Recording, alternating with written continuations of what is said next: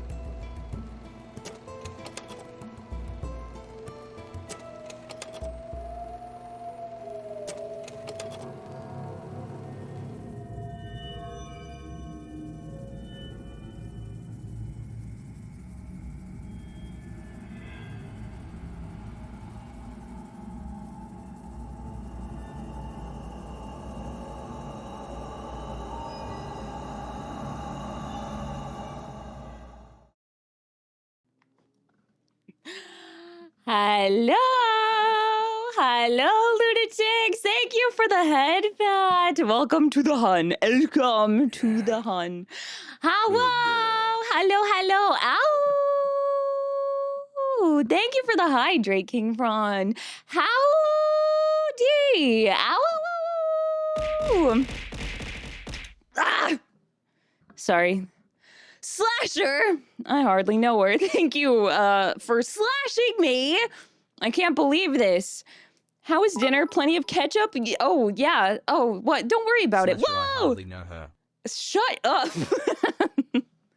Thank you for the bits. Thank you so much. Thank you for the head pat. Welcome, little bloody. No. I don't know what you're talking about. No, I'm totally fine. This is normal. This is normal. This is what I always look like. What do you mean? Sorry, hold on. We have to howl. Obviously, we're celebrating the full moon. Thank you for the ow. Thank you. Yeah, my steak was just a little juicy. Tris, For your welcome earnest in. recommendation, I saw Project Hail Mary yesterday. Let's So, go. PHM, amaze. Amaze.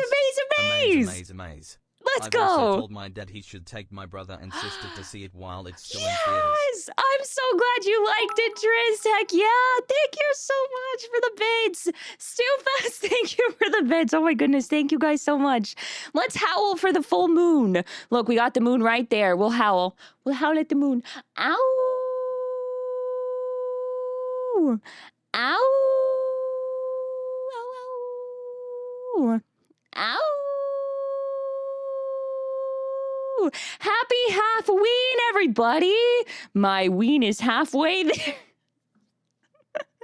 Halfway there, we're getting closer. We're getting closer and closer and closer to the best time of year, obvious. Fist my bump. What the heck, Sushi? What? Thank you so much for the bits. Hello? What in the world? Thank you so much. I appreciate you. Thank you. Ow! Thank you so much. Yes, fist my bump. I love Project Hail Mary so much. But listen, okay, I'm going to take a break from talking about Project Hail Mary today and talk about some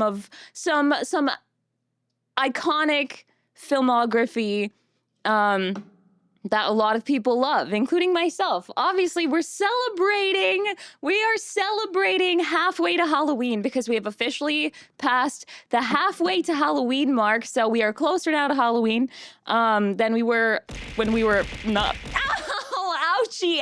See, I'm bleeding because you guys keep slashing me. It's not because I ate anything. It's not the hunt. It's not because I hunted on the full moon. It's because you're attacking me with knives, all right? That's why I'm bleeding. It's not because I hunted anything ever. Yeah, no.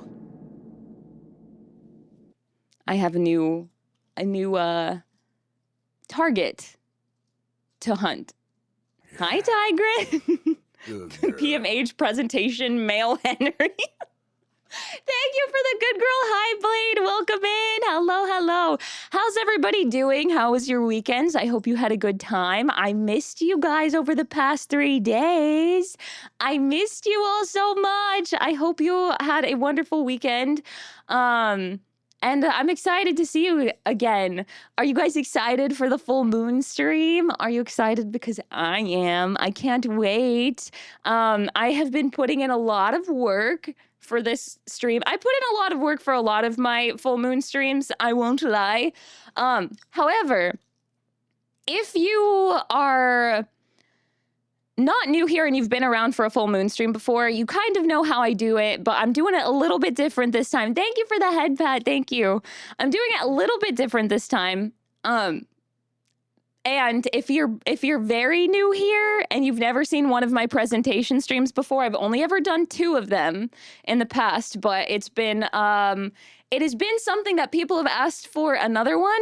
And I also actually last year did a subathon for my anniversary, and one of the goals was to do another presentation, but this time a positive one instead of a negative one. So I decided to do that now.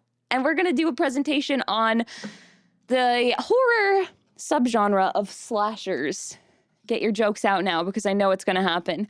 I know it's gonna happen, but let me say hi to everybody. Let me say hello because I didn't get to say hi to you yet.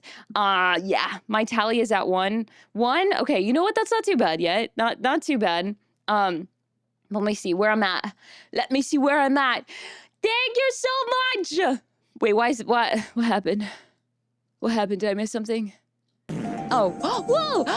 Stupid! Thank you so much for the sub! Oh, what the heck? Thank you so much! Thank you for the resub! Thank you! I appreciate it! Yippee! King Prawn, what the heck? Did you guys? Not stream 3 days because you were ensuring Skull Kid brought down the moon, so can ensure have a full moon this stream? Yes, of course. Of course! You get me. You know me too well, King Prawn. What the heck? That is exactly what I did. Thank you so much for the bits. Oh my gosh, thank you. First and foremost, how was your 14-hour shift? Hope you're okay. Thank you, Sushi. Yeah, it was a lot. It was kind of rough. I'm not gonna lie. It was kind of crazy. But I survived, and that's what matters. The full moon carried me through. I'll look between my legs later? What? What? I like how that's what comes up for ween. Oh, because between. That's crazy. But yeah, my 14 hours shift on Thursday wasn't the worst. Actually, it was the worst. I'm lying. It was pretty bad. The thing that I had to do, I feel like everything that possibly could go wrong went wrong, but that's okay. It's fine. It's past, and I don't need to worry about it anymore. VTuber Belly Enjoyer, thank you so much for the follow. I appreciate it. Welcome to the pack. You're now a lunatic. Welcome in. Ow! Thank you. But I got to celebrate halfway to Halloween on Friday, and that made up for how bad the 14-hour shift was. We got to go to this like event. I went with Rosalie and my sister Stella, and they were celebrating halfway to Halloween. They had Halloween decorations, and they had like scare actors out and about playing their parts, and themed food and beverages, and then they showed Sinners, and it was a lot of fun. I really enjoyed it, and it was on the full moon. It was the flower moon. Wait, okay, before we have to jump into the presentation, though, obviously I want to talk about the flower moon and what it means and what it is. So, yes, because the flower moon this year happened on Beltane, which is awesome. That's so cool. The last time that happened was in like the 80s. Wait, was it the 80s? I think so. I don't know. It's been a while.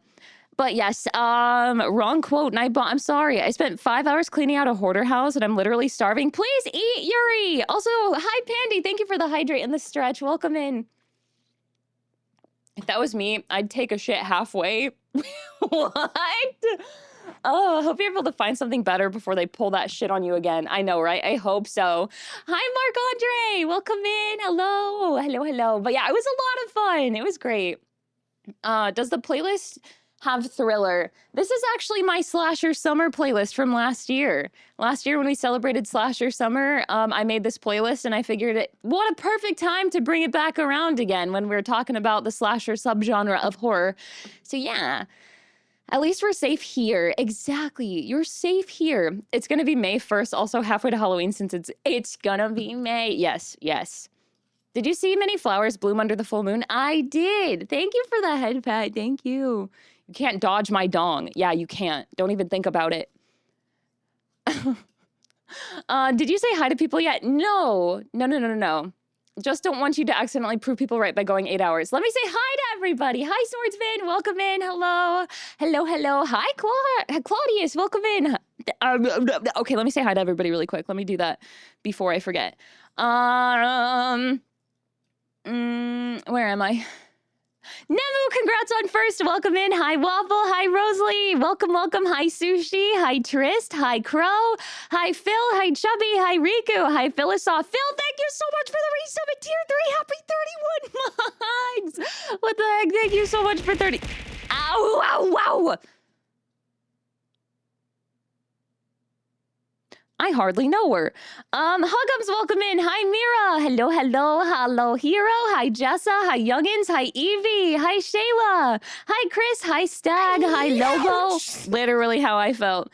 Rosalie, thank you for the 7 stream streak. I love you. Nemo, thank you for the 185 stream streak. Let's go. 185. Thank you so much. Eris, thank you so much for the resub. Thank you. Happy 16 months of lunacy. My goodness. Hi, Andrew. Welcome in. Hi, King Prawn. Hi, Chatter. Welcome in. Crow. Welcome in. Thank you for the 60 stream streak. Yummy. Thank you. Hi, Stupass. Hi, Yuri. Hi, Zeus. Hi, Serenity. Welcome in. Thank you guys so much for the hype train. Thank you, thank you, thank you. I promise I won't bite you.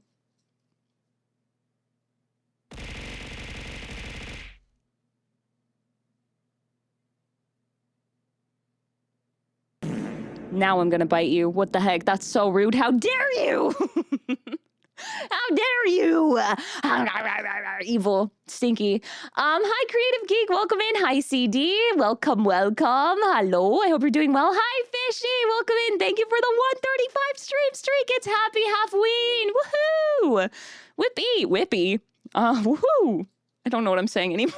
I'm sorry. Hi, Scrimplo. Welcome in. Hi, DTM. Hi, Scripter. Hi, Overseer. Hello, Wisp. Hello, AK. It's good to see you. Hi, Blade. Welcome in. Hi, Albert. Hello, hello.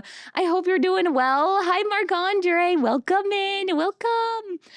Where am I? Hi, Sonic. Hi, Roundish. Thank you so much for the 45 stream streak. Thank you. Sushi, thank you for the stream streak. Thank you so much. Oh, my God. Hi, Pandy. Hi, Swordsman. Welcome in. Hi, Claudius. Hello, hello. Hi, Tigrin. Hi, Raven. Welcome in. Hi, Vader. Hi, Mizar. Welcome. Hi, Creative Geek. Hello, hello. No, you're not banned. Of course not.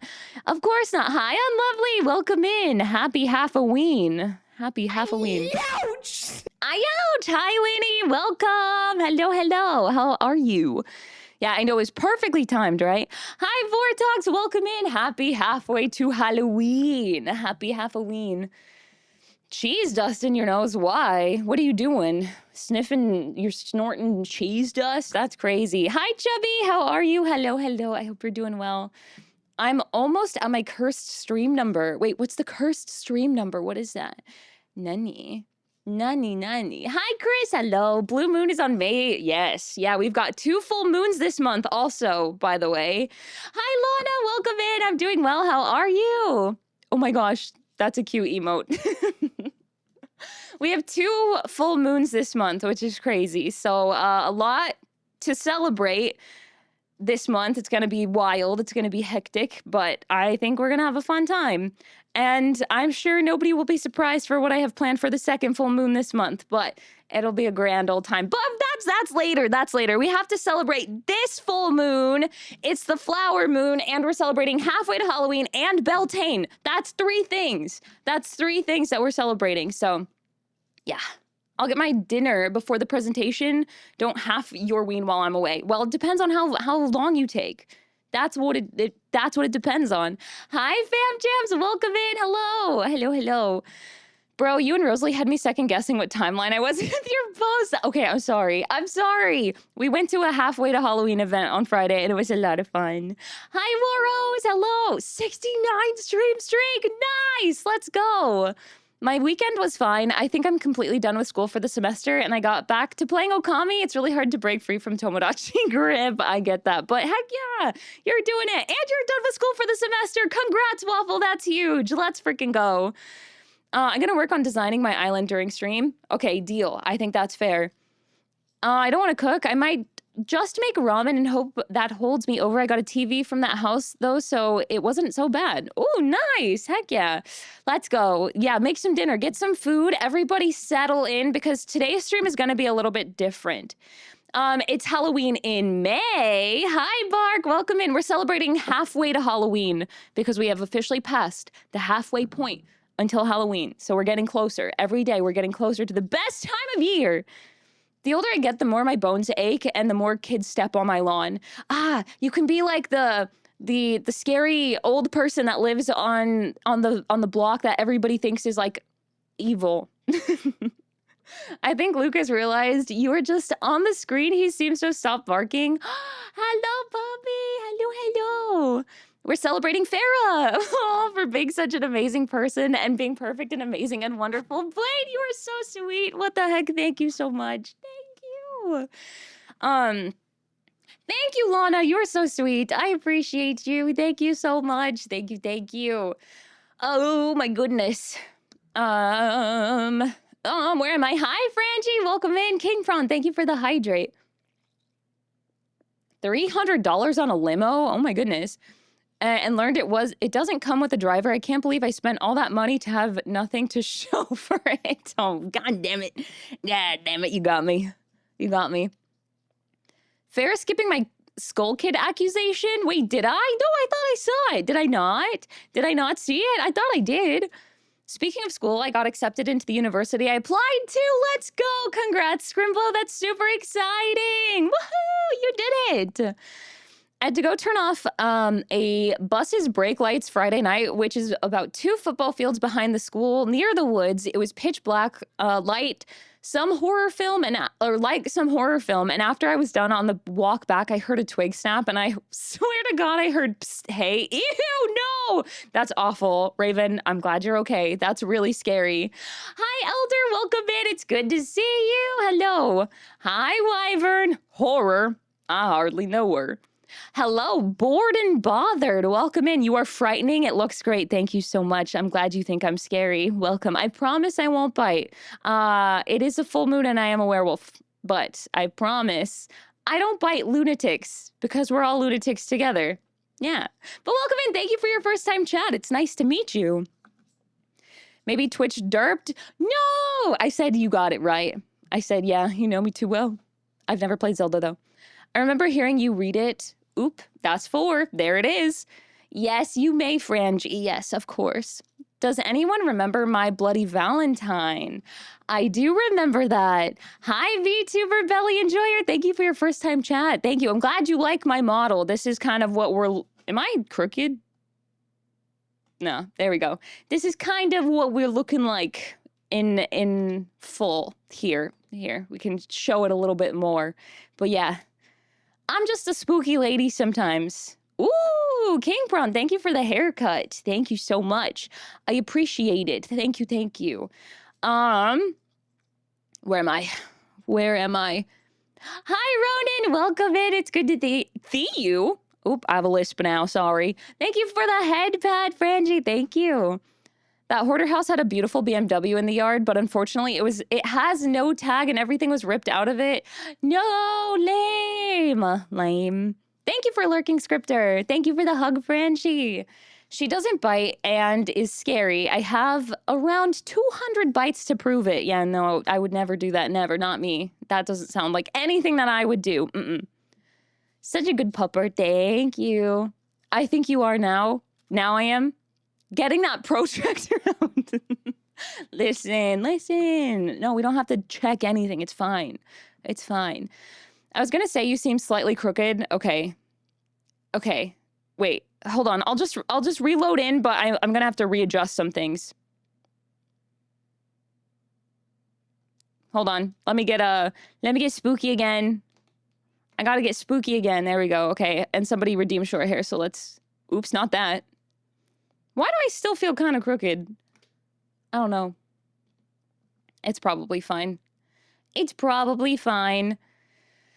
Okay. Hi, Fatal Sniper. Welcome in, Tiger and Sticky. Welcome in, Fatal Sniper. It's good to see you. Hello. Sure. Yeah, you can't. You don't trust me? You don't trust me? Wow, what the heck? That's so rude.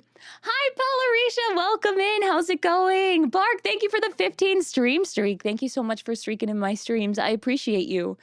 This weekend, I did nothing but donate supplies and volunteer at a local homeless, but also so sore from the gym and rebuilding my car. Dang, you had a busy weekend. Let's go. Hi, Eagle. Welcome in. Ow! Thank you so much for the resub. Thank you. Happy 25 months of lunacy. Oh my God. Thank you so much. I appreciate you. Thank you. What if I'm okay with Farrah biting me? Then Farrah will happily bite you. All you gotta do is ask. That's all. Farrah's teeth are just tiny. She couldn't bite, definitely the truth. Yeah, my teeth are really small and not to be feared. Mm-mm. No, not at all. Not at all. Hi, Junior. Welcome in. How are you? Hello, hello. Cause brain do brain things. Don't we love when brain do brain things? Hi, Pac. Welcome in. How's it going? Hello, hello. I know. I feel like I've got to be normal now, right? Am I normal? I think so. Hold on. Let me do this. Maybe it's my head. Does that feel better? Maybe I had calibrated my head wrong. The eye effect is particularly impressive. Thank you so much. It's supposed to look like a reflective animal's eyes, you know? Kind of. Or we've got this one. We can do the headlight one too for spooky time, for full moon day. Where is it? That one. So spooky. Or we can go even darker. How about that? Now we're in the void. Now we're in the spooky void. Anyway. You know. Short hair looks like... Wait, took all the spooky away? Wait, really? It's not as scary without the long hair? Darn. Lame. You are angled more toward the left corner. Oh. Oh, like I was aiming that way? Is that the left? No, this way. Yeah, that's what I thought too. But I think maybe it was just like how I had calibrated myself. Hello, Cool Cam. Welcome in. How's it going? Hello, hello. It's good to see you. Hi. Farrah's a good girl and one of the few people who can pull off scary and sexy. Ooh, let's go. Hell yeah. Thank you. What a compliment. Hi, Freelancer. Welcome in. Farrah can bite me whenever she wants. Thank you, Eagle. But I never asked. Well... Sometimes you don't get to ask. Check out on the teeth on that wolf, right? I'm doing well, Junior. I'm glad you are too. Hi, Pac. Hello, hello. I'm glad you're doing well. Me too. Oh, Raven, thanks for getting your wolf bite. Thank you so much for letting me bite you guys. Yummy. I gotta hunt in silence in the shadows. I gotta go hunt in the shadows so you guys don't see me under the light of the full moon because it's too bright. Because we all know that werewolves come out on the full moon to breed. We learned that last time. We learned that in February when I debuted, so... Farrah, if I rewrite the infamous sold to One Direction to be sold to Farrah Loon, would you read it? Yes, I would. I would read it on stream. Please write that. Yeah, I think it feels better. Am I normal? Ma'am, you are a VTuber. I mean, in this context, am I normal?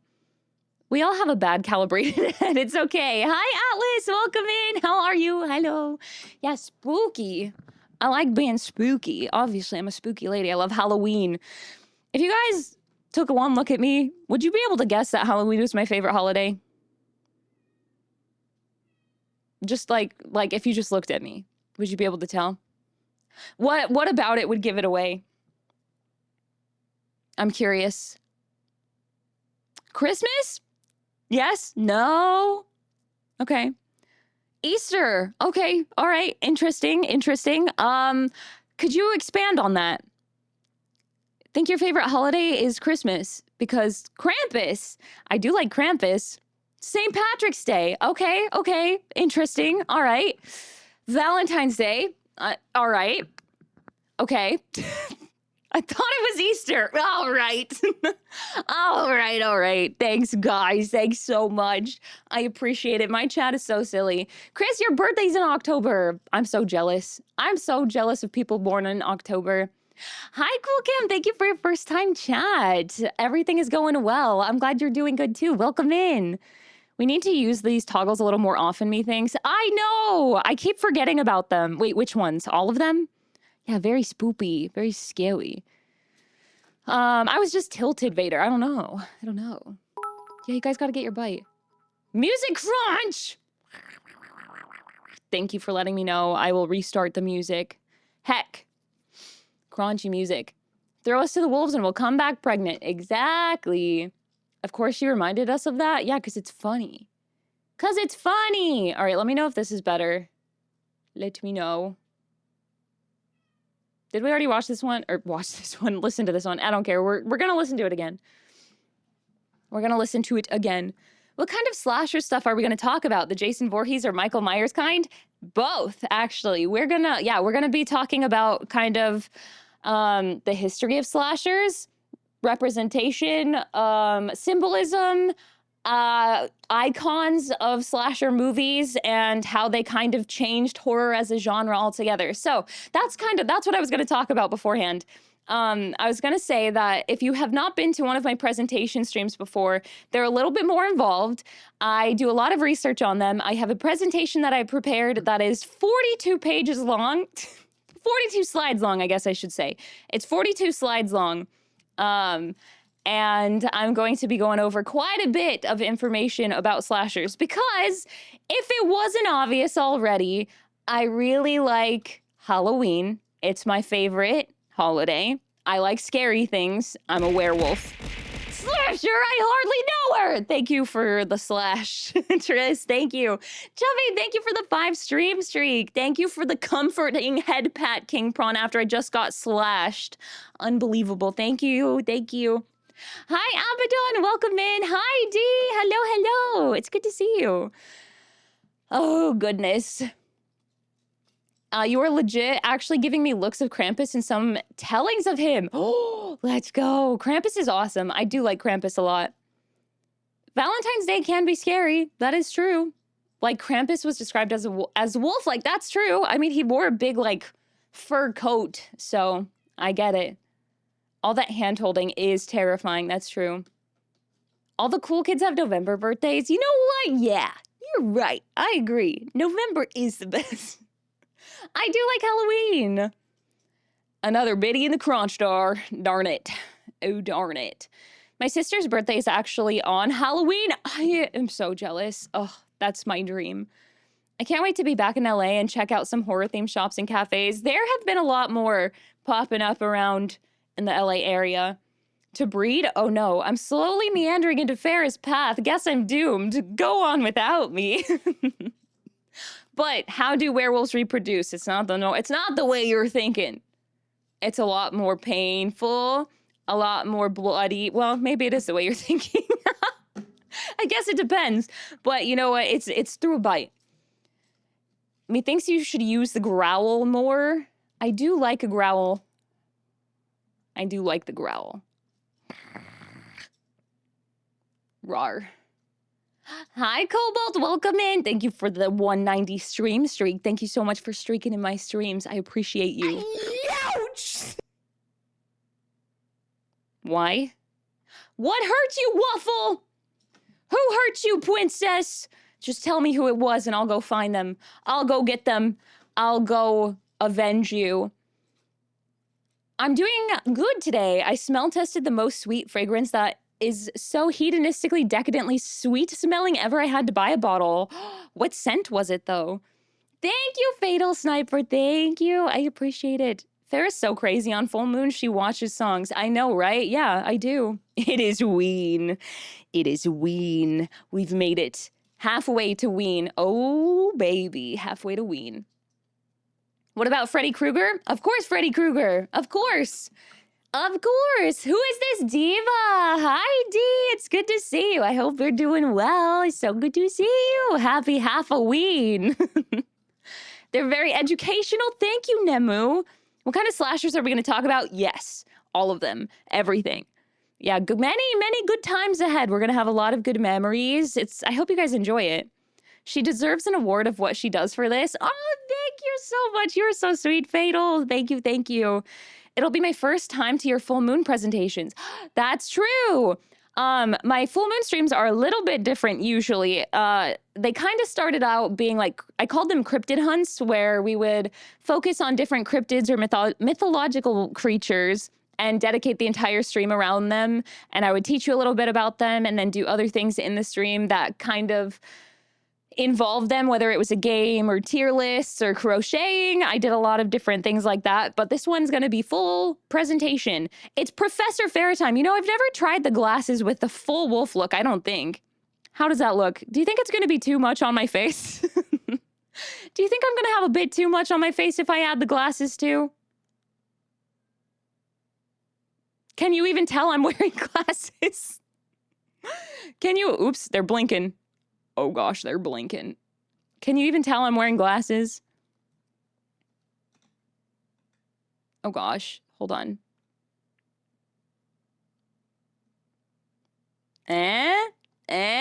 Can you tell? Ouch! Ouchie, ouchie. I've been slashed. Ouch! Thanks, Trist. Thank you. Don't you look extremely gorgeous? Oh, thank you. I will take your flower for the flower moon. The flower moon. She likes scary things, but is the biggest weenie you've ever seen. Only for horror games. I love horror movies a lot. I don't get scared normally. It's just horror games. There's something about being in it, you know? Hi, DTM. Welcome in. How's it going? You like scary things? No wonder you keep me around. I love scary things. Is it not obvious? I don't know. Horror is my favorite genre. I just don't like horror games. No, that's a lie. I love horror games. I just hate playing them because I have anxiety and stress. That's the only reason. You don't want a birthday on Halloween. We have a few horror movies where a person gets attacked due to having a Halloween birthday. That's a good point, actually. That is a very good point. November birthdays are weird when we all know that, okay, DTM, my birthday is on November 14th. My birthday is November 14th. Ugh. Agony. It starts with a bite. True. What candy hits on Halloween? You're asking? Oh, wow. Hi, Kitty. Ooh, 69. Nice. Thank you so much for the bits. Farrah should play all the horror games. I'm such a baby when it comes to horror games, but I have played horror games before. I've played quite a few, I think. I've played a good amount of horror games. Kinda. But I love chocolate candy, like Twix I love. I like Kit Kats. Almond Joys. Almond Joys I feel like I only ever eat on Halloween, so I'm gonna say that. The Lakers move on to round 2 in the playoffs. Woo! Let's go! So exciting. For some reason, I thought that was behind the sound alerts, so the timing was wrong. Oh. Oopsies. This is a bit random, but I really am proud of you and how far you've come since I met you last year. Swordsman, what the heck? Thank you so much. You were so sweet. It's been almost 3, not just 1. Ooh, 3 years. Oh my God. I'm an old VTuber now. I've been around for so long.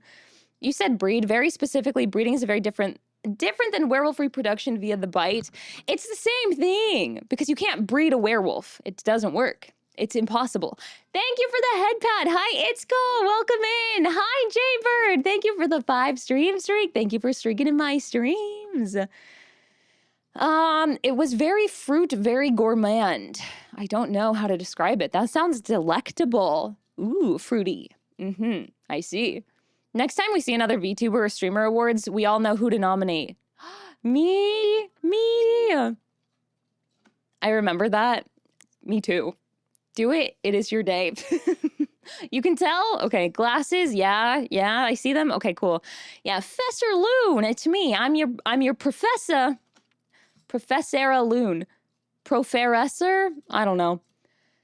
I'm almost done with college. Woohoo! You're so close, Yuri. Let's go.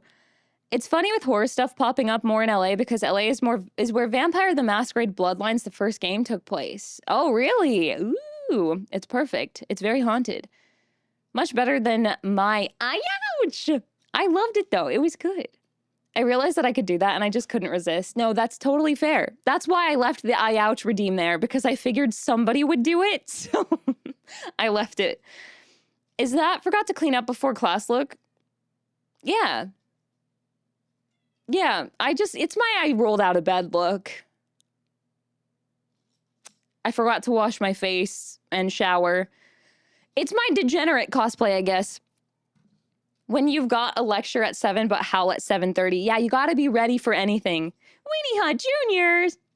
Playing horror games is definitely different than watching them. It is! It is scary. Hi, Phila! I'm finally done moving everything around. My PC setup is finally back up and running, and I'm here for a full moon stream, finally! It's such a big relief. Ouch! Thanks, Tris! Thanks. Oh, you got some knives on my head. Get him off of it. Get him off! Okay. But I'm so glad, Jaybird! Thank you for being here. I appreciate you. Thank you, thank you. Did somebody say birthday? Wait, I should say that like Mickey.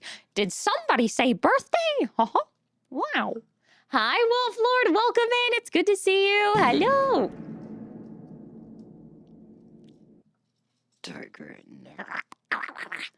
For anyone born in March, we have the guard. We have to guard a pot of gold. You're all leprechauns? Wow. Yeah, I've played a decent amount. Oh, I almost forgot. Saw your latest Twitch story. That clip is hilarious, but also cursed.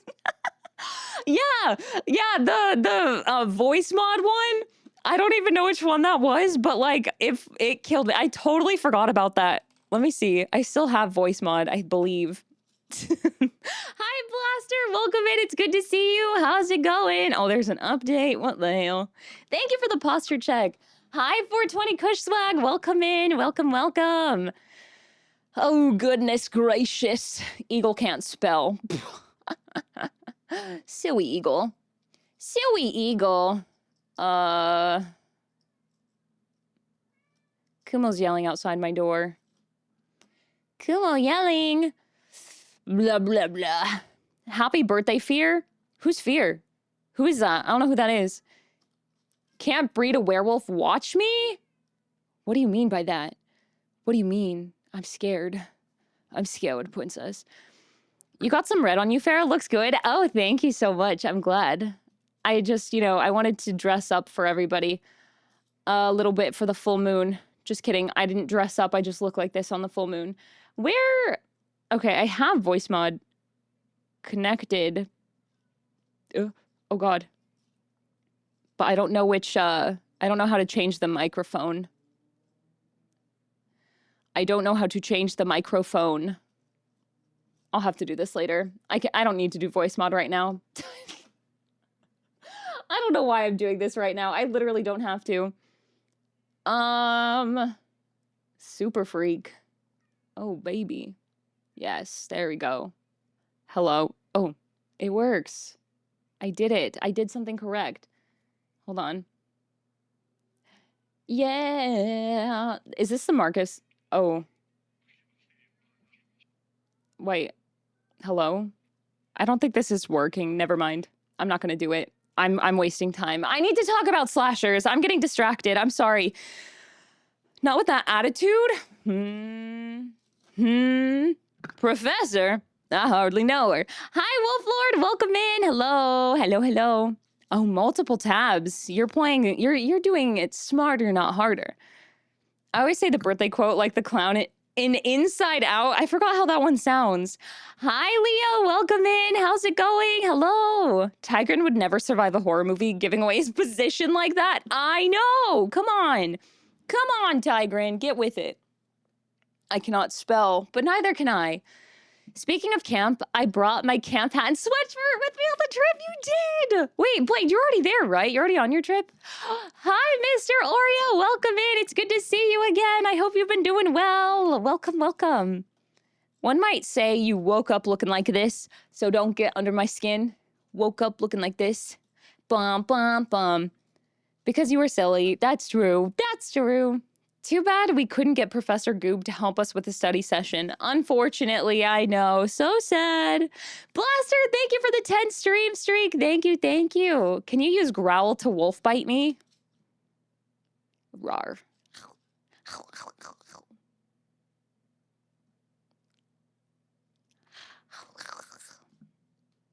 You're welcome. You're welcome. Where am I? I'm trying to catch up on the chat. I'm sorry. I'm so behind. Happy Halloween, Mr. Oreo. Hello. Hello, hello. Another idea? Wait, what's your other idea? Oh no, I'm scared. Hi, Belle. Welcome in. How's it going? Hello. Thank you for the head pat, Belle. Ooh, an ow. Okay. I'll howl. Okay. Oh, whoa! Ouchie! What is happening? Oh, King Broad, thank you so much for the gifted sub to Professor Krampus. Thank you. Thank you. I appreciate it. Thank you. Ow! Ow! Ow!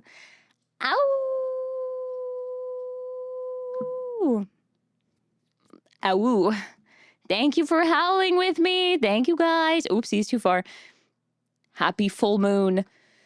I'd record the birthday quote and share it, but I'm in a hotel. No, please don't. Don't do that. Don't do that. I trust you. I wouldn't poke Farrah during the full moon. She's really gonna bite. It's true. She gonna bite you, and she will. Gooby was too busy getting up to other things. Yeah. Suspicious, questionable things. That goober. Hi, Belle. Hello. Welcome in. It's good to see you. Hello. Someone else did the slash before she did the ow. Gotta try it again, Trist. Hi, Vic. Hello. It's the full moon. Well, we're celebrating the full moon. I hope you're doing well. The idea was that I'd do the slasher as you started howling. Ah, I see. I should be able to actually be in stream today. Life sucked the past month. No, that's okay, Yuri. I'm sorry it was so rough. It's good to see you, though, and I hope you've been doing okay. I was thinking it'd be funny if you told the mods to ban people who did I hardly know them jokes because Waffle would be laughing his ass off, and that would be my ban appeal. Oh my god. Hi, Corduroy. How's it going? It's good to see you. Welcome in. Hello. I can bite you any day. Let's go. Okay, I'll howl now for you, Trist. I will howl now. Howl now. Ow. Ow. Ouch. Are you content now? Thank you for the ow. Thank you. Hi, One Arm. Welcome in. How's it going? It's good to see you. Hello. Hi, Kin. Welcome.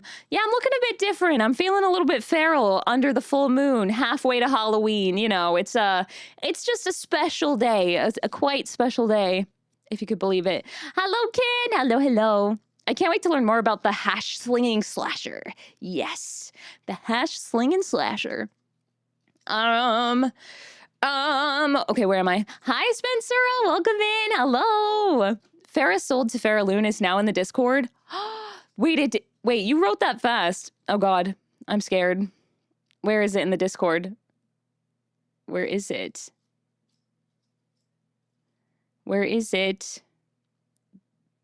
Oh, my God. Ouchie! Ouchie! I did not realize it was so long. I had no idea it was so long. Maroon 5, is that you? I think you severely misjudged how often Waffle himself would make those jokes. I know, right? Good, I did. Wait, what'd you do today? Heck yeah. I want Halloween so bad. I want Halloween sexually. Oh my. Thank you. I feel like I know so much about you now. Physics. I don't know anything about physics. The only appropriate place, debatabase. It's so crazy. Oh my god. This is something. Maybe, I don't know when I'll do that, but I'll do it at some point, maybe? I don't know.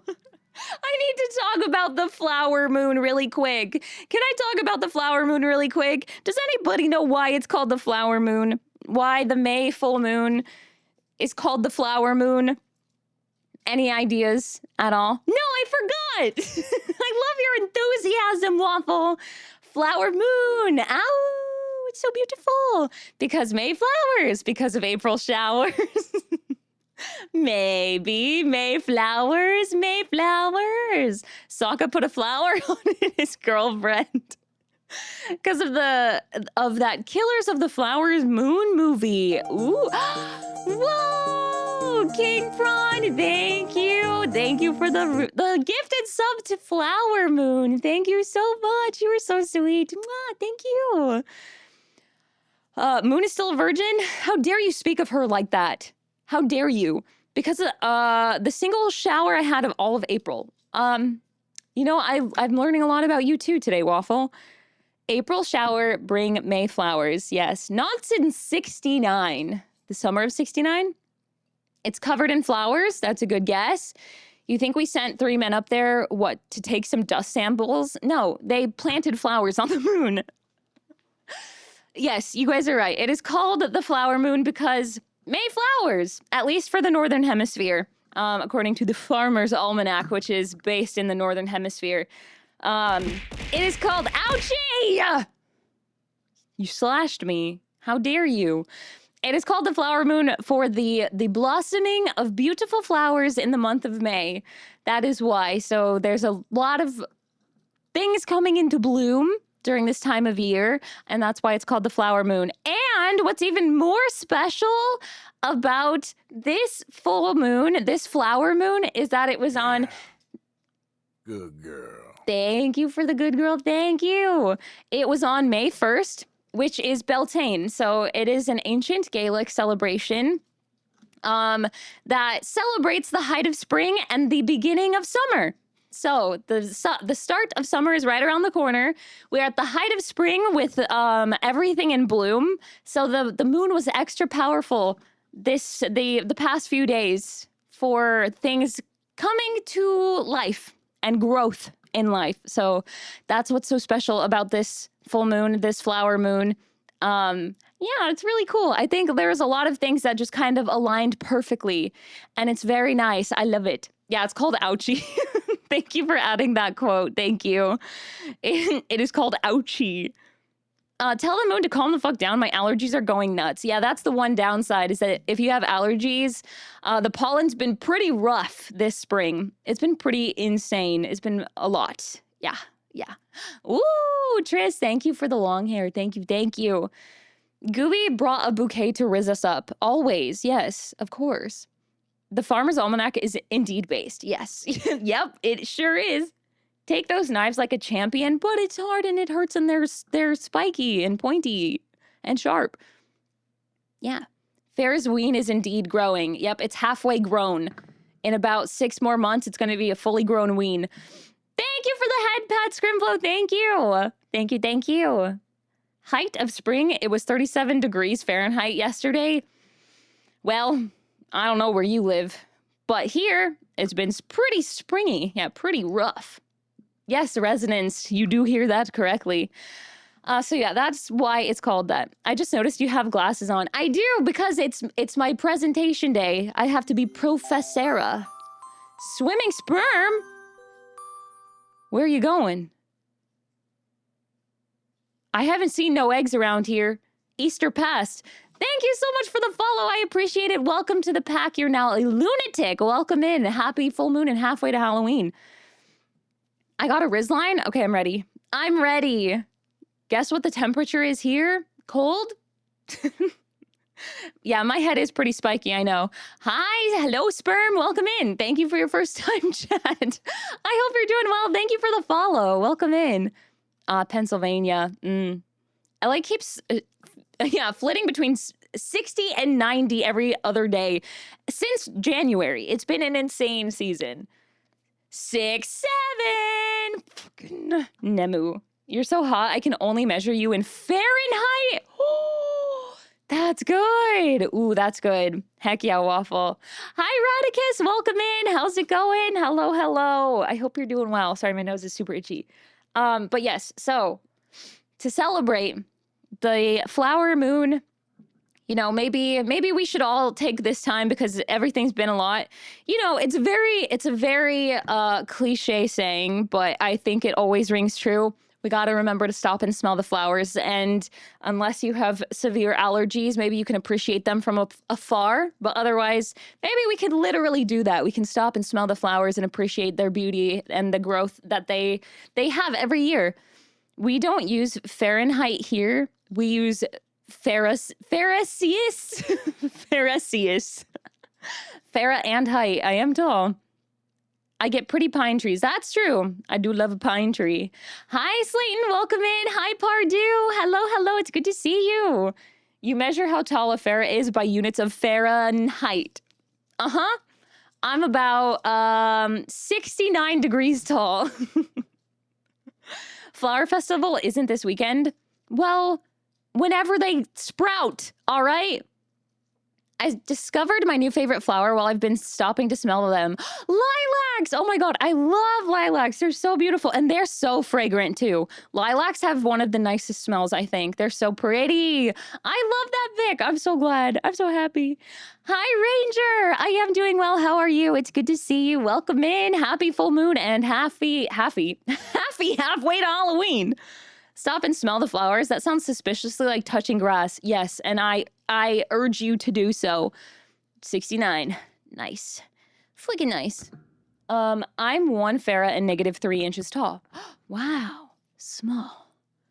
I do have a favorite flower. I have 2 favorites. I can't pick between them, but I love them both. I love hydrangeas and I love sunflowers.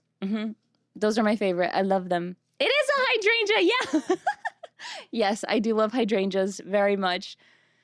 I have 2 huge lilac bushes in my yard. I love that. I wish I had a yard. I want a yard so bad. I want a garden. I just want a garden. I want to grow beautiful flowers and have a garden outside. It's my dream.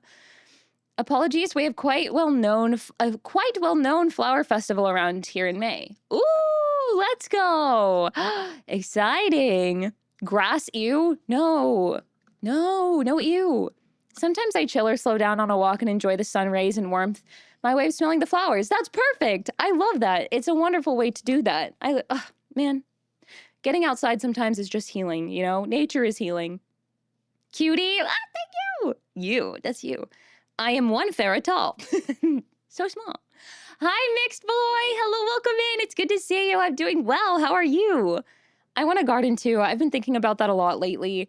I want one so bad. Do you have a yard at all, Vic? Maybe you can make one if you do. I'm thinking about trying to get some flowers to have on my like patio or something this year. Just to bring some life into my life. Bring some more life into my life, I guess.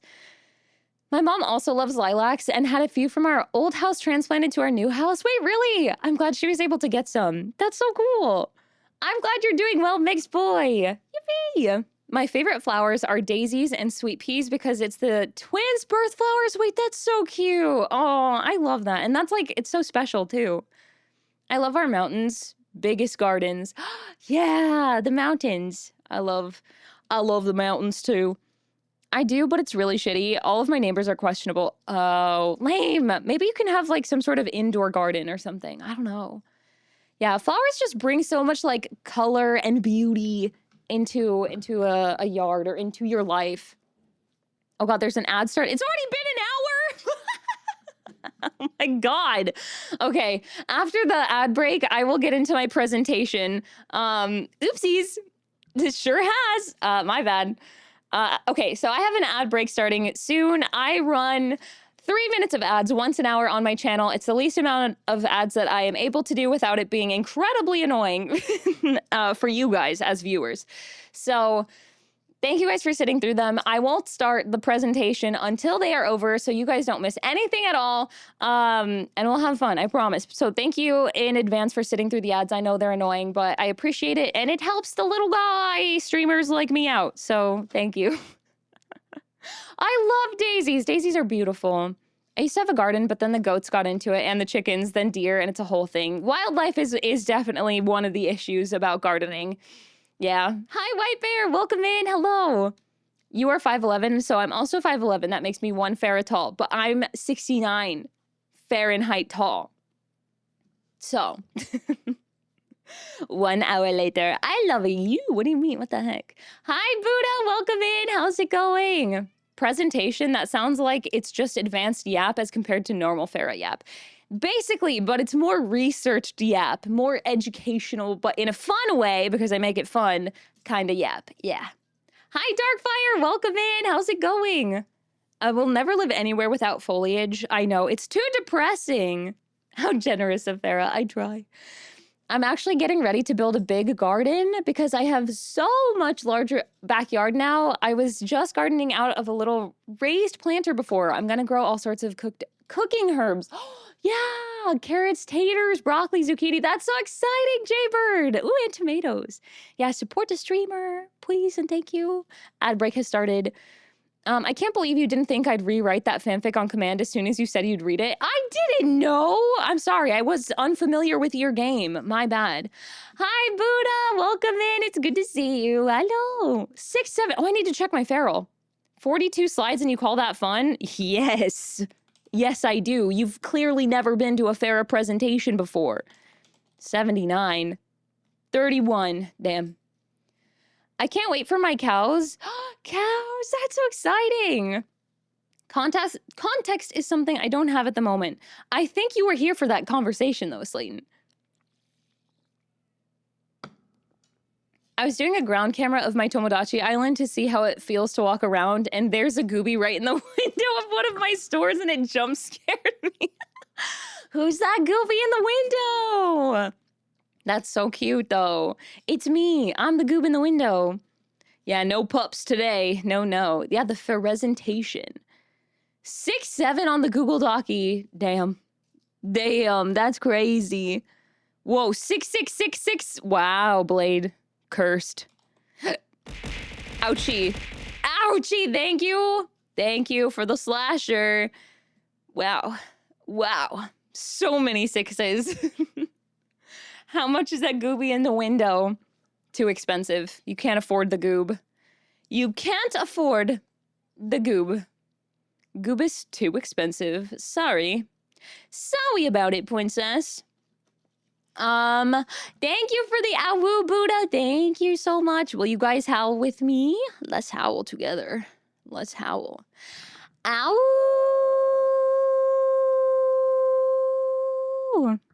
Ow! Woo! How about this? Can I afford the goob now? You're getting closer. Thank you so much for the bits. Thank you, Hugums. Thank you. Ow! Ow. Thank you guys for howling with me. Thank you. I appreciate you so much. Thank you. Ow! What's that? Just a little surprise. I think it's funnier that Gooby is $5. Yeah, Gooby is $5. But that's too expensive for some people, so yeah. Gooby is out of some people's price range. Sorry. Apologies, but inflation is real. $5 goob long? No. Hold on, I have to let my cat in. I gotta let the cumin. I hated that I said that. I really hated that I said that. Please ignore that. Come on. Welcome back from the ads. Welcome back from the ads, everybody. I can't help but notice how the shading is on your model's mouth and how I can only see a mustache for some reason. Oui, I am now French. I am the Rougarou now. Yeah, goob inflation is real. Let the what in? I don't know. Scratchy, welcome in. How's it going? Hello. Welcome back from ad jail, everybody. Ow.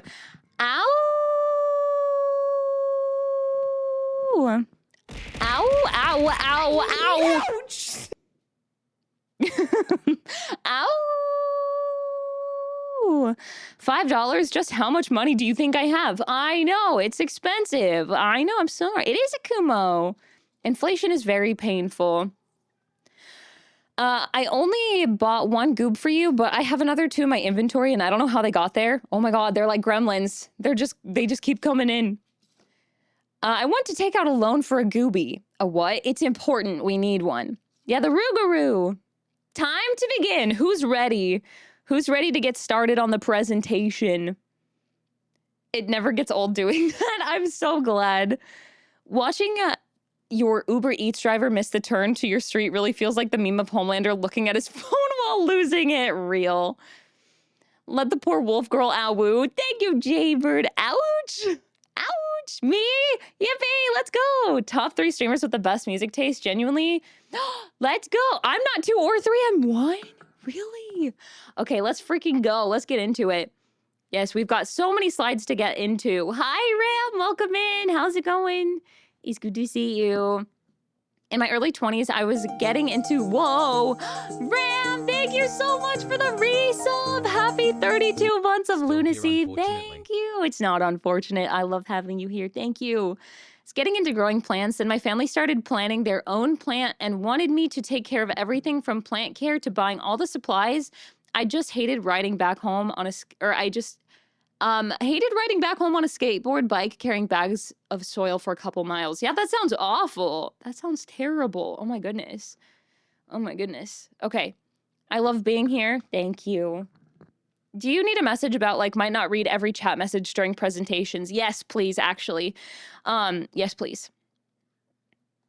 Hold on. It's gonna look funny right now, but that's because I have my thing up on VTube Studio that I need to get rid of. My background is on VTube Studio, so there we go. Ooh, Slasher. Hi, Gumo. You're very handsome. My goodness, my Bebo boy. There we go. We can bring some light. Let's shed some light on the situation here.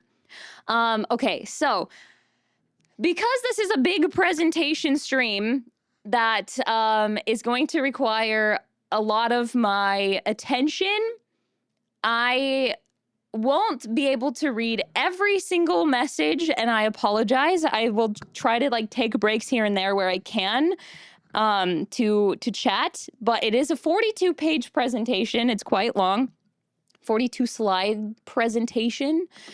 But I hope you guys enjoy it. I hope you do. I spent all weekend on this. This is what I did on my weekend. You might have done some cool things for your weekend, but this is what I was doing, so bet you wish you were as cool as me. Yeah. That's from the Halloween movie with Pumpkinhead Sam. It sure is. Yes, it is. Trick or treat. Trick or treat. What if we put chat into slow mode? We could do that, but I feel like it shouldn't be too much of an issue. But if it does get too intense, then maybe I will. Yeah. I'm ready to learn. Let's go. This is cool. Thank you. Thank you. Thank you.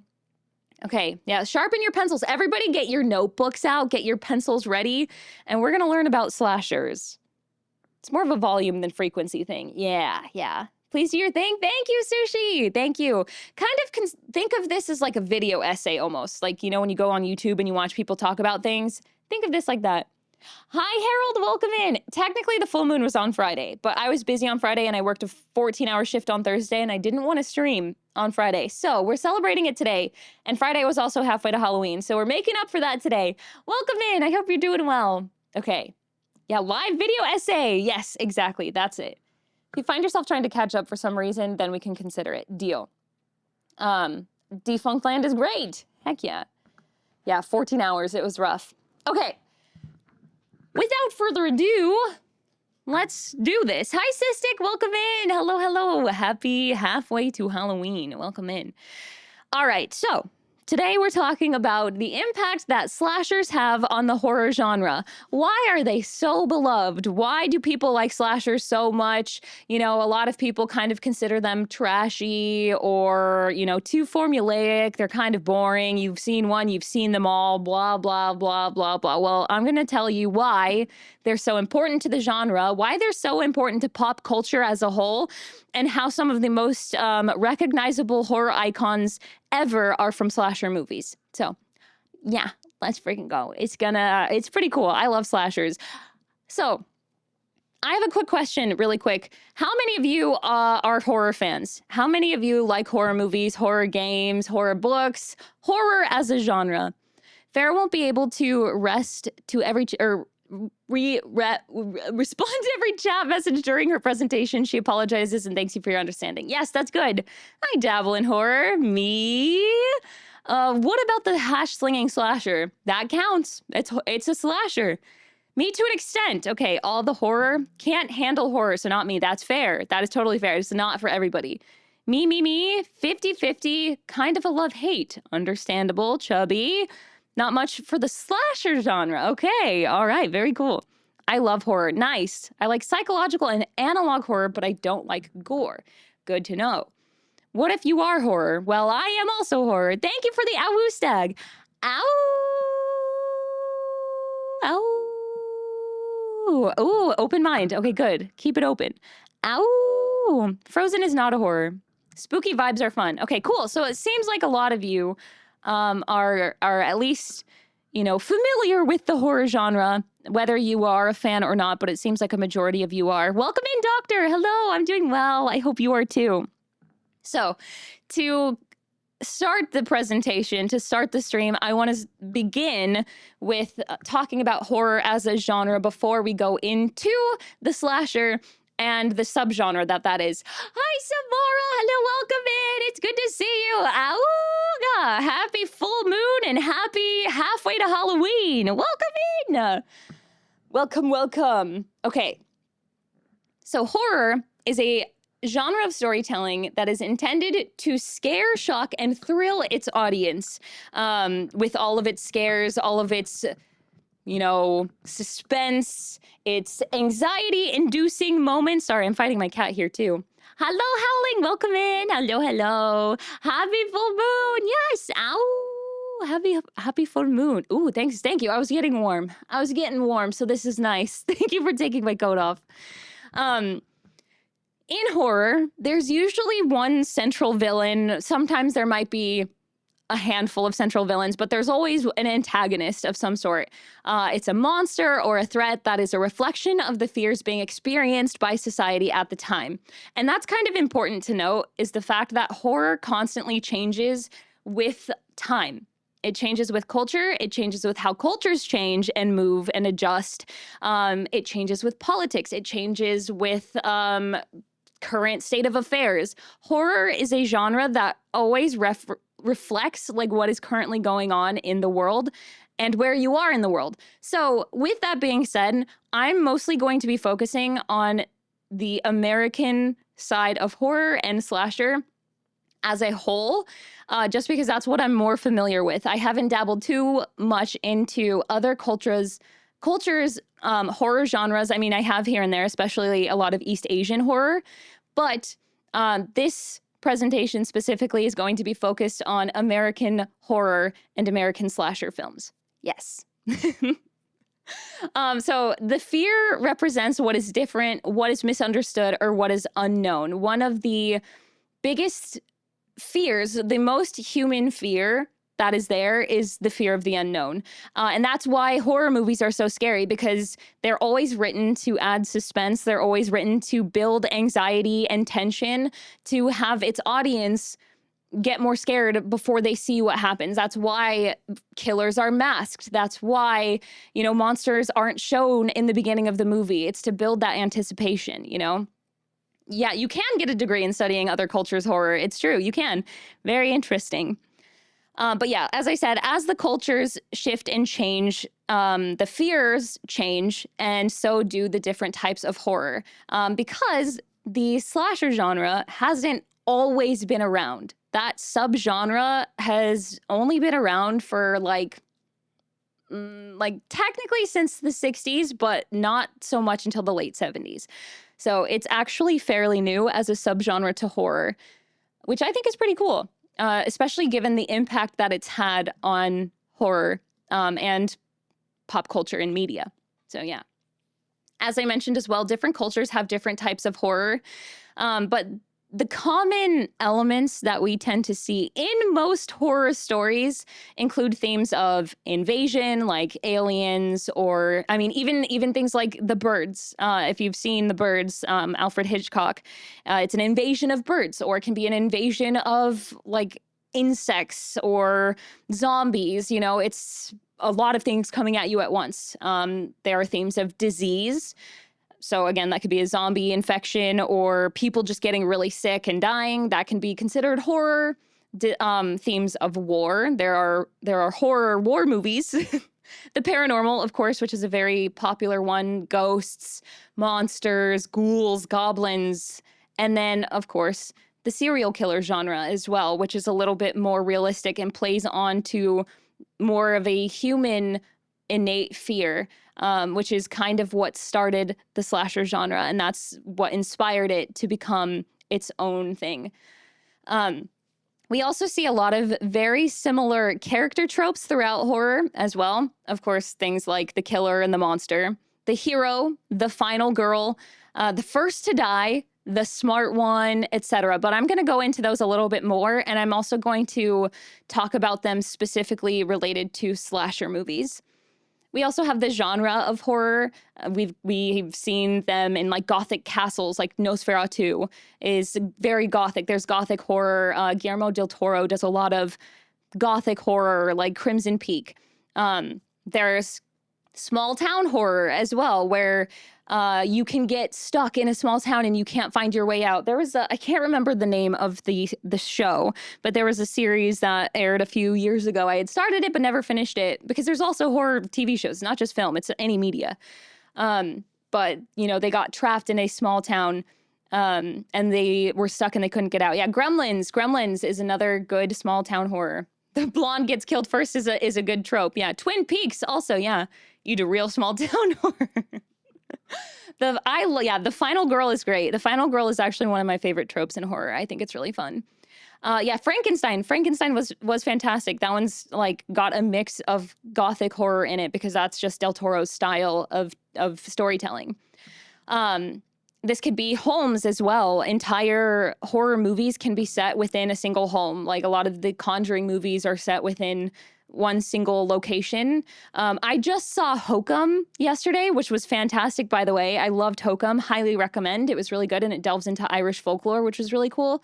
But the entire thing has a one-place setting, and I think it's really cool. It really adds into that element of feeling trapped and alone and afraid, you know?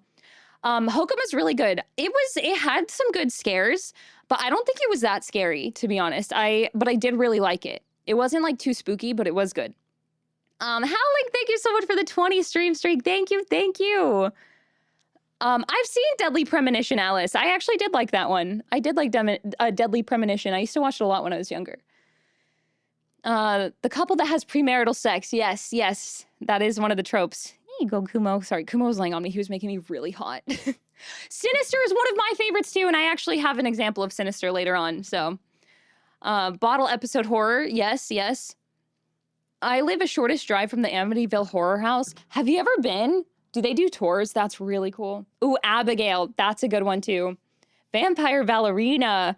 I love horror. There's so many good ones, you know? But yeah, it can also have the setting of time and the periods of time. Like there are period horror movies and things set long ago. Like again, Nosferatu is a good example of that. I think, what's his name? I can never remember the director's name, but the one that does Nosferatu, he's doing the Wolfman, or Werewolf, I guess is what it's called. He's doing Werewolf. He did The Witch. So those are good. Yeah, Sleepy Hollow is a really good one. Stay Alive is a great one based off of, or like the one where you have to stay alive in the video game. That one's a great movie. Yeah, that guy. Yeah, Phil, you and me share opinions on that. They don't do tours, but they at least don't try and sue people for taking pictures. Oh, taking pictures in front of it. Well, that's good. Robert Eggers, thank you, Atlas. I'm hopeful for Werewolf. I'm very hopeful. I just want it to be good because I want more werewolf movies. Ooh yeah, Jack the Ripper. The Descent, that one's a good one. That one's creepy. That one's a good one. Until Dawn is a great comedy movie. That one was so bad. I'm not his number one hater. I just find him boring. That's the only thing, and I'm gonna get hate for that. I can't put this on YouTube now because all the film bros are gonna come at me and be like, "You don't understand his vision." It's just the start of the WCEU. Honestly, that's how it feels. But yeah, so those are some common elements. La La Land, do you think is the scariest horror movie? No, you should put it on YouTube. That's engagement, baby. I mean, you're right. Farrah hating? Wow, no, I would never do that. Never. Werewolf, When Wolf, Why Wolf, Who Wolf. You know what? There's just too many. There's too many now. I'm joking. I know you're joking. I know. Okay. Then we also have themes of music as well. So there's different music. Oh wait, hold on. Let me move over to this slide because we got another slide here. Hi, Southern gentlemen. I'm doing well. How are you? It's good to see you. Hello. Hate comments mean the same thing as love comments to YouTube. You're not wrong. You are not wrong. But the music is always specifically made to build tension and atmosphere throughout the journey of the horror sequence. that you are watching. So it's usually filled with very eerie sounds and scary choirs, building up heightened tension until you finally get that big reveal, or, you know, the final bloodshed kind of scene in a movie. And then you usually end it in like a softer, stringier track, I guess, in the OST. Music is used to build tension while she's playing I'll Be Watching You. Yeah, I promise I didn't plan that. I didn't plan it. But that's so exciting, Southern Gentleman. Heck yeah, I hope it goes well for you. Megan is Missing is the scariest, not because it's actually scary, but because my ex made me watch it with her. She really liked it. Ugh. Yeah, no, that's a red flag. Actually, you need to be very high IQ to understand Robert Eggers films. That's how people sound like when they talk about Ari Aster, but I'm not getting into that today. I refuse. Okay. Moving on from elements, there's also a difference between horror and thriller. Those are two very different things. However, they can go hand in hand. But thrillers are more mystery and discovery focused. Tensions rise as the protagonist and the audience start to learn more. And then the climax of the movie is usually the big reveal. But like I said, it's possible for horror and thriller to blend. So you can have a horror thriller, but you can have just a thriller and you can have just a horror, and they're not the same thing. So they're two separate things. Again, kind of like it's its own genre of media. But some types of horror movies include found footage, kind of like the Blair Witch Project, Lovecraftian, which I might need your help with examples of that because I don't watch a lot of Lovecraftian horror. It's just not my thing personally, but they can be pretty cool. Kumo! He went dead silent. Sorry. My cat's being annoying. Let me finish this slide and I'll let my cat out. Cloverfield. I guess that's true. Cloverfield can be Lovecraftian. I did like that one. Well, Raiders, welcome in. Hello, Mia. Hold on. I flipped my cat in. Welcome in, Raiders. Oh my God, double raid. Cosmine, welcome in. Sorry, I had to let out my cat. I didn't get blown away from the raid. Welcome in. Oh God, a triple raid. What is happening? Oh my God, what is happening? Why did everybody decide to come here all at once? What's going on? Oh, okay. Oh my God. Welcome in, all the raiders. Holy moly. Welcome in. How are you all? Thank you so much for choosing me to be your raid target today. I am incredibly honored. Holy crap. Welcome in, raiders. Let me say hi. It's me. Is it Miha X? Oh, thank you so much for the raid. Cosmine, welcome in. Aria, welcome in. Farah, welcome in. Thank you so much for all of the raids. My goodness, thank you all for sending your lovely communities this way. Were any of you playing together, or was this all just incredibly ironic? Thank you so much. Welcome in, Raiders. My name is Farah Loon. I'm a werewolf VTuber. I'm a variety streamer, and today we are celebrating halfway to Halloween as well as the full moon, which technically both were on Friday, but we're celebrating it today by doing think of it like a live video essay on the topic of slasher movies, and we kind of just got started. So you guys are getting here just in time for the beginning of the stream. I don't know these people. Okay, well, that answers my question.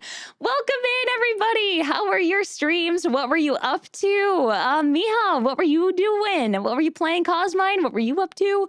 Hi, Farah. Hi, Arya. It's always so wonderful to see you. Hi, the Bloody Pariah. Welcome in. Hi, Miha. Hello, Arya. Hi, Farah. Hi, Turtle Man. Hi, Graveyard Cat. Hello. Hi, Cosmine. Number 1 victory royale. Just swiped out Tomato Town. Love that. Really brought that back. Brought me back in time. But thank you so much. Fork Knife. I only know Farah. Who the heck is Farah 2? Who is that? I don't know no bats. I don't know no bats at all. Thank you guys so much for the raids. I really appreciate it. You are very sweet. Thank you for sending your communities over here. I hope you had a wonderful time on your streams. I hope you won all the games of Fork Knife. But if not, then fuck Fork Knife, and you guys deserve better. Hi, Spy. Welcome in. It's good to see you. How's it going? Hello. That's my purse. I don't know you. I sense a conspiracy. I do too. Oh my goodness. Thank you guys so much for the raid. If you need to raid and run, though, I totally understand. If you need food, water, or rest, please take care of yourselves. I know what it's like after streams, and you deserve some rest. But if you would like to stick around for my presentation, I would love to have you. If you're horror fans at all, then maybe you would like it. If not, I totally understand. It is not for everybody. But thank you so much. I appreciate you all. And I hope you had wonderful streams. If anybody here does not know Miha, Cosmine, Arya, or Farah, not me, Farah, the other Farah, the bat with 2 R's, please consider checking them out. Give them some love. They all deserve it. Let's support other streamers. And yes, thank you so much for the raids, everybody. Thank you, thank you. Oh, The Lobster, existential horror. That's true. Oh, Event Horizon. I haven't seen that one, but I've heard about that one. I've heard of it, but I've never seen it myself. I'm the biggest horror fan. Now, why do you spell it like that? Why'd you do that? I'm gonna get some rest. Good night, Doctor. Thank you so much for hanging out. I appreciate you. Get some good rest. Farewell. Don't let the werewolves bite. Good night. Good night. Good night. No running in the halls. If you must, please raid and walk at a regular pace. Yes, exactly. I'm the biggest horror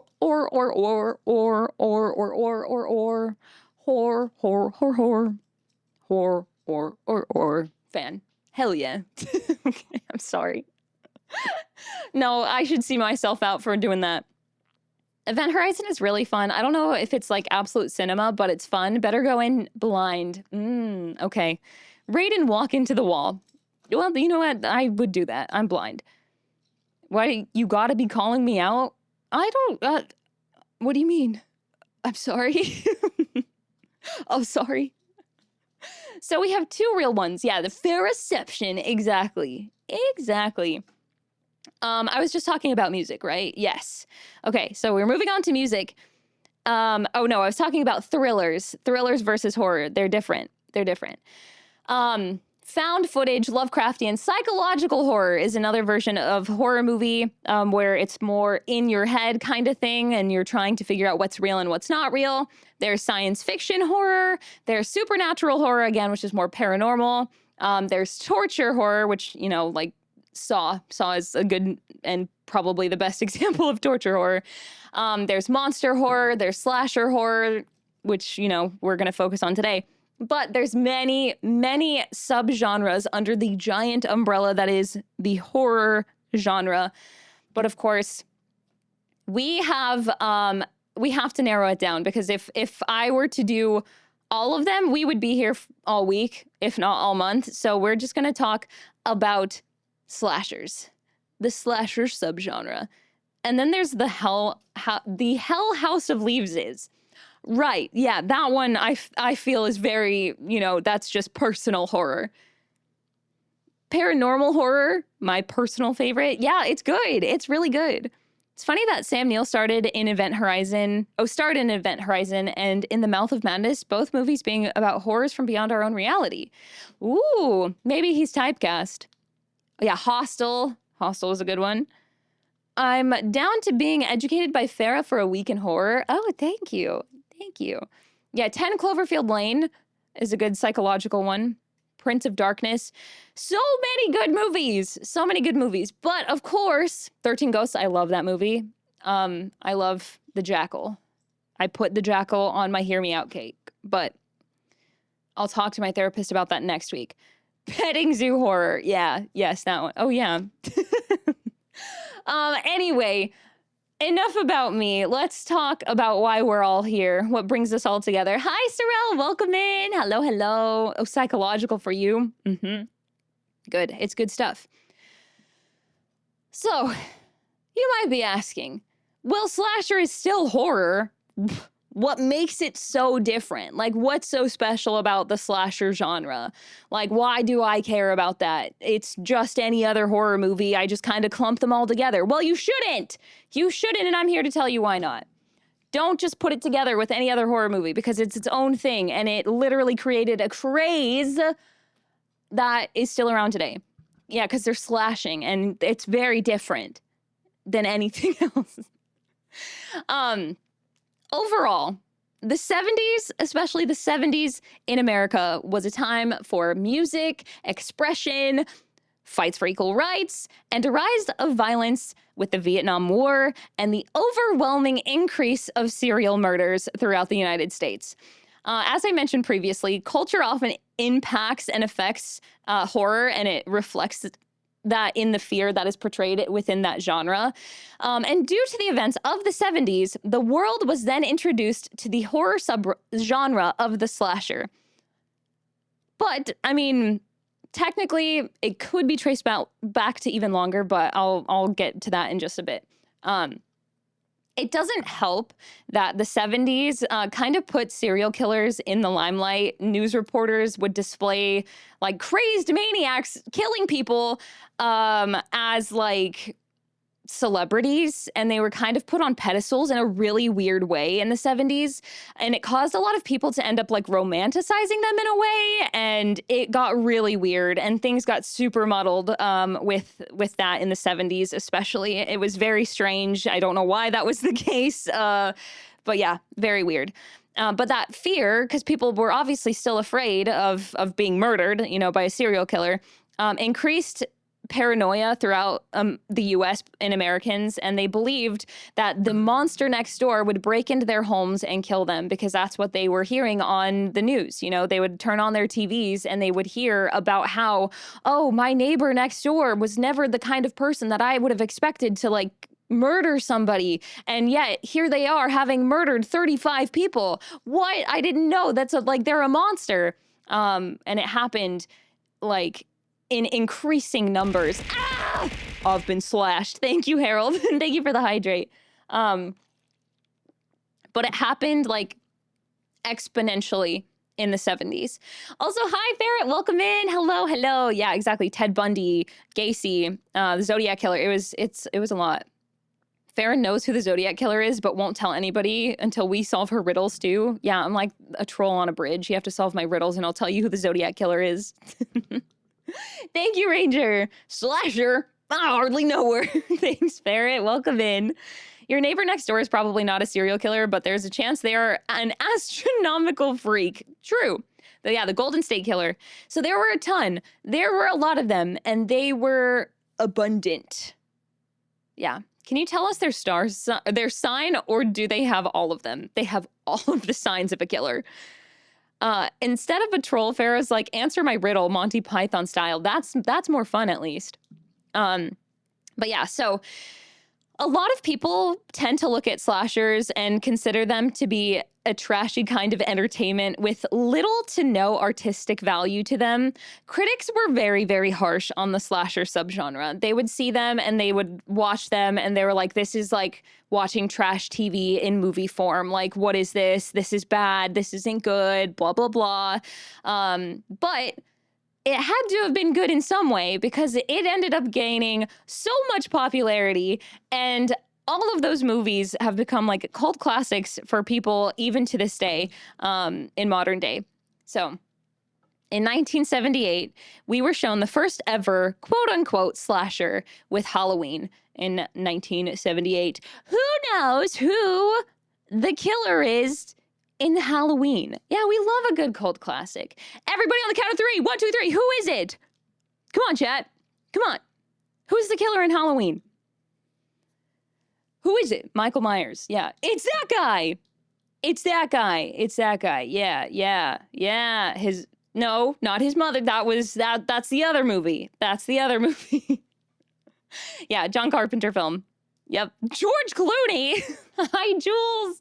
Welcome in. The killer were the friends we made along the way. Well, maybe. Perhaps. Matt Damon. Yes. The main antagonist of Halloween 1978 is Michael Myers. So I'm going to talk a little bit about him right now, but I have slides on him later. So I'm not going to get too in depth on Michael Myers yet. Not the guy who plays Shrek. No, that's Mike Myers. And there is actually a video of him in an interview talking about how sharing the same name as a well-known movie villain. But Michael Myers was undeniably the first recognized slasher icon that would inspire many more icons in the near future onward. And when I say recognize slasher, I mean this is the time when people really started coining the slasher film. Technically, the slasher can be really like traced back to like ancient Rome. But we're not talking about ancient Rome. We're talking about what started the craze of the slasher, and Halloween started the craze. People often like coin it as the movie that introduced people to slashers and the genre itself. Can't believe Cat in the Hat killed all those people. Hi, Choco. Welcome in. Happy full moon and halfway to Halloween. It did go in weird directions after the first movie. It's very, yeah, there's some interesting movies in the collection of Halloween, but yeah. Have a good shower, Yuri. The ancient Rome dolphin shorts didn't hit the same. It was different. They were like togas. Yeah, just kind of weird fashion choices. We can't talk about ancient Rome. No. I understand that that's like, what was it? The Roman Empire is like every man's like thing that they think about all the time. Like they're like, I think about the Roman Empire every day, but no, not today. Maybe another presentation, but this one's about the slasher. But Michael Myers was shown as an unstoppable and seemingly unkillable like being, despite the fact that he had a very human appearance. He was a big human. He was kind of like impending, but like he looked human, you know? The subgenre at the time became so popular that it affected movies that weren't slashers. And I'll get to that in a second. Hi, Explosion. Welcome in. How's it going? Turgren. Hi, Himbo. Hello. Thank you for the 7 stream streak. I hope you're doing well. Farrelloon is my Roman Empire. Wow. Thank you. I'm honored. What the heck? A redo of Halloween. Replace Michael Myers with Mike Myers. That would be fun. Unstoppable, big human, Farrelloon. Maybe. Whose face is used for the mask Michael Myers used? Pop quiz. Oh, I don't know. I'm not sure whose face was used. But slashers often explore the subject of morality, the psychological play between hunter and hunted, survival, and the macabre fascination with morality. Like, shut up, Tigrade! I'm gonna take that away from you. My face? Aw. Thank you. Oh, it was Captain Kirk. Really? Interesting. But as the genre began to evolve over the decades, slashers began to subvert its own tropes, offering complex narratives and character development, keeping it fresh and engaging for new generations of horror fans to come. So yeah, it's really cool how it's been affected. But since we're talking about Halloween, I feel like it's only right that we kind of start delving into some of the most popular slasher icons of the genre. You know, like he just emerges from darkness and saying, so I make you Randy. Tigran slashing my lungs with chemical warfare. It's evil. So the first one I want to talk about. Hi, Bringer. Welcome in. Hello. I didn't fart. I didn't shart. I didn't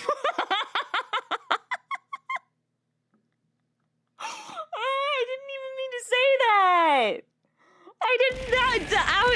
Oh, no. Damn it. No, stop. Please stop it.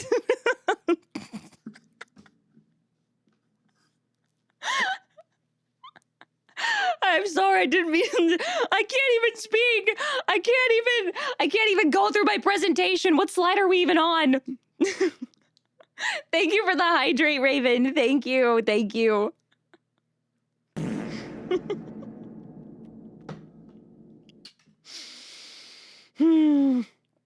I didn't shart. I said I didn't. Oh my God. Okay. Anyway, slasher icons. Michael Myers. Since we're just talking about him, I think it's only right that this is the first one that I talk about, especially with this kind of changing the slasher genre as a whole. But this was the first defined slasher icon. And after Michael Myers, you kind of start to see a trend with a lot of slashers.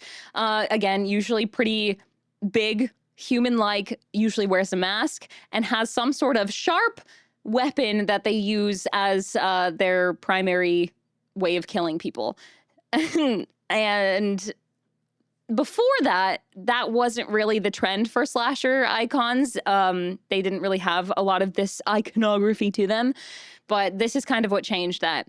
Hi, Grizz, welcome in. Hello. Yeah, the mechanic jumpsuit never went out of style. Never, never, never. Yeah, it's Mikey. Here he is. Here's the guy, the man, the myth, the legend, Michael Myers. Oh my God. But Michael Myers is characterized as pure evil. There are no redeeming qualities about him. His motivations stem from just being an evil person. There's nothing really that makes a lot of sense about him. He's just crazy and evil. A sharp weapon? No, not that. So John Carpenter, the director of Halloween 1978, wanted him to feel like an unstoppable, almost supernatural force or an evil force that is loose and that is unkillable. So this, again, really impending kind of being that is very scary for the cast and the characters, the protagonists in the movie. They want him to feel almost supernatural in a sense. And that's like the thing about Michael Myers, especially in the first movie, is that the audience doesn't know if Michael Myers is human or if he's not human. And that's kind of like the point of the slasher icon, especially during this era. And it is part of what is tied into the formula of the slasher movie. Myers is depicted as a mythic and elusive boogeyman of sorts who was superhuman in strength, and he can't be killed by bullets, stab wounds, fire, or anything. He seems unkillable. And Carpenter's inspiration for Michael Myers dates back to when he was in college. For whatever reason, his class went on a trip to an insane asylum or like a mental institution. And they were just kind of touring it, and they got to see a lot of the inmates there, which was really interesting. But Carpenter recalls that they visited the most serious, most mentally ill patients, which I don't remember being there. So, I mean, clearly it wasn't that bad. But he recalls seeing a young boy around 12 or 13 who had a quote unquote schizophrenic stare when he described as a real evil stare. I don't really know what that means, but that's what he said. The ending scene, spoilers for Halloween 1978, in case it hasn't been enough time for you to watch the movie yet. Michael is shot 6 times, but he disappears. Like the camera kind of like pans away from him, and then when it pans back to the spot where he was, he's gone. He like gets up and walks away. Or we don't see that, but we just assume he's gone. He's not dead. He is unkillable. He's out there, and he's still a threat. But this is meant to terrify the imagination of the audience, making them paranoid about his fate and thinking, oh, is he still alive? If he was human, he definitely would have died, so he can't be human. It's meant to leave a really kind of like uneasy feeling in the audience as they get up to leave the theater, as they get up to leave the movie, you know? So that's what it was. Dumbledore doesn't die. This is not Dumbledore. I was waiting for movie night, obviously. Well, we can still watch it. You can still see the rest of the movie. Give me 20 more years. My bad. I blame Farrah for spoiling me. Listen! Spoilers, entire movie ruined now. You guys, I told you this was going to be about slasher movies. Obviously, I'm going to talk about spoilers. God forbid a man has a hobby. What, murdering people? Crazy. That's crazy. Next, she's going to say Jason Voorhees is John Friday 13th. No, I wouldn't. I know, they are such shitbags, aren't they? Aren't they? It's like it's like babysitting. I feel like I'm babysitting right now. Maybe he should stay in the house, Chocolate. Maybe he doesn't deserve to go outside of the house if he's murdering people. I'm watching a Farrah full moon stream. I'm already spoiled. Aw, what the heck? Thank you, Fleetwent. You spoiled the 5-decade-old movie for me, Farrah. I did say, warning, spoilers in case it hasn't been enough time since 1978.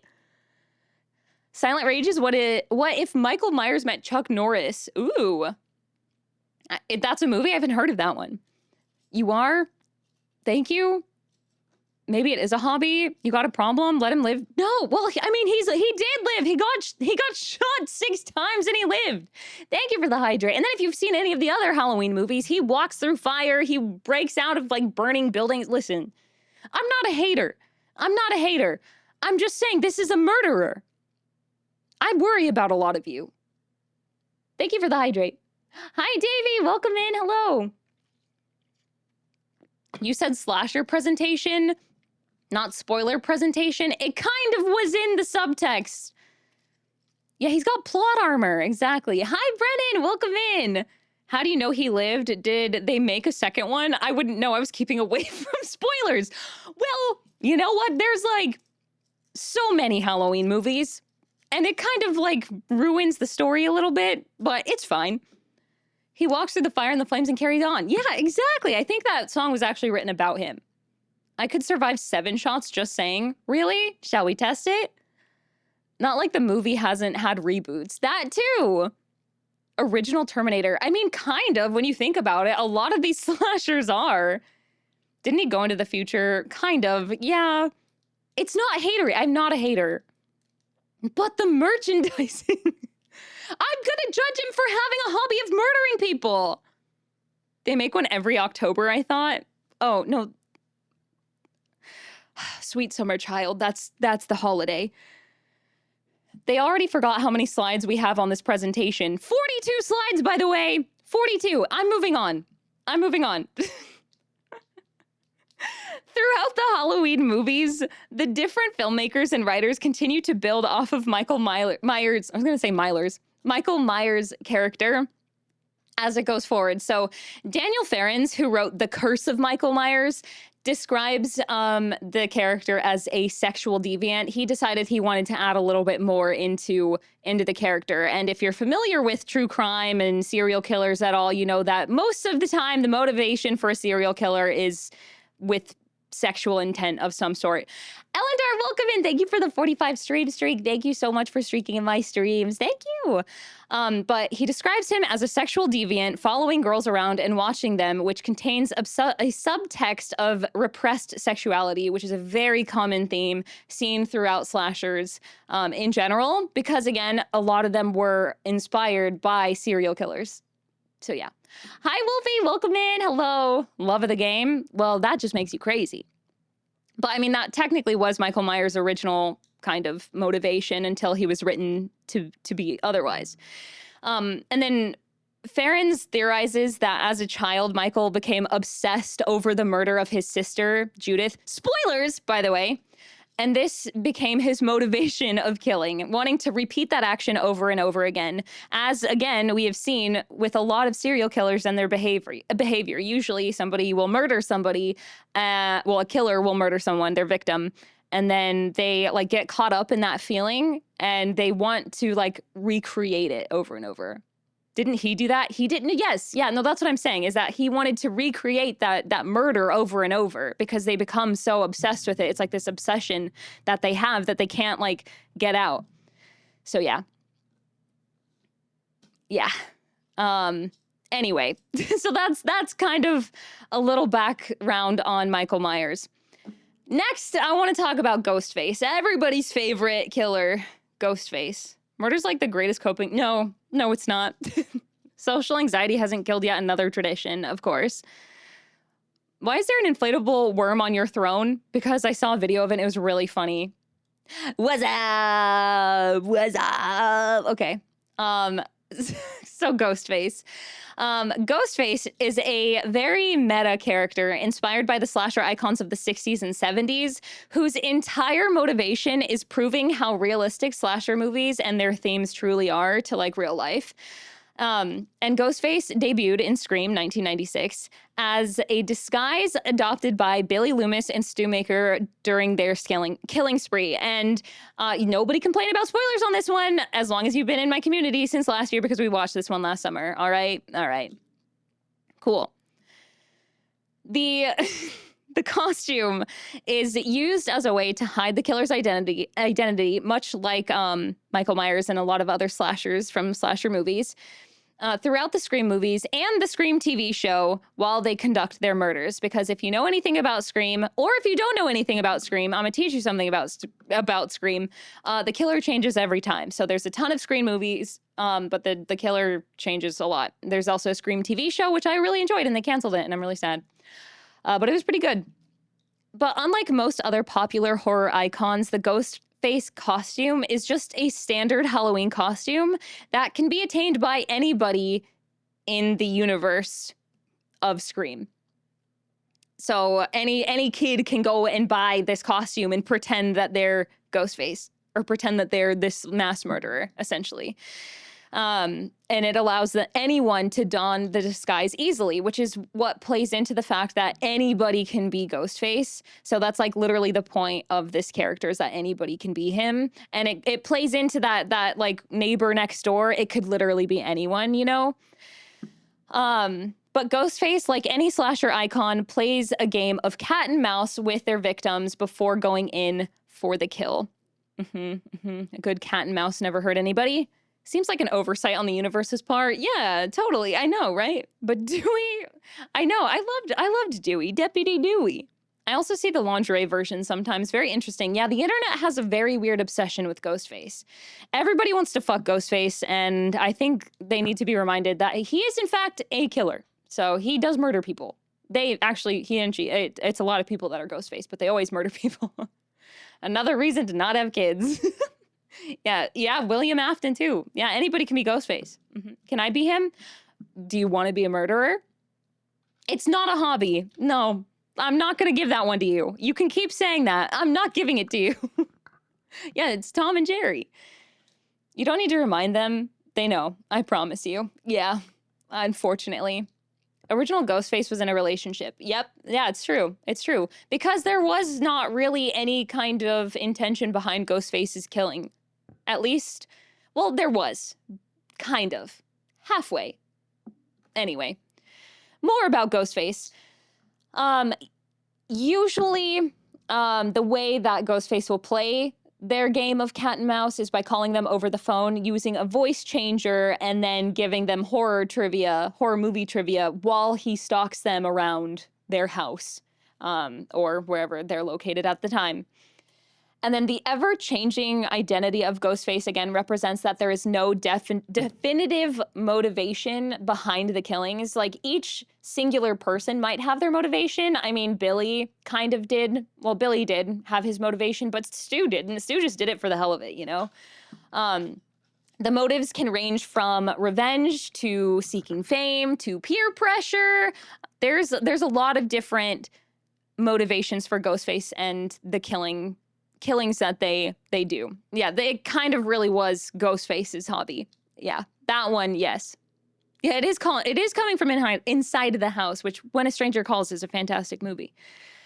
Though Ghostface is assuredly human, the many iterations still contain the same slasher trademarks of being durable to physical harm, high strength, and near supernatural stealth ability. Like, you see Ghostface getting beat up over and over. It's seeming that Ghostface gets knocked out many times, but then as soon as the characters look back over to where he was on the floor, he's up and gone already. So he kind of has that superhuman element to him, just like any other slasher icon. And of course, the primary weapon that Ghostface uses when murdering is a large hunting knife. I think it's like an 6 or 8 inch hunting knife that Ghostface uses. Anyway, it's excessive and unnecessary. So yeah, Stu's parents are so good to kill him. Hi, Saltboy, welcome in. It's good to see you. How are you? Hello. He does always come back. Yeah, exactly. Ghostface is kind of always present, ever present. Giving horror trivia just like Farah is right now. Coincidence? I think not. Spooky. Anybody can be Ghostface. Stu got back up and relocated across the nation. Now he runs a pizzeria. Oh, great. He's continued his murderous ways. Exactly. An 8-inch knife? That's as tall as Gooby. Gooby is just the knife. 8 inches, chat? Yeah, remember that. Remember. Absolutely agree. 8 inches is double what's needed. Overly excessive. Oh my God. Crazy. I thought it was a kitchen knife. It's multiple different ones. So there are kitchen knives, there are hunting knives, there are military knives, I think, too. But it's always a knife. But I think the most iconic one that's used in like pictures and images is a hunting knife. I imagine if Ghostface had one arm, wouldn't that be silly? Are you saying something? Are you admitting something right now? Yeah, size doesn't matter. As long as it can kill somebody. Hi, Neko Rena, welcome in. How's it going? There's also the Scary Movie iteration of Ghostface. Yeah, that's true. Exactly. That one does count. So, moving on to our next slasher icon, I want to talk about Freddy Krueger. Freddy, not Freddy Fazbear, unfortunately. Freddy Krueger. This out of our list currently is our first confirmed supernatural slasher. Again, on this list. There are many supernatural slashers, but the ones that I'm going through, he's the first supernatural one.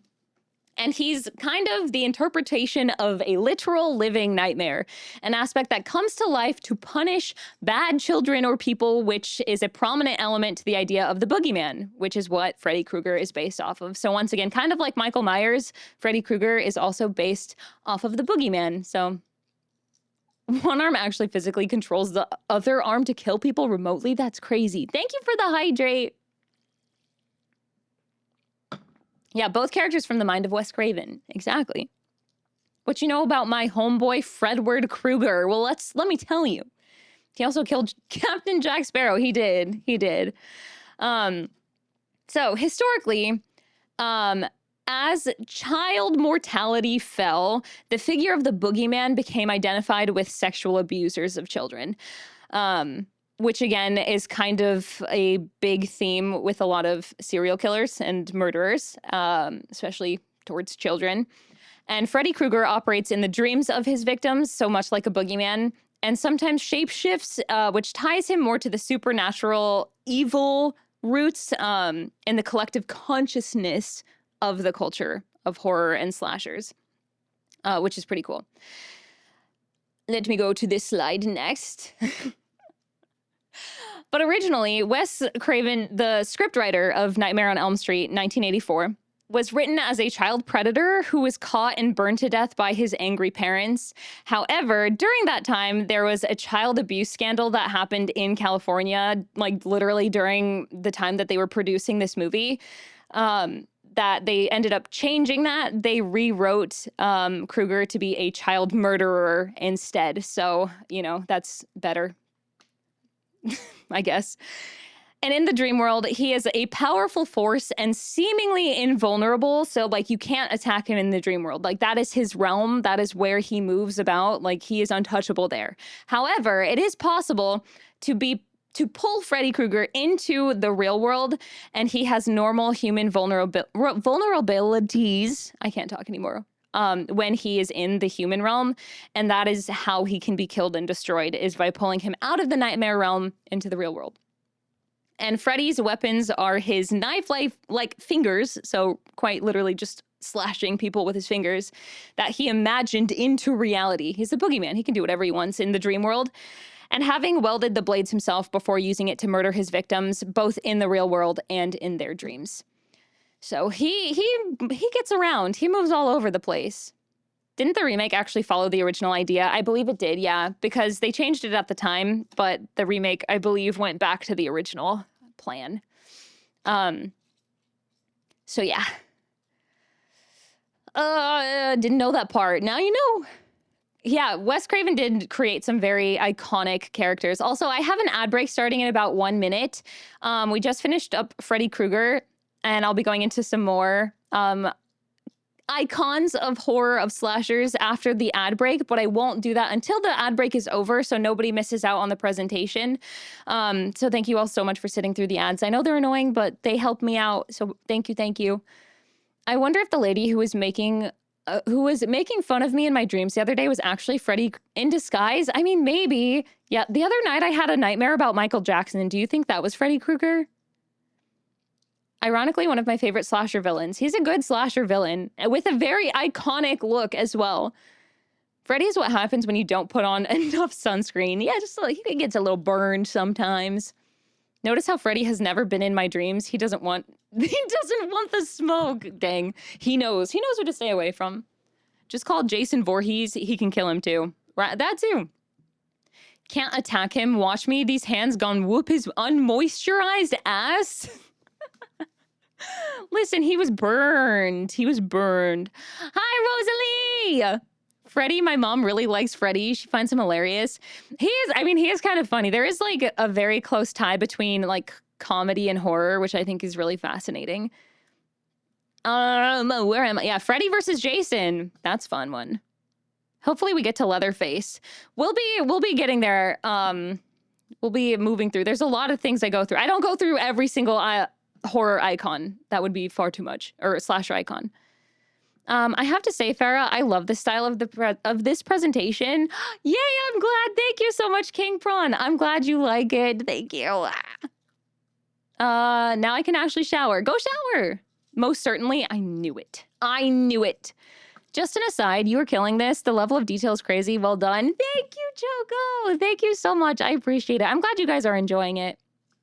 Homie be looking like a skeleton covered in chewed up gum. Gross. Honestly, the prosthetics used, though, were really impressive. I really think they did a fantastic job with that. The inspiration of Freddy was from some obscure incidents Wes Craven read about in the news. The son of a Hmong family seemingly died in his sleep with no cause ever discovered. Yeah, the son had mentioned having trouble sleeping and having bad dreams. Poor baby. We'll be getting there in hour 4 of the presentation. Yeah. Buffalo chicken dip looking ass. Ew. I'm never going to eat that again now. At the time, they were honestly really good. I mean, they were. I mean, even now, I think it's still really good. Like, it's just so iconic. Again, a lot of these villains have such iconic looks to them that people will recognize them forever, you know? Freddy ain't ain't want this. I'll knock his dumb bubblegum out. I want to see that so bad. I really want to see you guys fighting Freddy Krueger. I think that would be fun. As someone who loves the info but not the films, this is fantastic. Oh, thank you, Philosoph. Yay, I'm glad. Bringing my childhood horror movie franchises back to life. Yes, we have to put some respect on the slasher genre and the franchises as a whole, you know? Looking like uncooked bacon, about to teach his ass how to be kosher. Oh my god. You guys are funny. Hold on, I'm just making sure. Yeah, okay, cool. Thank you for the hydrate, King Prawn. I'm your favorite presenter, really? I don't make it boring. I make it enjoyable and fun. Gonna hit his ass with my domain expansion. Ryoiki Tenkai. What would it be? Nightmare Realm? Nightmare Domain? Hit him where it hurts? Take over his domain? Freds and I go way back. No, yeah? How far back do you guys go? Given the appearances, I feel like they maybe had strong movie cosmetic influences too. Yes, I think so. I mean, I would say. What about his cousin, Freddy Krueger? Oh, Freddy Krueger. Freddy Krueger? Yeah, I haven't heard of that one. Domain expansion, 3 a.m. Denny's. Welcome back from the ads, everybody. Thank you so much for sitting through those. Boring? These are the highlights of the month. Are you crazy? I'm so glad. Thank you. Nightmare Domain would make him stronger, wouldn't it? No, I'm saying like if you are the one to take over his domain, leave him powerless in his own realm. Yeah, the dream realm. Denzel Crocker. Elmo's world. Oh my god. I would use anime powers. Yeah, you've got the power of God and anime on your side. Freedom! Welcome back from the ads, everybody. Thank you so much for sitting through those. The next, I got an ad for a Subaru. The Subaru, another slasher. I still need to see Nightmare on Elm Street. It's a good one. Yeah, we love Edge. Bro looking like a dried up raisin. How can I be afraid of a raisin? Why are you guys so mean to Freddy Krueger? Shouldn't we be like, applauding him for at least not hiding his face like every other villain? well, maybe not every other one, because the next one doesn't wear a mask at all. The next one is actually quite handsome, which again plays into that issue of romanticizing serial killers. See not say. I got you. Turn him into a femboy? Yeah, because he's a nasty bitch. You know what? That's fair. That's fair. I admire his confidence. Oh, yeah, everybody's got confidence while they're awake. Yeah, yeah, sleep tight tonight. Don't let Freddy Krueger find you in your dreams. Freddy looks like me. Burn victim? Face exposed in good makeup work. Yeah. Fuck Freddy, fedora wearing head ass. This is what happens to incels. Oh, God, this is their future. This is the only slasher who would wear a mask. Who should wear a mask? Damn. He's got style. I really want that sweater. I'm not gonna lie. I want the red and green sweater. It's very Christmas, though. Femboy Freddy would go... Stop. Why? Maybe I want him to find me. You know, whatever you do in your dreams, it's not my business. It's not my business at all. I will sleep super well, actually. Good, good. My lady, hat wearing Reddit mod. I don't know why I read it like that. He's got the Chris John shirt on. No, not the Chris John shirt. He'll be terrified of my dream world. Okay, all right. So you guys are all so brave about Freddy Krueger. Okay, all right, all right. What if we talk about somebody a little more human, though? Somebody who wasn't considered a slasher until after the slasher subgenre was established. Somebody that was retroactively added into the slasher genre. Somebody who originated from the 60s. From 1960 to be exact. Farrah, Yumi, Freddy? No, I'm good actually. I think I'm okay on that corduroy. Thanks, so. Woman want your nails clipped, but when it's a famous person, oh my God. Norman Bates! Hell yeah. We're gonna talk about Norman Bates next. It's not Santa Claus. Santa Claus actually did originate in the 60s. 50s and 60s. Thanks, Coca-Cola. The icon, the iconography that we know, the vision of him. But we're gonna talk about Norman Bates from Psycho, 1960. This one, like I said, is an interesting one. He does fit his mother. Oh my God. Yeah, and more mommy issues. Woohoo! Yippee! Again, this character existed before the subgenre of slashers came to exist. So Psycho came out in 1960, but the slasher subgenre didn't really come about until Halloween in 1978. So 18 years later, we get the slasher, and then because of Psycho and how that story is told, Norman Bates is now considered a slasher icon because he is a slasher. But Norman Bates from Psycho is widely assumed to be inspired by Ed Gein. Is it Gein or Gein? I don't know how you pronounce it. But he was a murderer from Wisconsin. Robert Bloch, who is the creator of Psycho, revealed that he was more inspired by the circumstances surrounding that case and the idea that the man next door may be a monster, unsuspected, even in the gossip-ridden microcosm of small-town life. If you couldn't tell, Robert Bloch was a very dramatic person. Still never seen the movie, though. It's old. It's an old movie. Do you like Huey Lewis and the News? Their early work was a little too new way for my taste, but when sports came out in 83, I think they really came into their own commercially and artistically. Wait, I don't know who that is. Hey, Farrah. Hi, Huggums. Wasn't Norman the master of a hotel? Hi, Hero. Welcome in. Hello. Yeah, the Bates Hotel. Bates Motel. All these slashers don't want this. Gein? Okay, thank you. Gein. I'd win against him. You guys are all so brave. Such big talk. Shout out Wisconsin!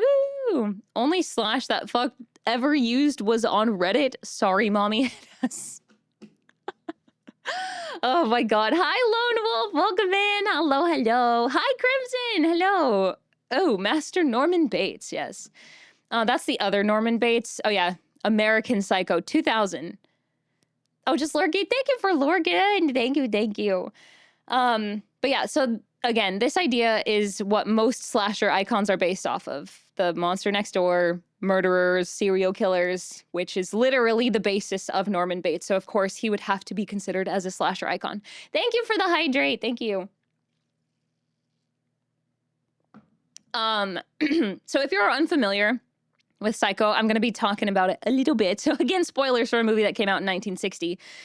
The film adaptation explains that Norman Bates suffered emotional abuse as a child from his mother, Norma Bates, who taught him that sex was sinful, and it ultimately ended up repressing Norman Bates sexually, obviously. And the novel suggests that their relationship was incestuous. There are themes of like the Oedipus complex going on. In Vic, don't say that. That's the problem, Vic. You're the problem. I love you, girl, but that's the problem.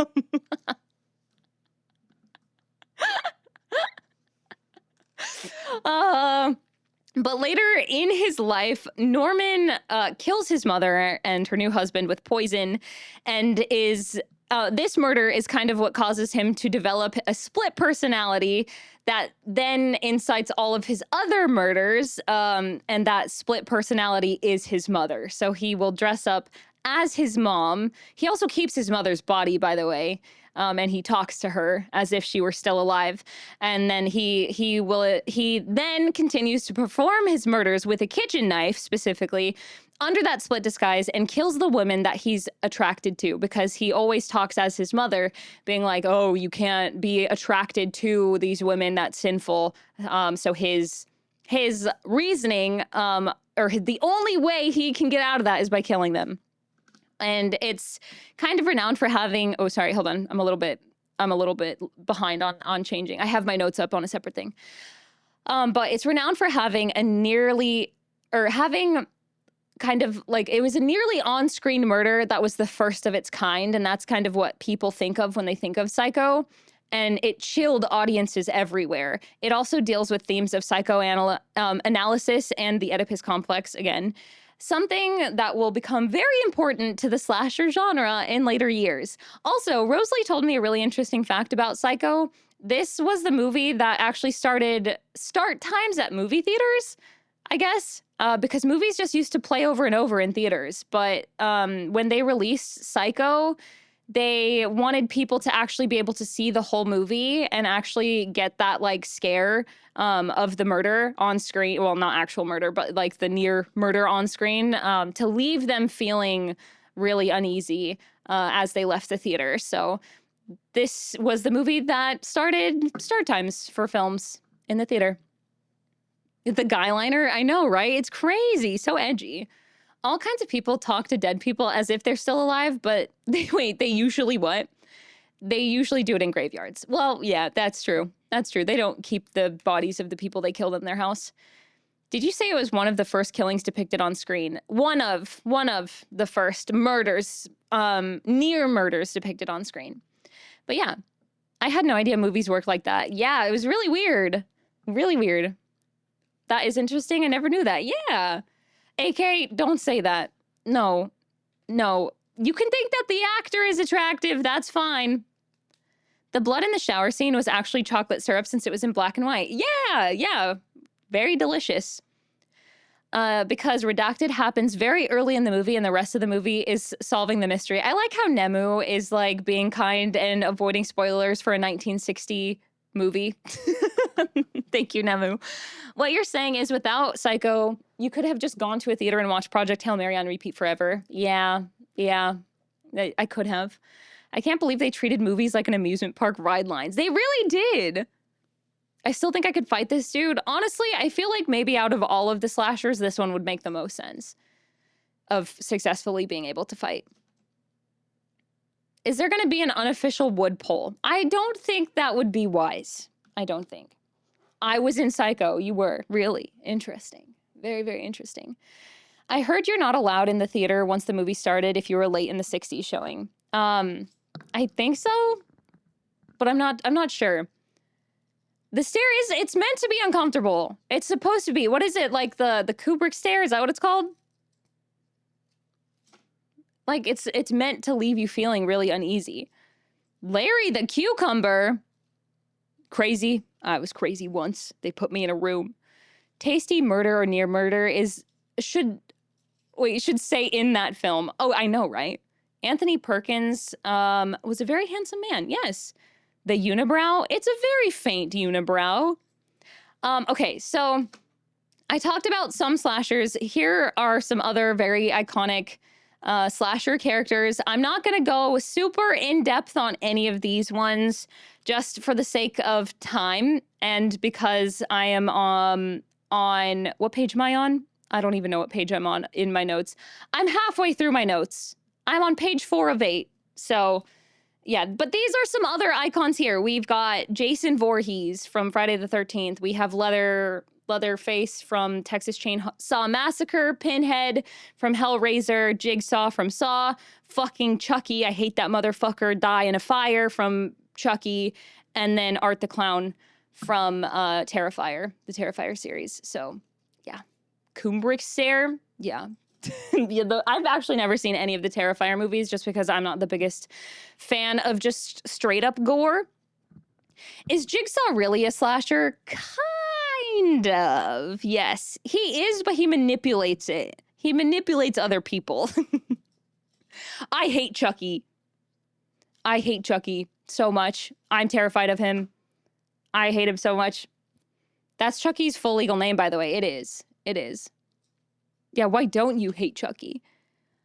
I want to play a game. Jigsaw. Yeah, we gotta love it. You love it. We all hate Chucky good. I hear the puppet likes games, but it's just a theory. A game theory. The reboot was so bad. I heard it was really bad. Terrifier movies are just gore porn and kind of yikes. That's what I've heard, and I'm just not the biggest fan of that kind of thing personally, but I understand why people like it. What do you have against prolific businessman Charles Lee Ray? I hate him. I hate him. I could get into my therapy session about it, but I don't want to bring the mood down. Chucky Finster is fine. Chucky, the little fuck-ass doll, on the other hand. Jigsaw is like a psychological, he makes others do it for him, like Charles Manson, but still inspired by like serial killer type people, right? And they do technically die from slashers. And when I was researching it, people were saying that he was a slasher, so I just included him. I also hate dolls. I know, what is it? Appropriate song, right? You would not enjoy Terrifier. Yeah, I don't ever plan on watching them. But yeah. Yes. So there are many, and this isn't even all of them, obviously. There's a lot. There's a lot of slasher icons. These are just some other ones that I wanted to include for the sake of including them, but I'm not going into much depth on anymore because I have other aspects of the slasher genre that I want to talk about that I think is very interesting. So yeah. It was a weird decision for them to market that toy as Chucky the fuck-ass doll, right? Yeah. I don't like Annabelle. I also hate Annabelle, but I don't dislike Annabelle as much as Chucky. I literally have a trauma about that from childhood, so. Jigsaw is valid. If my hairline was that fucked, I'd kill too. He needs a hair transplant, I think. It's canon that Chucky is nearly invulnerable. The magic made his body the strength of vibranium. Yeah, exactly. Exactly.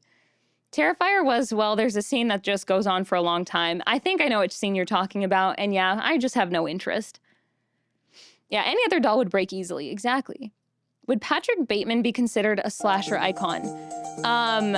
Patrick Bateman? Yes, maybe. Mr. Lulu! Hello! Thank you so much for the resub. Welcome in. Happy halfway to Halloween and happy full moon. Technically, it was on Friday, but we're celebrating today. Thank you for the resub. I hope you're doing well. Thank you for 7 months of lunacy.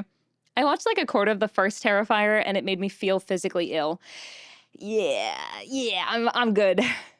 In the Hellbound Heart, the book that inspired Hellraiser, Pinhead was originally female. Oh, really? I didn't know that. That's really interesting. I'd punt them all through, though slashers don't want me. Oh my gosh. Yeah, Annabelle is based off of a real doll. Based off of a Raggedy Ann, though. That raggedy bitch. Fair deleting the Chucky pic from her PC as soon as it was on her slideshow. Oh yeah. No, I can't even look at that fucker. I hate him so much. I still gotta watch Terrifier 1. Haven't gotten around to it yet. Good luck. Thank you so much for stopping by, Lulu. I appreciate you. Thank you. Patrick Bateman is debatable because it's still never clear if he actually did kill anybody. Yeah, it's kind of like... I would say it's more psychological, though, for that one. In the first Terrifier, there's a scene with a handsaw. Yeah. Yeah, I think I'm good. King Prawn, thank you so much for the gifted sub to Chucky Dad. Thank you, you're my hero. Thank you. Thank you. Yeah, female pinhead. It actually also considered a psychological. Yeah, exactly. Everybody in the Farracord, make your profile picture Chucky. Do not do that. I'll kick you all out. Terrifier was just boring to me. It was so much gore, I didn't get scared. It's just gross after a certain point. Yeah, I agree, Phil. Raggedy bitch, you always funny as fuck, Blue. I'm so glad. Stinky Tigrin. All right, I need to move away from this page because I'm sick of looking at that porcelain face. Me every day in the morning when I look at myself in the mirror. Okay. So I want to talk about character tropes in both horror and how they relate to the slasher genre. Because, again, they're different. You don't fuck with clowns, so Pennywise. The ending to American Psycho is left ambiguous, and it leaves the audience to wonder. Exactly. Again, it makes you think. Want to play? No! I will beat your ass, Farrah. No, you won't. Characters are always falling. Always. They don't know how to walk or run. Hiya, Georgie. I'd still throw hands, but, like, clowns are a no bueno. Rip ICP. Farrah doesn't like to look at me, too. Oh, my God. Don't talk about your quite cute face like that. My Apollo cheese. Let me get out my ukulele. Sorry. Thank you, Choco. I need to get better at it. I need to practice my Bill Skarsgård Pennywise voice a little bit more. But anyway, let's talk about some of the character tropes that we see in horror movies, and some of the characters as reference, so you guys know. It's fucking terrifying. Thank you. It's me. It's me. Marty. I love Marty. I love Marty from Cabin in the Woods. So our first one we're going to talk about is the jester or the comic relief kind of character. So horror films and comedy are much more closely related than you might realize, which is why this character trope is so often seen in horror movies and slasher movies together. But yeah, so comedy and like horror are a very fine line, and that's why it's so easy to like blur that line of comedy and horror. That's why things like Scary Movie work so well, because it's easy to make horror very silly. Hi, Upshift, welcome in. How's it going? It's good to see you. Hello. Shorty with ghost face. Woohoo. But comic relief characters, they act as a balance between those high action sequences of the killer and like the more lull times when we're learning and processing what's happening in the movie.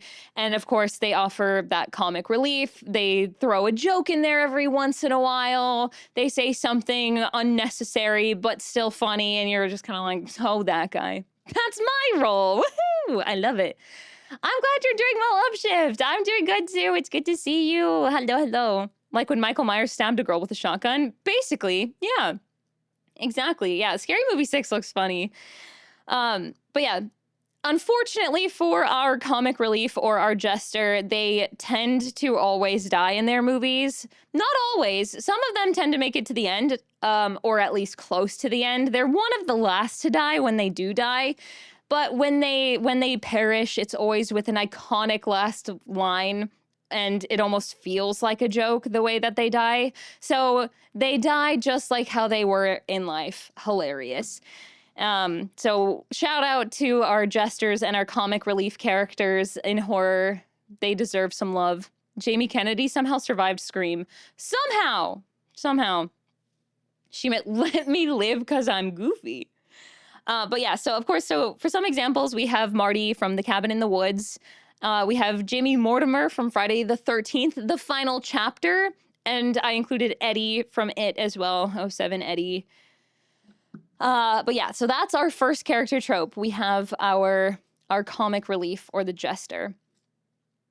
The next one I want to talk about. He died as he lived, being stupid but funny. We love them. We love them. They're always great. They're a fun time. We miss them.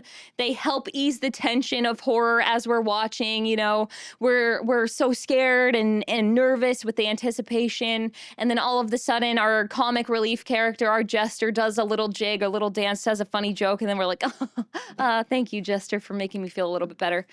Hi, Yellow. Welcome in. It's good to see you. Hello. Would you consider Eddie the comic relief instead of Richie? I consider Eddie the comic relief. Richie, I would say, is more of the dumbass / jerk. I think Eddie is the unintentionally funny one. But yeah, that's what I would say personally. I think Eddie is more of the comic relief than Richie is. I think Richie is kind of the douchebag that tries to be funny, and I think it's ironic, especially because he's later a comedian, but he's not good at his job. So I think that in itself kind of talks about how he's just not the best comic relief, even though it kind of like turns it on its head, you know? Shaggy Doo, a prime example from terrifying horror series Scooby-Doo. Actually, I want to talk about Scooby-Doo once I go through all of these tropes, because Scooby-Doo literally plays on all of the horror tropes from their characters, and I think it's really funny. But I think Scooby would technically be our Jester, or the comic relief character in Scooby-Doo. Yeah, Scoobert Doobert. Scooby-Doo is our comic relief, because he's a talking dog.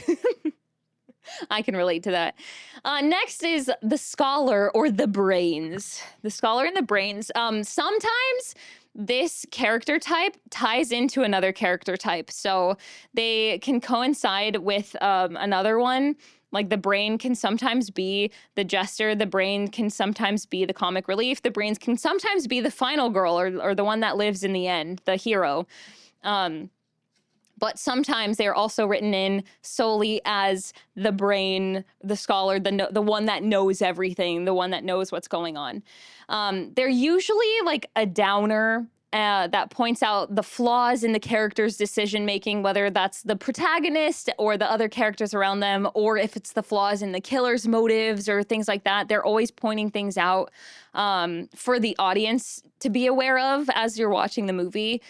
And the other characters tend to become rather irritated with this character trope because of how much they're pointing out. And they're like, well, actually, that can't be right. Well, actually, that's not true. Actually, you know, that kind of thing. And they typically die in their movies as well, unfortunately. Their brain it tends to be their downfall. They're too smart, and it leads to them dying. Sadly, very sadly. Mainly because they are used to point out flaws again, and if they stayed alive, then there goes the movie. So we can't really keep the one pointing out all of the issues alive, because then we don't have a movie anymore. So bye, brains, bye-bye.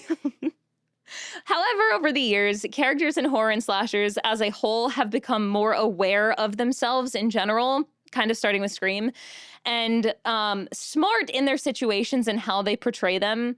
And it kind of like does away with the need for the brainy character, or if they are around, they aren't always as important as they were in past movies.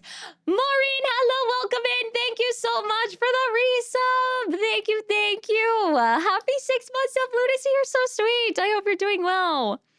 Actually, shut the fuck up. Yeah, poor Velma. If we're looking at Scooby-Doo, Velma would be our brains character type of horror. Velma and her damn glasses. My glasses. I can't see without my glasses. Or they're about to give away the monster's secret and the plot happens. Exactly, and we can't have them giving it away.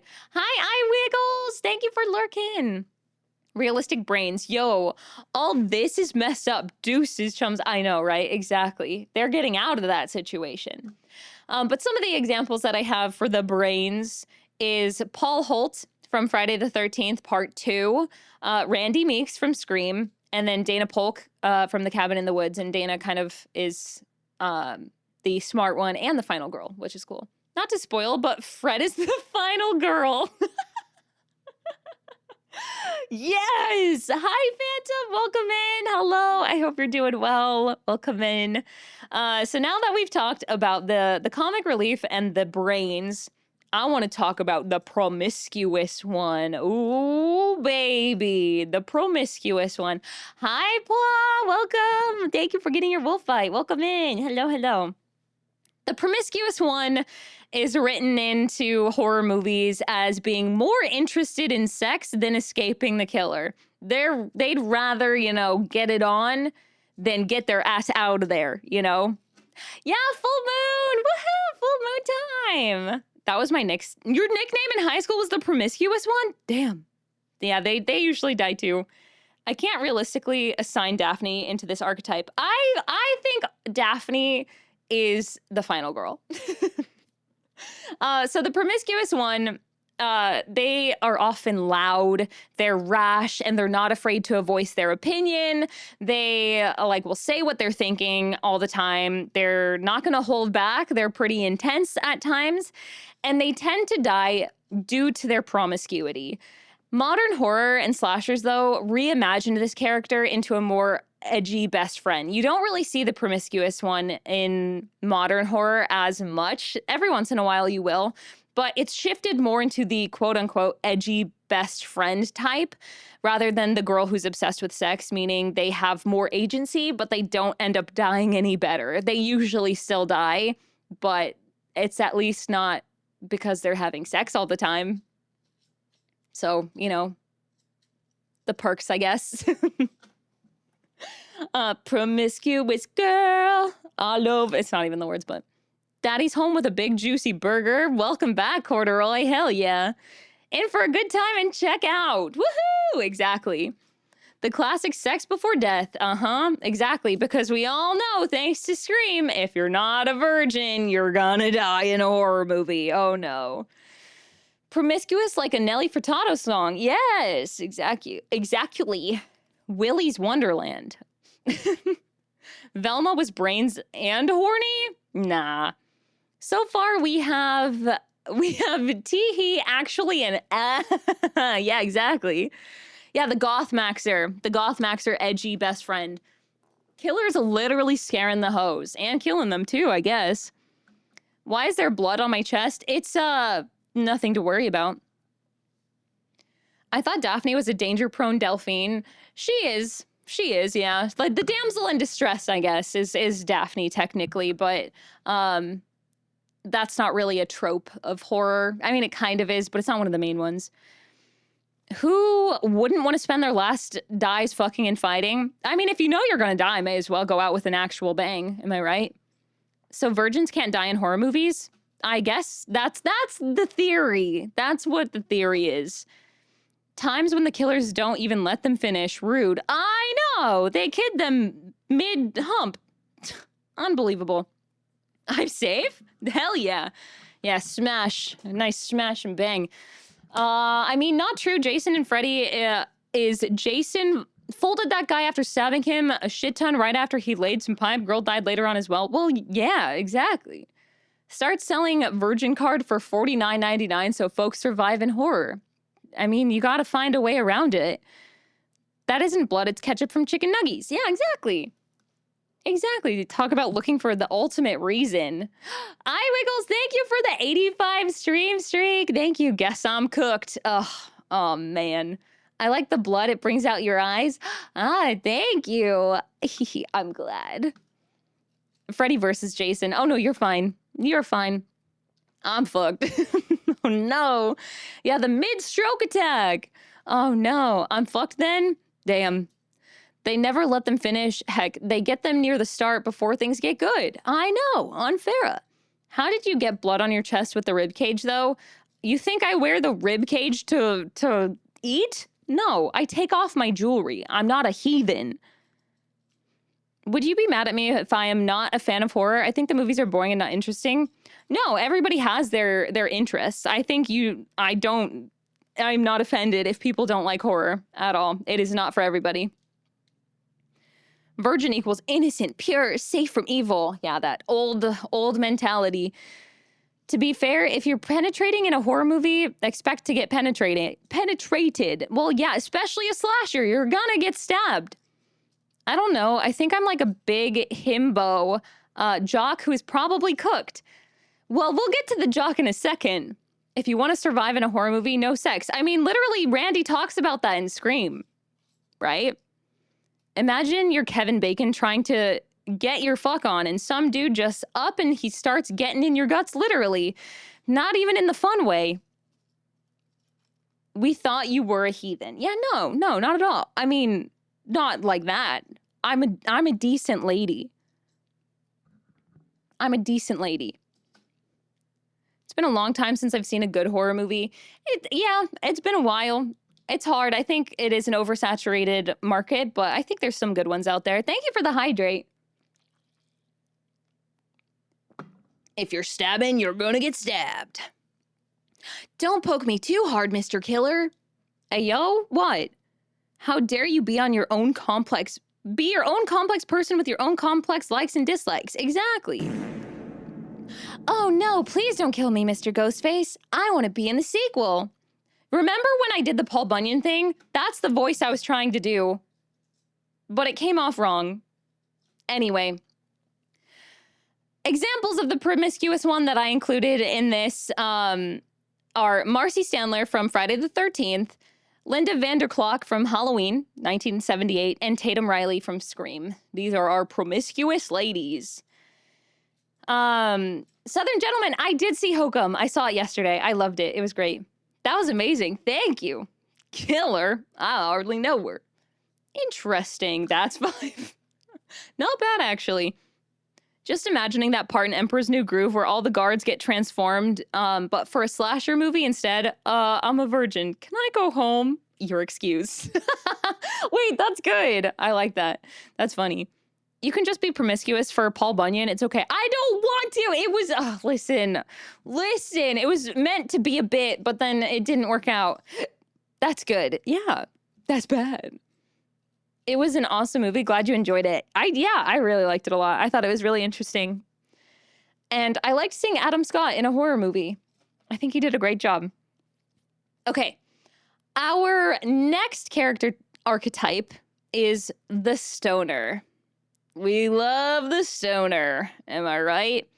Again, this character type isn't as prominent in modern horror and modern slashers as it was back in the 70s and the 80s, if you could imagine. Yeah, Marty literally can't be stopped. Marty is like a few of these. Again, the comic relief character and the stoner kind of go hand in hand. They can go together quite a bit, quite often. It's me. It was meant to be a bit, but it went a bit too far. Exactly. Here comes 5, or rather 6. Shorty the goat. Yes. Yeah, and Shaggy from Scooby-Doo. Shaggy would be our stoner in this sense, if we're continuing the Scooby-Doo parallels. But the stoner is he kind of goes together with the jester, like I mentioned. But the stoner is usually only here to vibe out, or wants to only be here to vibe out, unless you're Marty, and then you kind of get pulled into it, right? Who summoned me? Hello, welcome back. This is me. I love that for all of you. Jack Black was done dirty. I agree. The stoners are often condemned due to their use of drugs, as in the past it was heavily looked down upon and far more illegal than it is nowadays. But it leads to a joke that the only way to think rationally in horror movies is by being under the influence, because a lot of these characters will be high as fuck, but then they're saying some really like insightful, deep things, and you're like, holy shit, I didn't even think about that. And it's like, yeah, totally. But, it's not all bad for our stoners. They usually die at peace. Usually. So, Yeah, exactly. They're relaxed. Someone say it. I'm holding back. My face is turning red. Stoner! I hardly know her! I did it for you. Are you happy? Anyway, the stoners that I included as representation for this are, again, Marty from The Cabin in the Woods, Charles Garth from Friday the 13th Part 3, and Titus Telesco from I Still Know What You Did Last Summer, which is the sequel to I Know What You Did Last Summer. They get that Arthur Morgan sight before they go. They really do. I'm genuinely relieved. You're welcome, Waffle. The police do not pull over the man with the giant bong in his car because they fear this man. Exactly. He's too prophetic. Thoughts on The Barbarian? I thought it was pretty good. I think because that's Zach Kreger, right? I think for his first film, his debut film, I thought it was really well done. I think it did a good job of diverting expectations. It had some really good anticipation, build-up, and scares. I think once we get to the reveal, and especially towards the end, it starts to get a little bit cheesy, which I don't think is necessarily a bad thing, but I think with how the movie was built up, it kind of like affected it to a fault, in my opinion. But I think for a debut film, it was really well done. And then he went on to do Weapons after that, and I fucking love Weapons. Weapons is incredible. Huge W just got told I'm Employee of the Month. Woohoo! Let's go! Congrats, Himbo! Whee! Yippee! Have a good shower, Corduroy. Brothers getting a pay raise night just got so bright. Oh, baby. Hell yeah. I'm so glad. In a Violent Nature, I haven't seen that one. That one I have not seen. But yeah, so this is our stoner archetype. And then now we have the jock. The jock.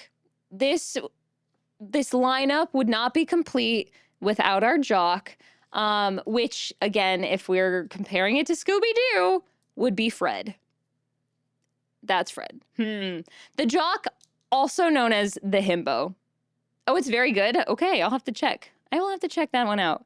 So this character, at least in early slasher and early horror, this character is one that tends to stir the pot a lot, is full of sexism, yet kind of charismatic, and has an insane sex drive.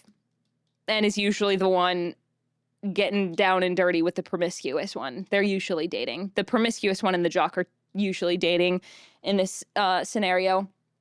But the jock is usually hyper masculine, sometimes himbo, that is often seen, again, dating the promiscuous one.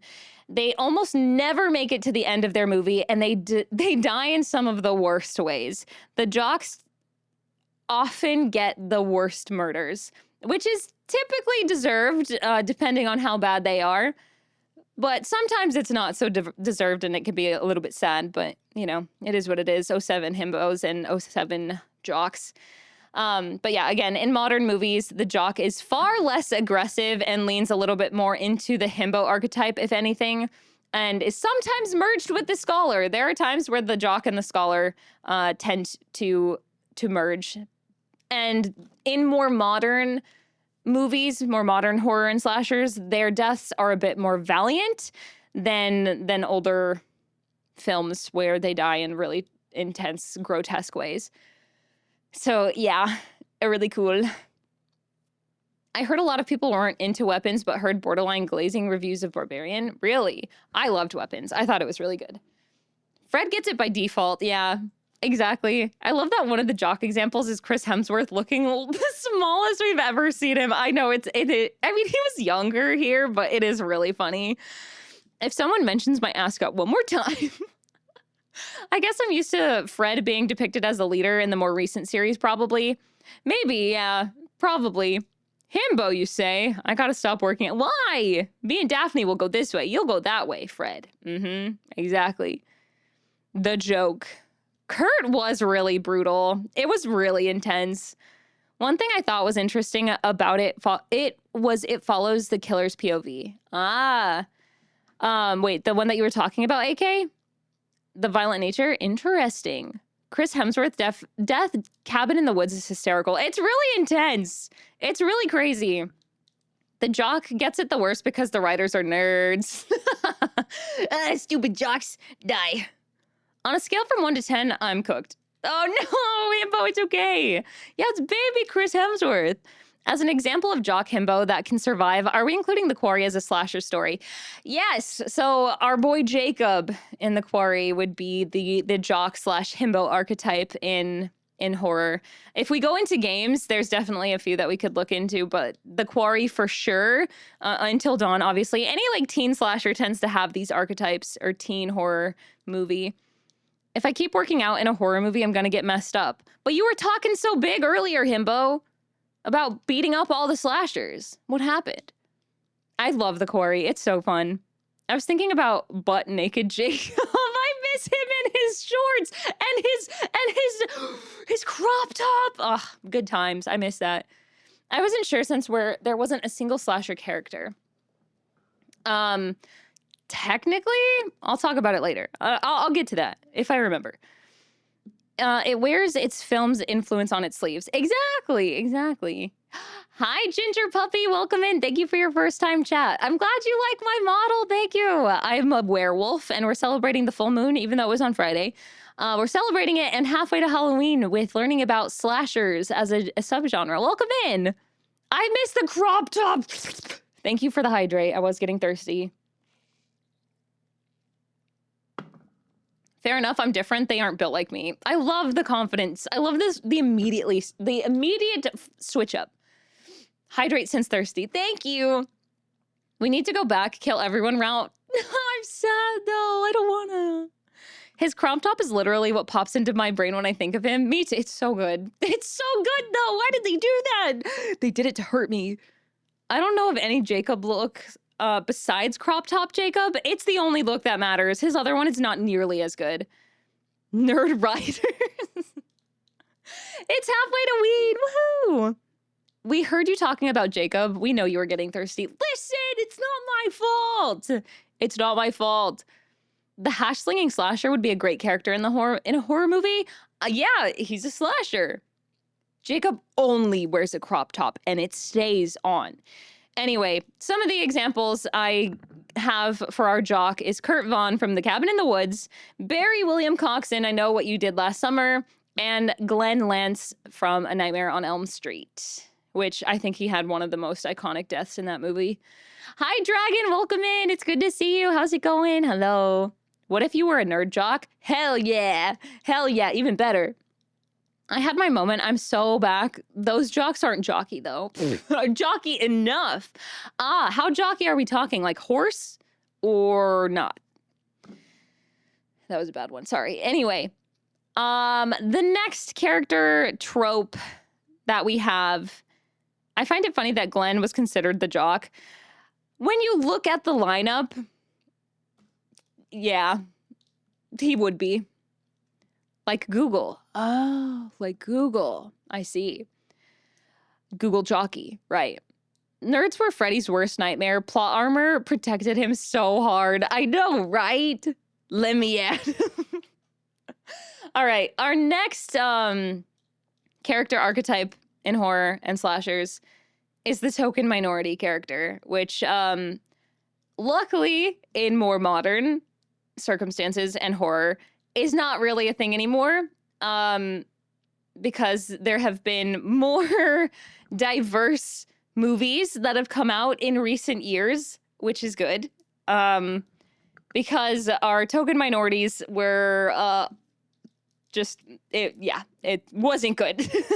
Hi, Ashies, welcome in. It's good to see you. Thank you for lurking. So, again, older horror and slasher movies, main target audience used to be upper class white kids and teens, but those days are long gone. In the late 90s and early 2000s, there was always one diverse cast member, because before the 80s and or the 90s and 2000s, there weren't any diverse cast members typically cast in these movies. But it's usually a Black character and very rarely any other person of color cast, and oftentimes they would be the first or second to die in the main cast of characters.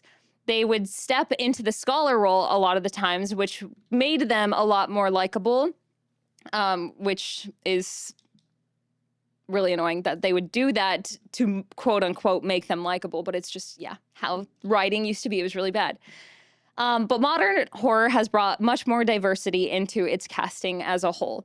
And some of the examples that I have are Allie from Friday the 13th Part 3, Phil Stevens from Scream 2, who literally dies like in the beginning of the movie, I think, and Holden McRae from The Cabin in the Woods. Cabin in the Woods, we have a lot of characters from in this, and unfortunately, he also dies. All of these characters die in their movies.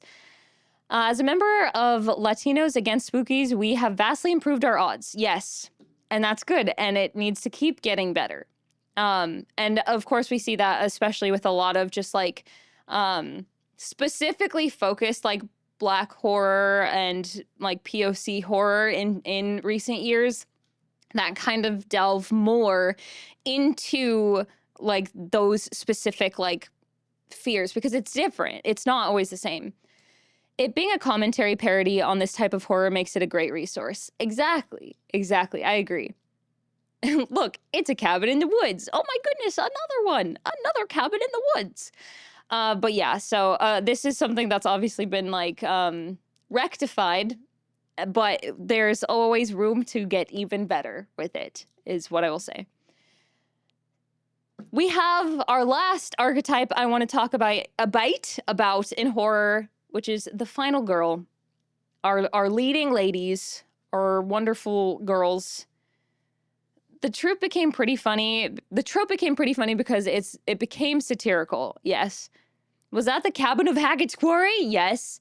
I had Cabin in the Woods ruined for me in a funny way. I watched it on TV and didn't know I enabled the blind disability feature, so there was a narrator describing things and even spoiling upcoming scenes, but it felt so natural due to the nature of the movie. Wait, really? That's so ironic. It's really funny. I didn't even consider it an archetype at all. Very informative. Thank you, Farah.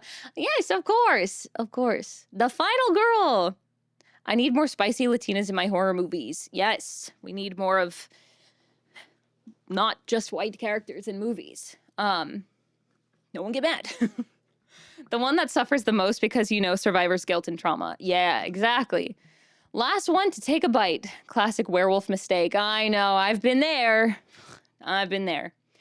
So the final girl is the leading lady of her movie. She's the most established character in horror, and is usually defined by their moral uprightness. Remains quote-unquote pure and innocent during a majority of the movie, which saves them up until the final bloodbath or like the final showdown of the horror movie. Final girls have become more complex in a lot of modern slasher films, and it's more about their ingenuity and their relation to the killer rather than their moral uprightness. The final girl, true to her name, ends up killing the killer and living to the very end of the movie, often coming out of it covered in blood and very much looking like she's been through hell and back, and honestly, just being a complete and total badass. We love the final girl. The final girl has become such a popular trope in horror that she now extends outside of the slasher genre to horror as in general. So like a lot of movies in horror, a lot of other subgenres of horror will have the final girl, because when you look at slasher films, almost every main character is a female character that is the target of the killer, because again, most killers in slasher movies are based off of serial killers, and most serial killers in real life target women. Yay! I love being a woman. Good night, Yuri. Get some good rest. Farewell. Don't let the werewolves bite. Bye-bye.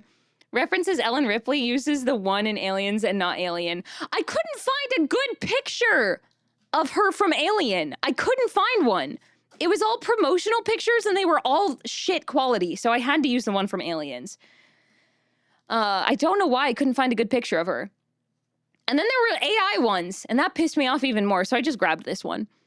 She's the one with the unique hairstyle in the anime. Yes, exactly. I also love final girls. Fair is the final girl. I am, yippee! I love women. I think they should be alive. I agree. Okay, fair. It does suck. It makes me mad. There is no good shot of her in the first one. Too many searches give her just in underwear from the end. Yeah, exactly. And it's annoying. I didn't want that. Just watch the movie and take a screenshot easy. I didn't have the movie and I was working on this morning. Abaddon, thank you for the 7 stream streak. Thank you so much for streaking in my stream. Thank you. I thought Pharaoh was the one who ate the final girl. Well, I can be both. I can be the final girl turns killer. AI, the true horror. I know. I know.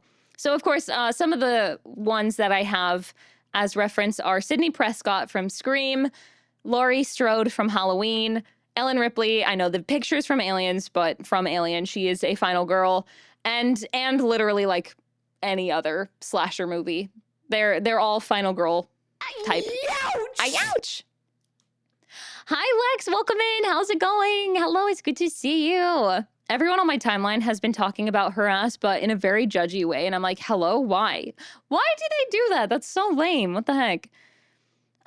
She was the final girl in the original, but became the monster in the sequel. So what if I'm the monster? You know what? Sometimes you have to become the monster. With the full moon, we are now the super lunatics. Exactly. And I'm fully feral. Fully feral, and you're fully crazy. Better picture from Aliens, she goes from survivor to aggressor. That, you know, that's true. That is true. She learns and she grows, which is kind of like Sydney from Scream and going on, and Laurie. I mean, all of these movies have sequels, and they're all in the sequels, so you either die a hero or you live long enough to see yourself become the villain. Ain't that the truth? So that is our final archetype that I want to talk about for characters. But I still have a lot more that I need to cover about slashers and horror. So yeah. I'm doing all right. Just excited to get paid Wednesday and then get the awesome sweater from Uwu Market. Let's go, payday! Woohoo! I'm glad you're doing okay, though. It's good to see you.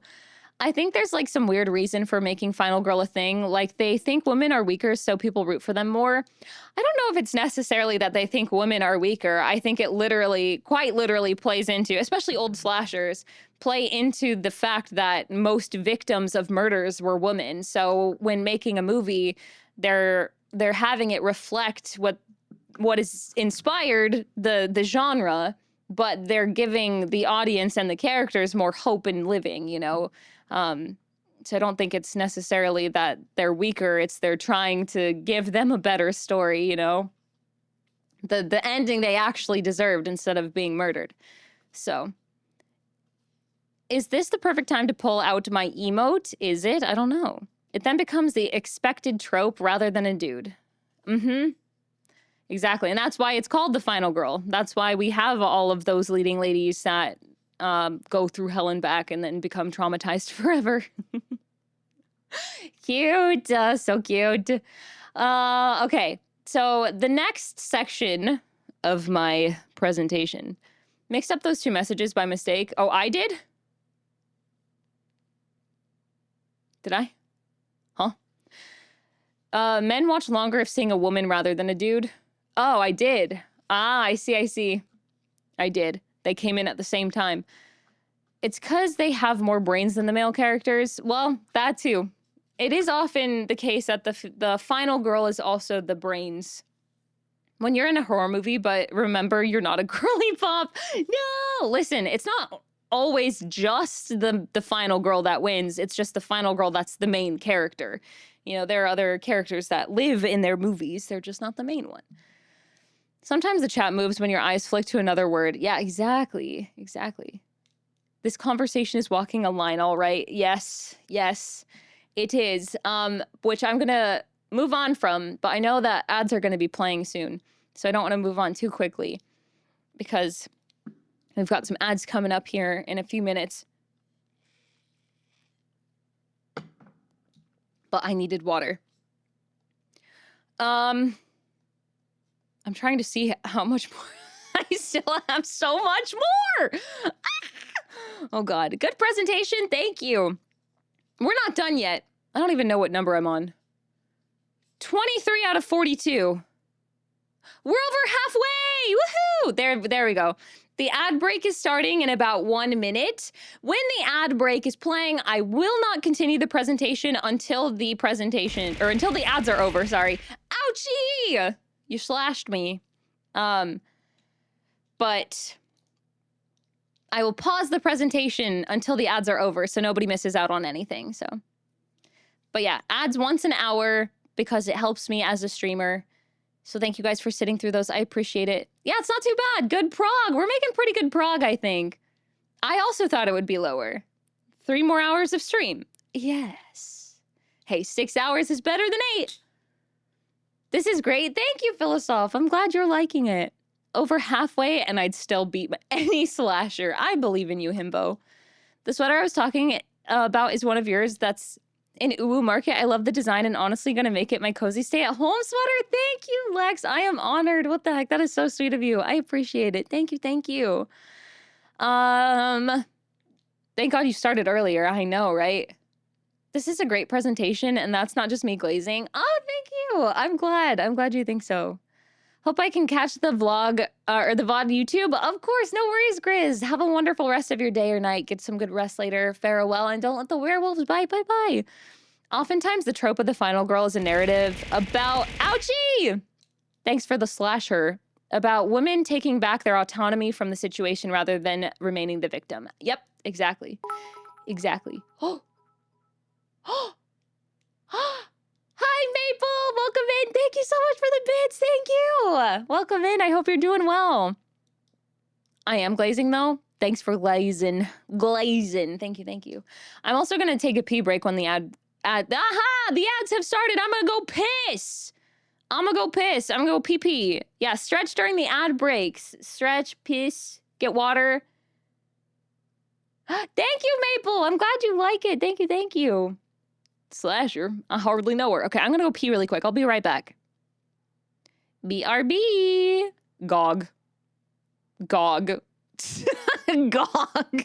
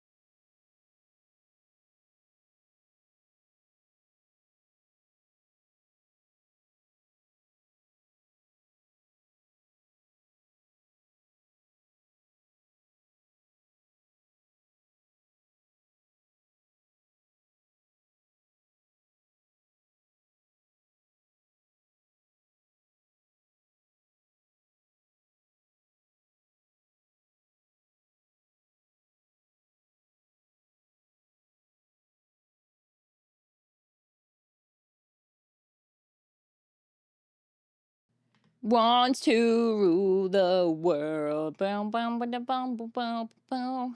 Baby, bow, bow, bow, bow, bow, bow. Welcome back from the ads. Jump scare? I gotcha. The killer always comes back. Fucking Tigrin, man. Thank you for the head pat. I refilled my water as well, so I'm ready. No, Tigrin! I not want to rule the world. It sounds like a lot of stress. Honestly, yeah, I agree. I don't want that either. It's too much for me. It is too much. Okay, how was your ad break? Good Thank girl. you for the good girl, Harold. Thank you. How was your break? I hope you guys stretched, got up, did a piss, got a snack. Not bad.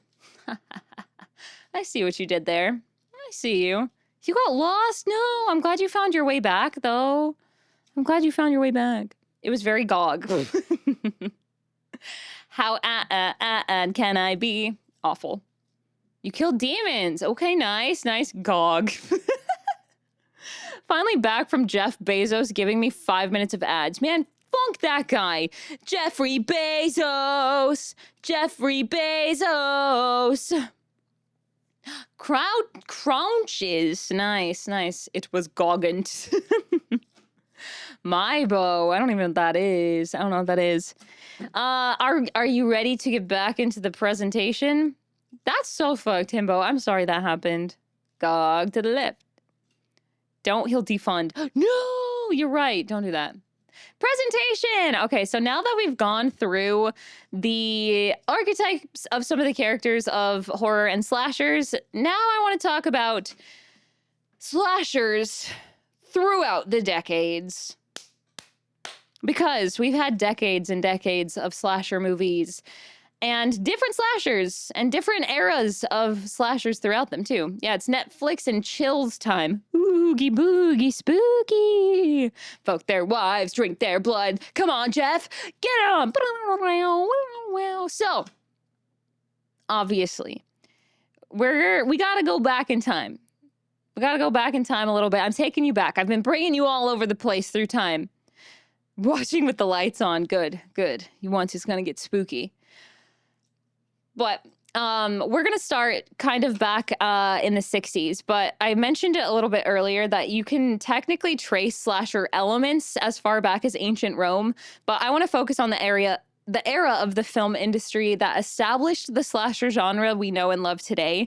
So again, starting from the 60s, kind of with Psycho and onward. So I bet you're wondering how I got in this situation. I am, actually. I am. So going back to the 60s, these horror genres introduced the world to the tropes and formula of the slasher movie. Essentially, this is the time that laid the groundwork for slasher in both tone and structure of the films. So again, films like Psycho from 1960 and Peeping Tom, which was also from 1960. These were both films that were kind of slashers. If you've never heard of Peeping Tom, it was kind of like overshadowed by Psycho at the time. And it was a film about a murderer who would stalk women through a camera. And he used the camera. It would do like a change of POV. So the audience would move from like third person watching these characters into the POV of the camera as the main character did his murders, I guess. And it was also kind of a slasher movie.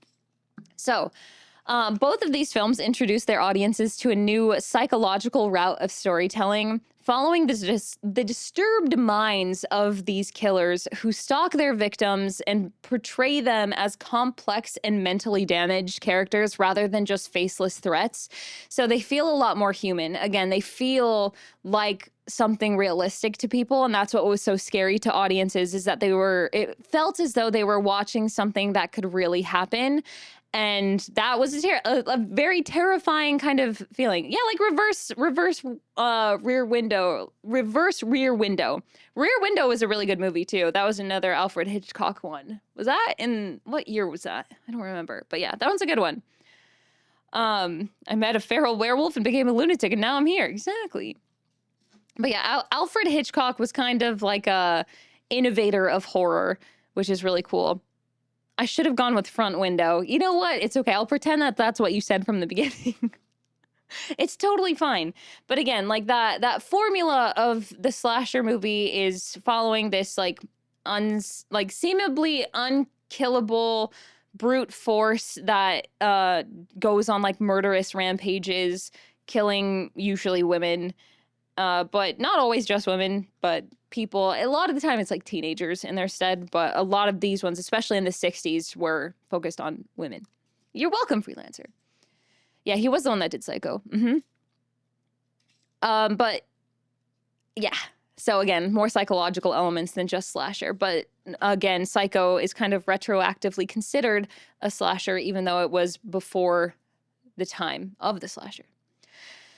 And then we find our way into the 70s with the rise of serial-related murders and the strange fascination that people had with the killers. This era showed us that it showed us the start of a craze that would continue on for decades to come into modern day, and people are still obsessed with it. Hi, Toxin, welcome in. It's good to see you. I hope you're doing well. Hello. But this includes films like Black Christmas from 1974, The Texas Chainsaw Massacre from 1974, and of course, Halloween from 1978. Was there one with Ghostface killing in real? In real? What do you mean? Hi, Paula. Welcome in. I hope you're doing well. It's good to see you. Hello. And then exploitation films of the 70s lured in large audiences to theaters and drive-ins by advertising sex and violence, because who wouldn't want to watch sex and violence on the big screen? Am I right? So these exploitive films are what kind of drew people in, especially during the 70s. Again, the 70s was a really big time for expression, like rights and freedom and things like that. So seeing films like that on the big screen was new for that era, new for people in general. And it was a big draw. And slashers from the 70s used techniques like that that helped establish a visual language like stalking and impending violence that slashers continue to use to this day. Thank you, Paula. Thank you. Hi, Anya. Welcome in. It's good to see you. Yeah, nothing like some segs on the screen. These films were also not afraid to be rough and gritty and harsh and jarring. They had intense sound designs that were very grating on your ears, things that you didn't really hear before in other film and media. And the purpose of them was to unsettle their audiences. They wanted to scare them. They wanted them to feel uncomfortable and scared and nervous and anxious and stressed out, you know? And they succeeded. They succeeded in doing that. Like, there was big talk after these movies were released. Like, people were afraid of them. They were nervous. They were scared. And so much so to the point that these movies became such like big icons and changed how a lot of horror was written and done in the following decades. Hi, Miss Farah. I will keep it brief. I had a med day, then D&D, and now I'm here and ready to learn. Oh, Toxin, I'm sorry your day was just kind of meh. I hope you can relax here and just kind of hang out and vibe. It's good to see you. Thank you for the good girl, Paula. Thank you. I still can't those sex scenes with family. No. Nah. It's always a little awkward. The camera sounds from Texas Chainsaw. Yeah, it's very intense, and it's very, like, it's a scary sound, so... Like, I understand why people were afraid of it, you know? It makes sense. It totally makes sense. Sorry, I'm realizing I think I oopsies. Yeah, I haven't been changing my slides. Sorry. But going back to Halloween, 1978, the film, it was said to be the first to present a complete and focused slasher vision, effectively perfecting the slasher formula. And it did so well at doing that the next few years of slashers followed that exact same formula to a T. Like, they just took the exact same thing over and over. Ouchie! Knives! What do you have? A knife! No! Sounds play into the scenes. Exactly. And it plays into that feeling of being uncomfortable and scared.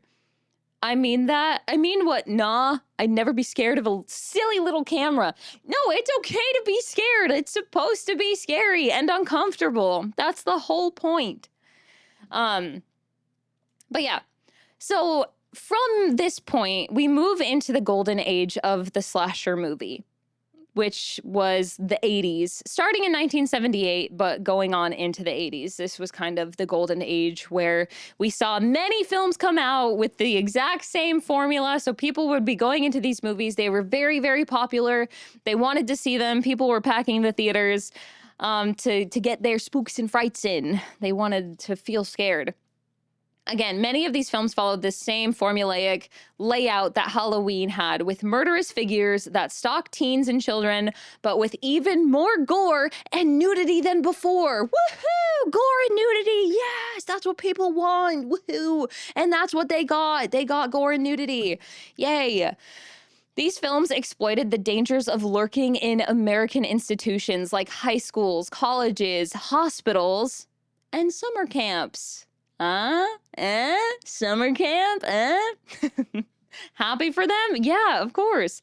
The reason why I got bored. You and many other people, Lana. Gordity! Woohoo! You think I hired her for her scream? What a formula, right? Yeah, so these were very popular locations for these films to be set in. And a summer camp. Yeah, a summer camp. I did say that. Slashers of the 80s pushed the boundaries of practical effects in horror too, because not only were we seeing this rise in new media and new genres of horror, but we were also seeing filmmakers and people working on the movies delve more into practical effects, makeup, like prosthetic usage. They were going really hard into making these movies feel realistic, feel scary. Like the gore started to feel more real. They were testing different ways and different like materials and items that they could use to make these graphic scenes feel even more realistic than they ever were before. And that's why it was like the golden age of the slasher. But yeah, from impalements to decapitations to inventive traps and creative use of environments, films like Friday the 13th established itself as a classic slasher amongst other beloved films of the time. This era also gave birth to some of the most iconic horror villains of all time, such as Jason Voorhees from Friday the 13th, Freddy Krueger from A Nightmare on Elm Street, Michael Myers from Halloween, Chucky from Chucky, Jack Nicholson from why am I blanking on it? The Shining, Pinhead from Hellraiser, and so much more.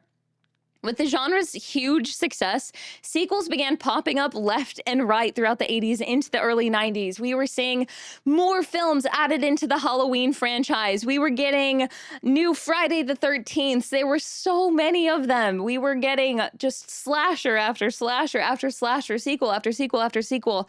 And people were getting fucking bored. They were getting bored of the genre. They got a little bit too much a little bit too quickly, and people were getting bored. The cinemas weren't getting as packed as they were.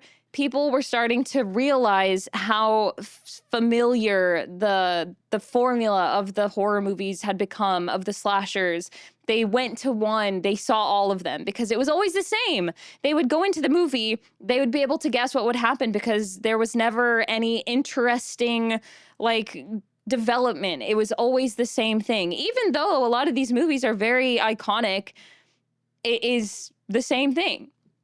Yeah, essentially it's like horror slop. That's what they would have called it if that was the lingo back then. They'd see a new trailer for Friday the 13th part 57. They'd be like, more horror slop. Ugh, gross. Shout out to my guy at work leaving a phone charger. Yay, yippee! Ugh, yeah, more slasher slop. Ugh, gross slasher slop. Are you implying that pursuing formulaic infinite growth is not a successful model? Man, that's crazy. Yeah, sometimes you have to break the boundaries. Sometimes you have to try new things, you know? You need to maybe switch it up a bit. try something new. You never know what's gonna work. It might end up being even better. Did I ever tell you what my favorite kind of pie is? No, you didn't. Friday the 13th, this, Friday the 13th, that. What about Thursday the 12th or Saturday the 14th? Right. What about those ones? Come on. Me? I'm a pie? They didn't call it slop. They outright called it pornography, and I detest that. They did because, I don't know, it was getting a little bit more conservative, I guess, during the time. Yeah, I love experimentation. Nothing wrong with that. The hockey mask industry loved this formula. They really did. Oh, cutie pie. Thank you. You're so sweet. Thank you. Thank you. Oh my goodness. But again, with the genre's like huge success, sequels were popping up in the 80s and early 90s, but that leads us more into the 90s and the self-aware slashers. So this is when things started taking a bit of a turn and audiences started to take notice. They realized that filmmakers stopped giving them the exact same formula over and over, and they were actually trying something new for a change, and that piqued everybody's interest again.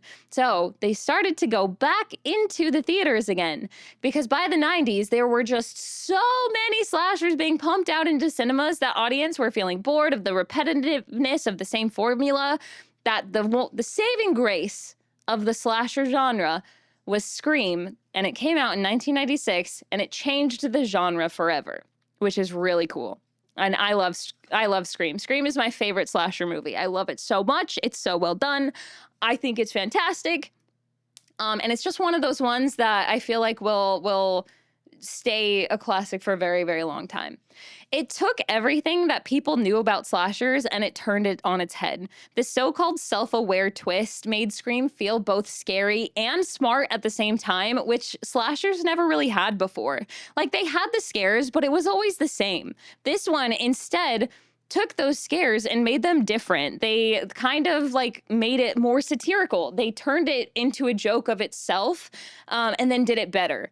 So it was credited as the true birth of meta horror, or a horror movie that knows it's a horror movie. We saw the characters openly talk about the elements of slashers that audience both loved and detested at the same time, and it was groundbreaking for the time. Scream sparked like a whole new wave of like writing in horror films, and that it balanced scares and smart writing together, which is like really cool. And that leads us into modern slashers. So again, Scream was kind of the turning point for slashers, because you could only do so much with the same thing over and over and over again before people just stopped showing up to the cinemas, you know? Yeah, once again, Wes Craven, brilliant mind. So this is when people like filmmakers and people working in the movie industry and in the horror genre as a whole realized that, you know, maybe it was time to actually start delving into something new altogether, really taking the idea of the slasher and adding even more to it. You know, you didn't have to follow a formula anymore, but you still wanted to include certain elements that made it feel like a slasher. It still has, you know, the iconic villain, the idea of cat and mouse, the chase sequences, the final girl, the character tropes, you know, but doing it a little bit differently now. Rip Wesley Jamal Craven. So sad. I know. But we got some incredible things as well. So what a legacy to leave behind, you know? It is quite impressive. So modern slashers, with the slasher genre revitalized and audiences once again excited and interested in the new take of the subgenre, slashers began to evolve even more come the 21st century. It started to break away from the formula altogether, and it branched off into different ideas and molds. And slashers in modern day still hold the elements of the beloved classics, but now with new twists and takes that keep people interested and keep people wanting to come back to see new movies over and over, especially now with super modern movies that it can be really easy to find similar things with how oversaturated the entire genre is. We see even more slasher tropes start to be made in the 2000s, like torture porn became a really popular one in the early 2000s for whatever reason, as made popular by Saw in 2004, and it diverged from classic masked killer stalking teens to emphasize gore and violence, traps, and psychological torture.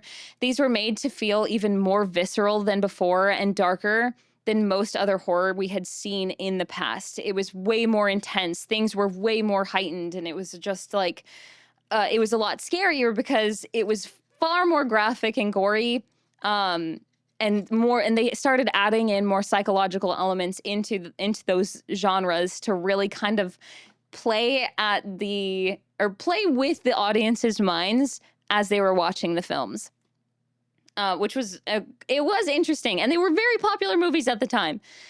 But again, it's interesting how things change and develop as culture changes, as time changes, as things go on. This was a long time ago at this point, you know? The writing of modern slashers kind of changed a lot too, focusing on emotional complexity, exploring deeper themes, and refined the artistry of cinema in horror as well. Because a lot of people used to look at slashers and, again, think that they were lacking artistry, that they weren't very cinematic, that they were kind of boring to watch, versus modern slashers started to add cinematography back into cinema, because that's what it is at the end of the day. And since it was lacking that in a lot of older films, they wanted to include that while still staying true to the slasher trope. And modern slashers, the cool thing that they have is the ability to evoke nostalgia from their audience while also embracing diversity in storytelling, characterization, and thematic exploration.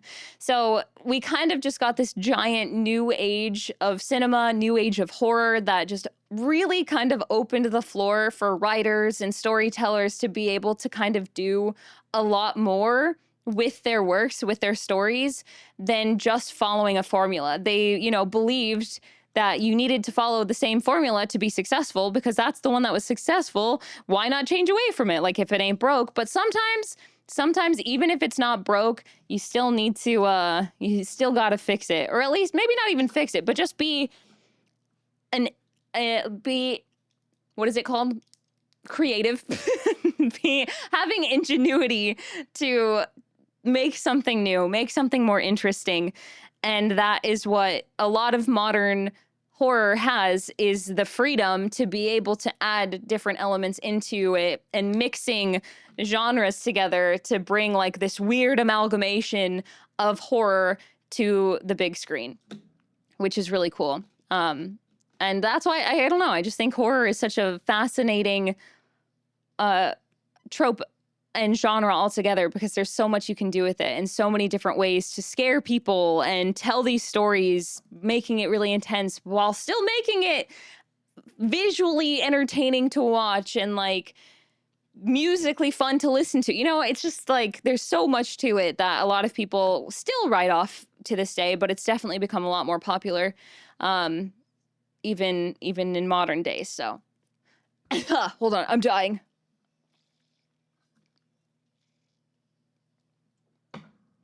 Hi, Zeph. Welcome in. It's good to see you. Hello. How's it going? Please do not die. I not die. I drink water. Thank you for the hydrate. I'm not dying. I'm not. Another. Okay, I take another drink. Thank you. All right. We're getting there, you guys. We're getting there. I'm getting pretty close. Honestly, this is going a lot faster than I thought it would. I'm so glad. I'm so glad. Imagine Farah is in a horror movie. Chat kills her due to forcing her to educate us. No! The worst. Please. You can't die. You're the final girl. Oh my god. You're right. I am literally incapable of dying. I'm the final girl. Thank you, Waffle. Woohoo! Yippee! So now that we're done talking about the eras. No, you guys can't die. No, not allowed. Not allowed. Not allowed, please, and thank you. Edumacation, but fun edumacation, interesting edumacation. Moving past the decades, the Farah era, yes. moving past the decades, I want to talk more about how slashers instill fear in their audience and in their characters and how they kind of reflect each other. And I want to use it from a gender and cultural perspective. I want to kind of tie those two. I want to marry those ideas. I'm probably comic relief. My time is limited anyway. Stop it! No, that's not allowed. Stop talking about it. No, it's not okay. I wish I had like, I should have done like a command where you could roll to see which character trope you were. Next time. I was too busy putting the presentation together. I didn't get to think of all the fun things I could do. But it's fine. It's fine. I'd probably bite it pretty early. No. I'm ethically ambiguous. I'm definitely gonna die. No! Probably even off screen. Stop it! You were too busy doing literally everything this week. It's okay. It's true. It's the busiest week of my life. Note it for Ween. Ooh, that's true. I could do it for Ween. We could do it for Ween. But yeah. So the next topic, I live forever. Heck yeah. Pwah, heck yeah. The next part of my presentation is going to be the concept of fear from a gender and cultural perspective, and especially how it's used in slashers. But I'll get to that later, because first I want to talk about generally what it's like, which I find this very interesting. My phone's gonna die! Uh-oh. I wasn't paying attention. Uh-oh, hold on. I gotta plug in my phone. Is this the right thing? Yes.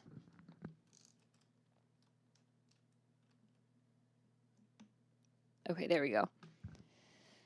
I did it. Good night, Slayton. Get some good rest. Farewell. Don't let the werewolves bite. Good night. Good night. Good night. I know, the real horror. My phone is not a final girl. She is not. I'm in a horror movie. Yeah, the phone was the first to die. My phone was like the comic relief character. My phone was the first to go. No, it's the trope. I always come back. Just gotta give her a little recharge and she's fine. It's okay. I've got her plugged in. So we're good. We're good and we're ready to go. Okay. Yeah, let's talk about fear and gender. Fear and gender. Dingo Panic, thank you so much for the follow. I appreciate it. Welcome to the pack. You're now a lunatic. Welcome in. Ow! Thank you, thank you. I won't let other werewolves bite, only you. Thank you. Phone is more like the villain. They always return. Yeah, oh, that's true. You know what? The phone is the villain. That is, you're not wrong. Okay. It's safe to say that everyone has their own personal threshold of fear when it comes to horror. Not everyone is going to be afraid of the same thing, and different horror movies play into that based on whoever's story they are telling. So depending on who you are watching, depending on who you are that the story is written about, your fear is going to reflect that. The things that scare you are always going to be different depending on the person the story is about, you know? And I think it's a really interesting thing. Just like how everybody here has their own preferences for horror, whether you like it or not, whether you choose to watch any of it or none of it at all. Threshold of Fear is a good title for something if it hasn't been used yet. Ooh, band name. There's a band name, The Threshold of Fear. So from a slasher's perspective, most of the time, the victim is a young woman, of course, with exceptions, especially when it comes to modern slashers. But looking at the traditional formula, the killer is always a man or a man-like entity, and the main victim is usually always a woman. Hi, Nick. Hello. How's it going? Welcome in. Farrah Lunan, The Threshold of Fear. I like that. That's going to be that's going to be my book. That'll be my autobiography. It'll be a horror. But yeah, so fear from a viewer's perspective, looking into American media specifically, as fear usually aligns to culture and upbringing, is going to be different. And I want to do a little bit of a deep dive on that. It's not like super deep, but it is something that I think is quite interesting. I identify as a man-like an entity. Hell yeah, freelancer, man-like entity. I'll keep that in mind. So, men, especially those at the top, to put it gently. To put it gently, we're gonna talk about fear from the perspective of a man, specifically a man who's a little more privileged than others, just a little bit. Hi Jack, welcome in. Thank you so much for the resub. Welcome, welcome. Happy 16 Why months. is your nose in the middle of your face? Because it's the center. Center is so cute. Welcome in. I hope you're doing well, Jack. It's good to see you. Hello. I identify as a lunatic, as you should. There's literally a horror movie called Men. Yeah, exactly. The fact that the flagship slasher, Friday the 13th, didn't create the trope since Mrs. Voorhees kickstarted the franchise is basically kind of surprising. I agree. Also, hi, Raiders. Hello, Cino. Welcome in. Thank you so much for the raid. Welcome in. How's it going? How was your stream? Trick or treat raid. Oh, my goodness. Twickle or tweet. Happy Halloween, everybody. It's Halloween time. Welcome. Hi, Sino. Hi, Sportsgeist. How's it going? Hi, Victor. Hello, everybody. Welcome in. My name is Faraloon. I'm a werewolf VTuber. I'm a variety streamer. And because I'm a werewolf and the full moon was on Friday and it's halfway to Halloween, all of my favorite things, we're doing a special stream celebrating the full moon and halfway to Halloween, doing a presentation. Think of it kind of like a live video essay on slashers as a subgenre of horror and how they have changed the horror genre of media over the past few decades. Welcome in. I hope you had a wonderful stream. Cino, how was it? What were you up to? What were you doing? Thank you guys for being here. Thank you for the raid. I appreciate you. I hope you're having a fun Halloween half full kind of stream. Thank you so much. It's been so much fun. I've been enjoying it. I hope everybody else has been enjoying it too. I hope so. But Cino, if you need to raid and run, I totally understand. If you need food, water, or rest, please take care of yourself. I know what it's like after a stream and you deserve some good rest. But of course, if you would like to stick around, I would love to have you. Thank you so much for the raid. I came from a raid. Cool, you doing this. Funny content. Oh, thank you, Dingo. I appreciate you. Thanks for the first time chat. And thank you so much for the follow. I appreciate you. I hope you've been enjoying it. Oops, I'm getting bigger. Oh, baby. This was a main character and a female killer. It's a 50-50 on whether the guy will be scared or scaroused. Yeah, and that's the problem. Men. Tweet, princess. Thank you for the hydrate, King Prawn. Thank you so much. Yeah, hope you aren't too hungry. We only have half a ween left. Half a ween? What the fuck, dude? Give me back the rest. No, you can't have it. Not for another 6 months. Halfway to ween sounds like a 30 Seconds to Mars cover band. No, damn it. No, please. I've been thoroughly entertained and educated. I'm so glad. Thank you. I'm glad. It's been great. Yay! I just thought of the best thing. Oh, thank you for the haircut, Raven. Best thing that could have happened for the stream, Gooby with a knife with the glowy eyes. Spooky Gooby. Spooky Goob. I was just goofing around with some Pokemon fusions for a Sunday goof off after drawing a Golden Week doodle. Wait, that's awesome! Oh my gosh, what was your best fusion that you made today, Cino? And what was the subject of your Golden Week? I love this is Golden Week, right? Technically the first week of May. Is that right? To be fair, men is usually the problem in some way. Yeah, well, yeah, sometimes. Welcome back, Corduroy. Welcome. I've returned once more. Good to see you again. As a man, a black man, we usually die first in horror movies. And I don't like that. I don't like that. Sorry about the hard to read part. Phone autocorrected. No worries, Slayton. That is okay. No worries at all. Dratini and Mareep is so cute. Blue fluffy sheep. Wait, that sounds so adorable. I love both of those Pokemon so much. I can only imagine how cute their fusion would be. Oh my gosh. But thank you so much for the raid, Cino. I really appreciate you. And I'm glad that you had a good stream. You deserve a good stream and a good time. Have I told you how scary and uncanny your smile is with the toggle? Thank you. I'm glad. That's the point. That's what I wanted it to be. I don't know anything about Golden Week, but the art trend seemed like a gold bikini art, so I made one. You made one for dragon fruit. Oh my gosh. I can't wait to see it. I love that. That's so exciting. Oh my gosh. I freaking love that. Also, if anybody here does not know Sino is an incredible artist, and just really wonderful. And I love going to Sino streams and just like vibing and hanging out because the vibes are just so perfect for that. So highly recommend. Please give Sino some love and support. He deserves it. Yeah, you get the point I'm trying to pinpoint. Yes. Golden Week is my favorite Uma Musume. Yes! Oh my god, did you guys see that the first woman trainer won the Golden Derby, the Kentucky Derby? That's so cool. Ladies, heck yeah, ladies. I was gonna say bizarre, but I didn't know if it was too mean, but it really scares me. No, it's okay. I'm glad. I'm meant to be horrific. I've been mostly tabbed out, but something for future reference, something about this text plus the background makes it very hard for me to read. Gotcha. Sounds good. Yeah, she won. I'm off to bed. Good night, Southern gentlemen. Get some good rest. Farewell. Don't let the werewolves bite. Good night. I know, historical Kentucky Derby moment. It's so awesome. I'm so glad. Classic VTuber not putting woman W's on my timeline. I know. What the hell? You can do normal eyes with wolf mouth. Yes, I can. I'll DM it to you in case you want to see. I would love to. Yes, please. And get some good food, Sino. Thank you so much for the lurk. I appreciate it. Goodbye. Thank you. Thank you for lurking. I always wondered why women wouldn't have an advantage in horse racing. They're lighter and better at training. I know, right?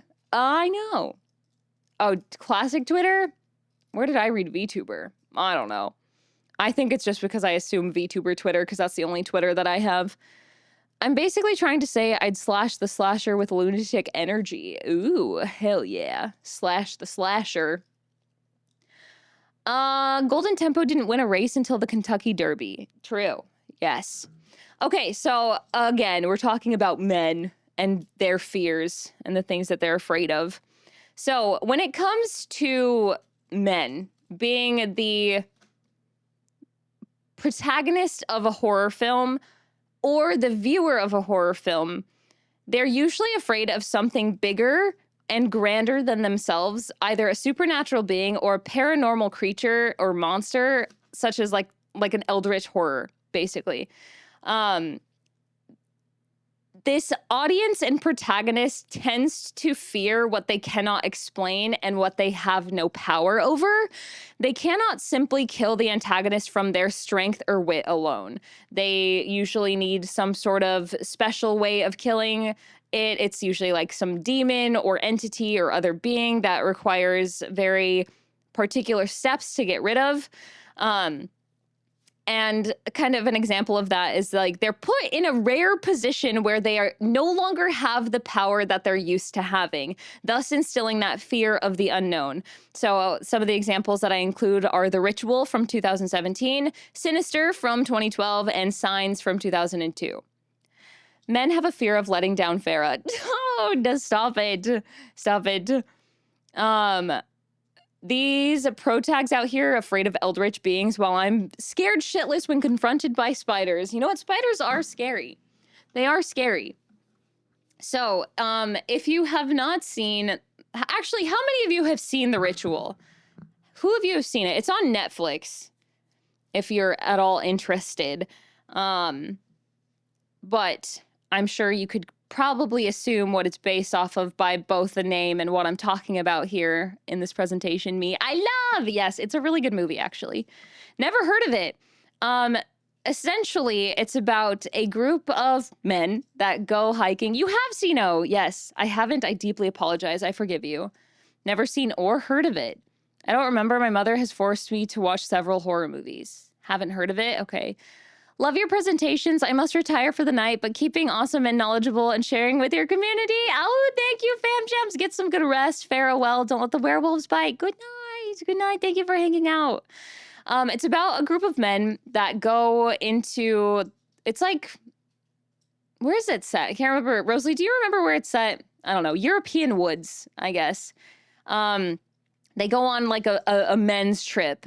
out into the woods hiking, and then this like eldritch creature starts kind of like presenting itself and stalking them and picking them off, and like Sweden maybe, yeah, somewhere in Europe.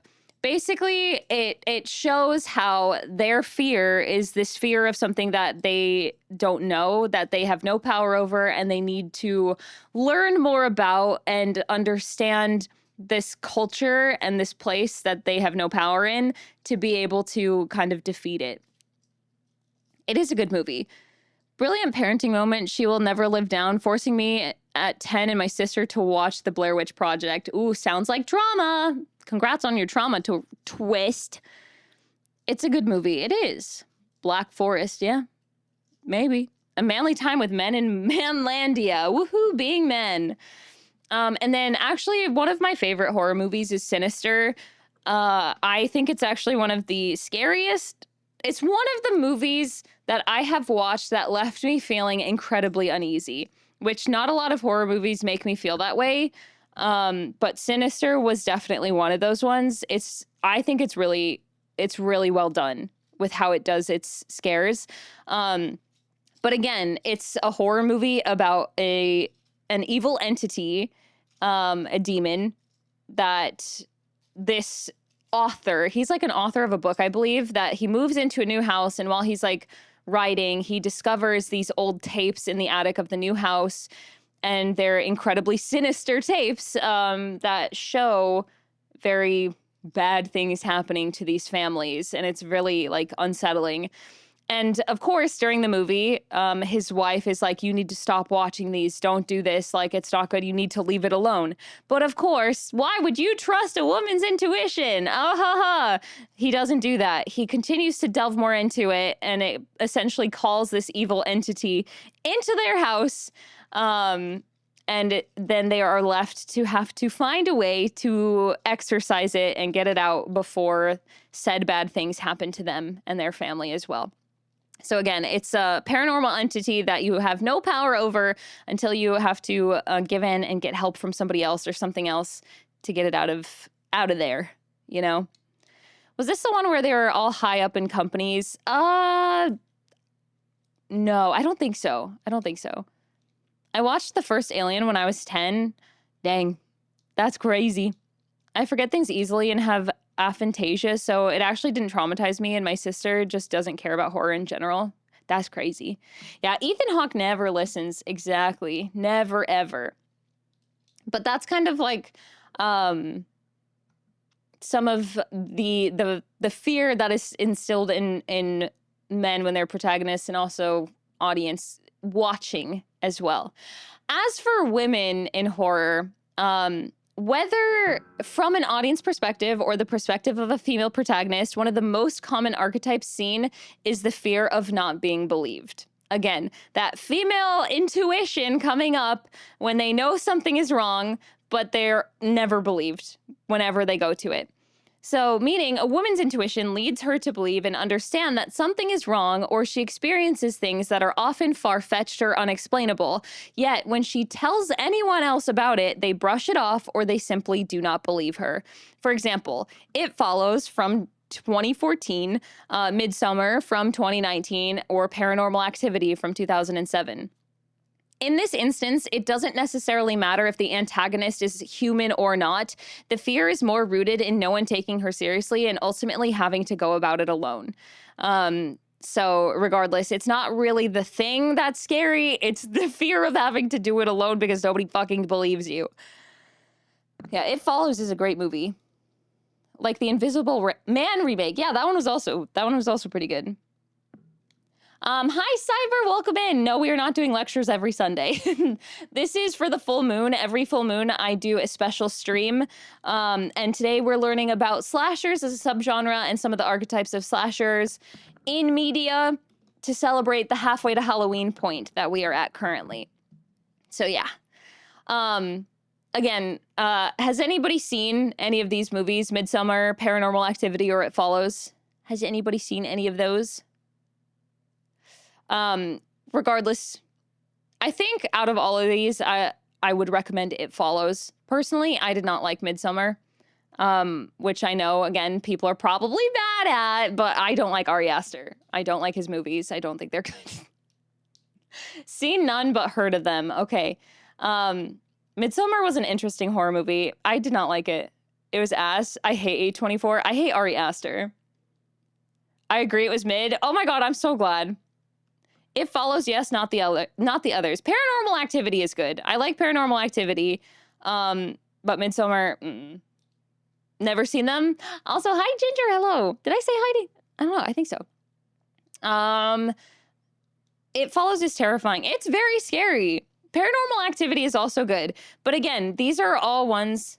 Midsommar is odd to say the least. I'm neutral on it. It's not for me.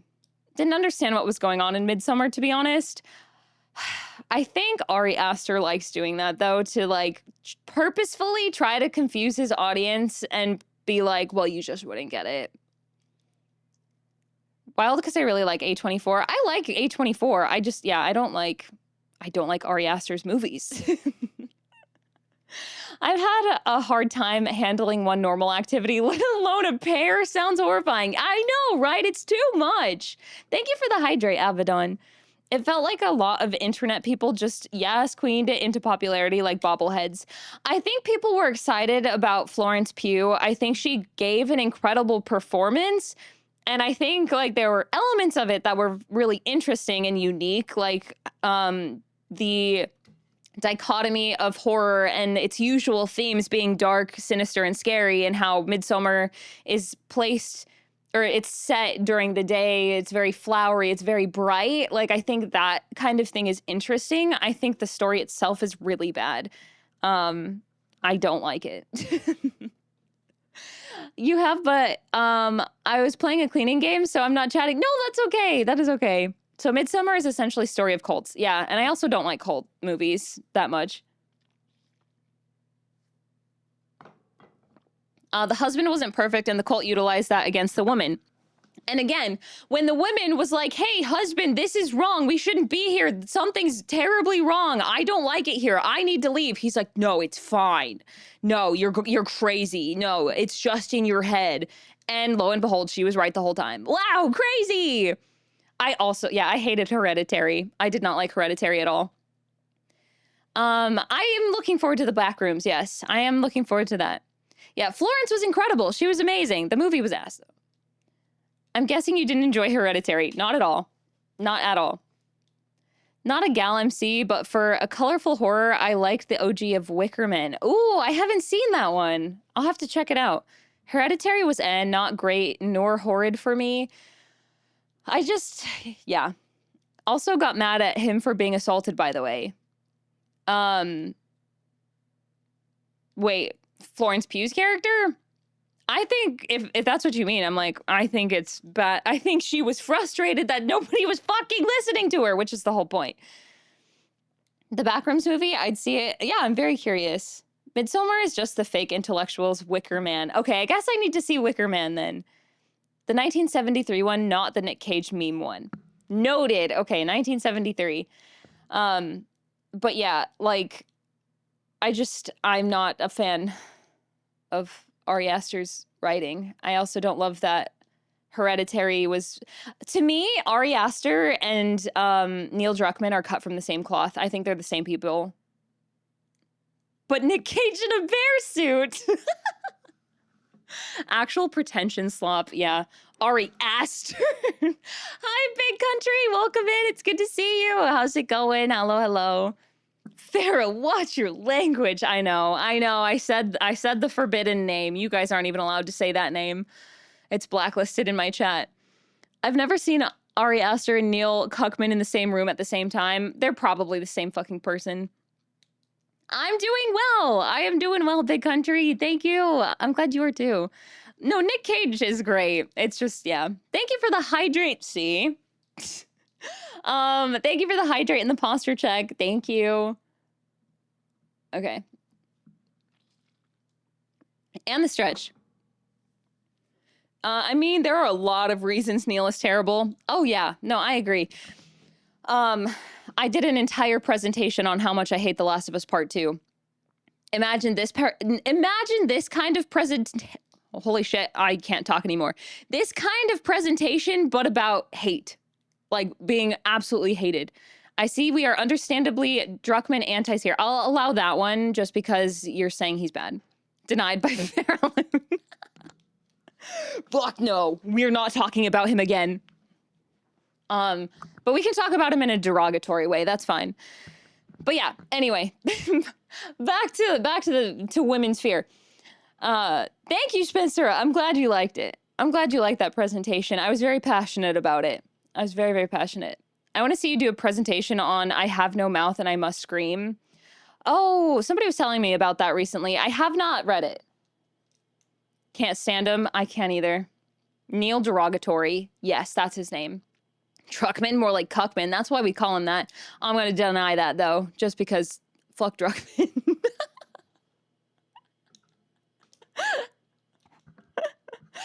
Okay, anyway, It Follows is kind of the same thing. If you have not seen It Follows, essentially, it is a paranormal type movie where the main character, it's symbolizing the personification of like STIs.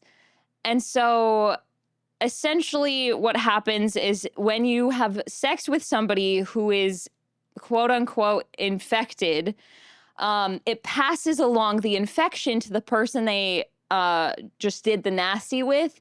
And that infection is a physical embodiment of a paranormal entity that hunts them down. And the only way it stops is if they pass it on to another person. However, it's a chain. So if it kills somebody, it goes on to hunt the previous person again. And the only people that can see it are the people who had it. It's a very, very interesting movie and a really interesting, unique concept. But the problem is again, the main character is like, she tells people that like something's following her and it's trying to kill her and nobody believes her. And then they like do this shit and they tie her to a chair while this thing is actively trying to hunt her. And she's like, I need to get out of here. I'm going to die if it doesn't. Just going to clear my queue. It's getting a little full. No worries. No worries. Hi, Captain. Welcome in. It's good to see you. Hello. Just say no to unsay so. Exactly. What is more interesting, people not affected by it can still interact with it. And it can interact with them, too. It's just invisible. Her friends were able to slow down the creature. Yes. Yes, exactly.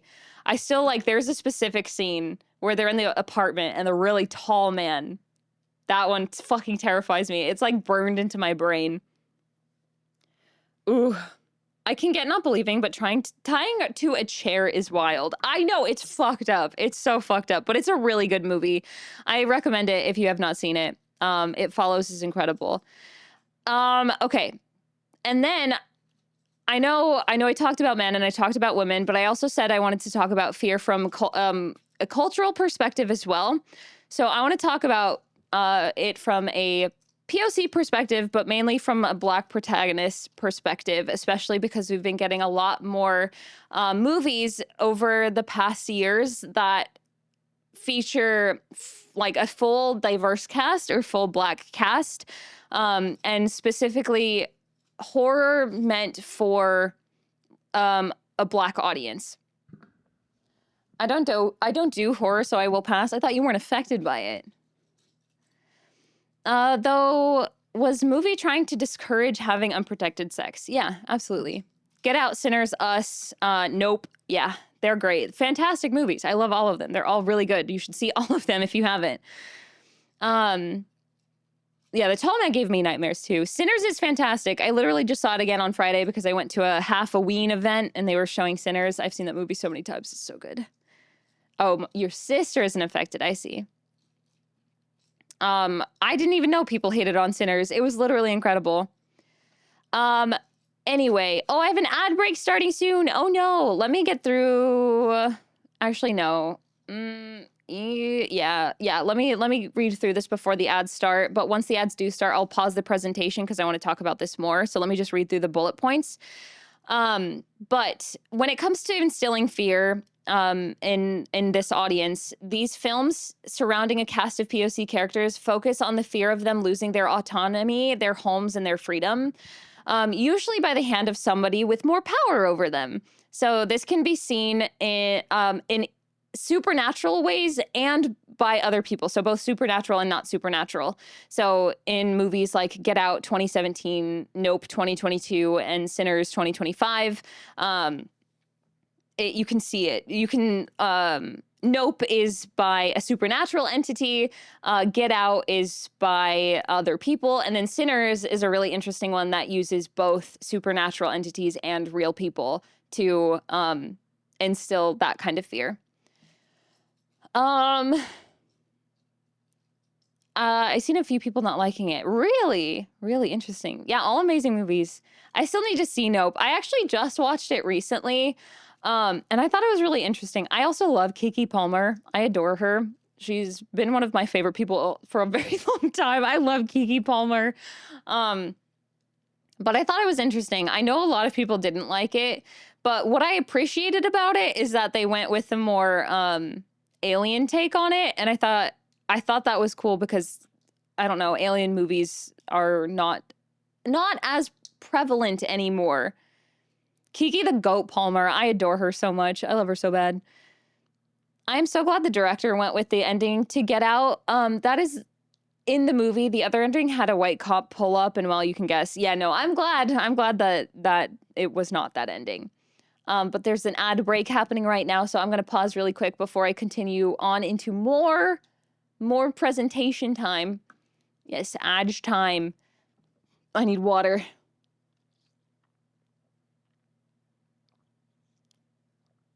Ads. I know them stinky ads. Thank you for the hydrate. I will hydrate again. Was just redeeming. Thank you. I appreciate it. Hold on, I'm gonna say it in the chat. Thank you for the posture check, Sushi. Thank you. I am pausing presentation for ads. Don't worry. There we go. Do not fear, my little lunatics. I am pausing the presentation. Do not worry at all. Gog. I don't gotta piss this time. I don't gotta piss right now. Do not worry. No piss from me. Not this time. I need to see a lot of these. Sinners looks good. Get Out and Nope, Us, and a few others looked good. Just didn't find time at the time. I highly recommend them. Whenever you do find time, Cyber, they are worth it. I think they're all worth it. Gog. I know, Gog. Happy to see Irish stuff in Sinners. Sinners was really good. Yeah, it was really cool playing into the like Irish folklore. I felt like the time period was also a really interesting one to choose, especially in terms of like horror and black horror. Anyone needs to Gog chat, go Gog right now. I love Sinners. I've seen it so much. The soundtrack is so incredible. I think the Sinners soundtrack was my most listened to soundtrack last year. Most listened to album. Home, great producer. You have a good taste, Vera. Oh, thank you. Great music taste. Thank you so much. Yes, I love this one. Nope can be a bit hard to fully watch since I feel it is a bit slower. It's definitely a slow burn. It is a slow burn, but I liked it. I thought it was well done. I thought it was good. Again, I'm going to talk about it a little bit more when the ads are over, but do you have any examples you like of slasher-esque villains appearing in non-slasher movies? Ooh, non-slasher movies, but slasher-like villains. That's a good question. That's a really good question. I'll have to think about that. Let me think on it for a second. Gotta rewatch Sinners when Halloween comes around. Yes! Oh my gosh. Oh, it's so good. It's so good. Up in the stream, straight gogging it, and by it, let's just say, you can guess. Welcome back from the ads, everybody. Thank you so much for sitting through those. I appreciate that. Thank you. Welcome back. It is more horror of the unknown rather than horror of typical horror. And I like that. I enjoy that. I thought it was fun. I'd love to hear your thoughts on Nope. I don't mind spoilers. Okay, yeah. I will talk about Nope. There's a Friday the 13th crossover with aliens. Is there really? Wait, I didn't know that. Hi, Koga. Welcome in. How's it going? Hello, hello. You know what's a real horror movie? A Bug's Life, when Kevin Spacey grabs the small child ant. It is kind of a horror movie. But I love horror. It's really good. It's a fun genre. It is hard to talk about Nope without spoilers. It is, because I feel like the big twist is very, like, I mean, it is like the twist is the spoiler, but it's what it's about. I like Irish horror movies and other history-related stuff.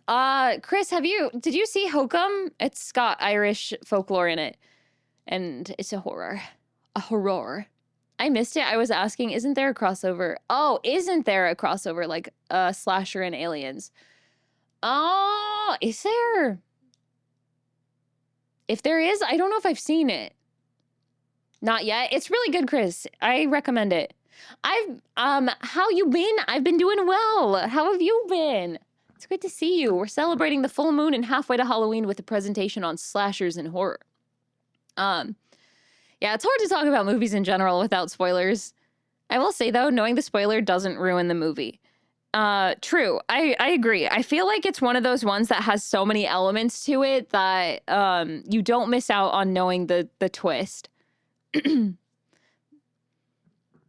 I didn't hate Nope. I think out of the other movies, oh god, I'm blanking on the director's name.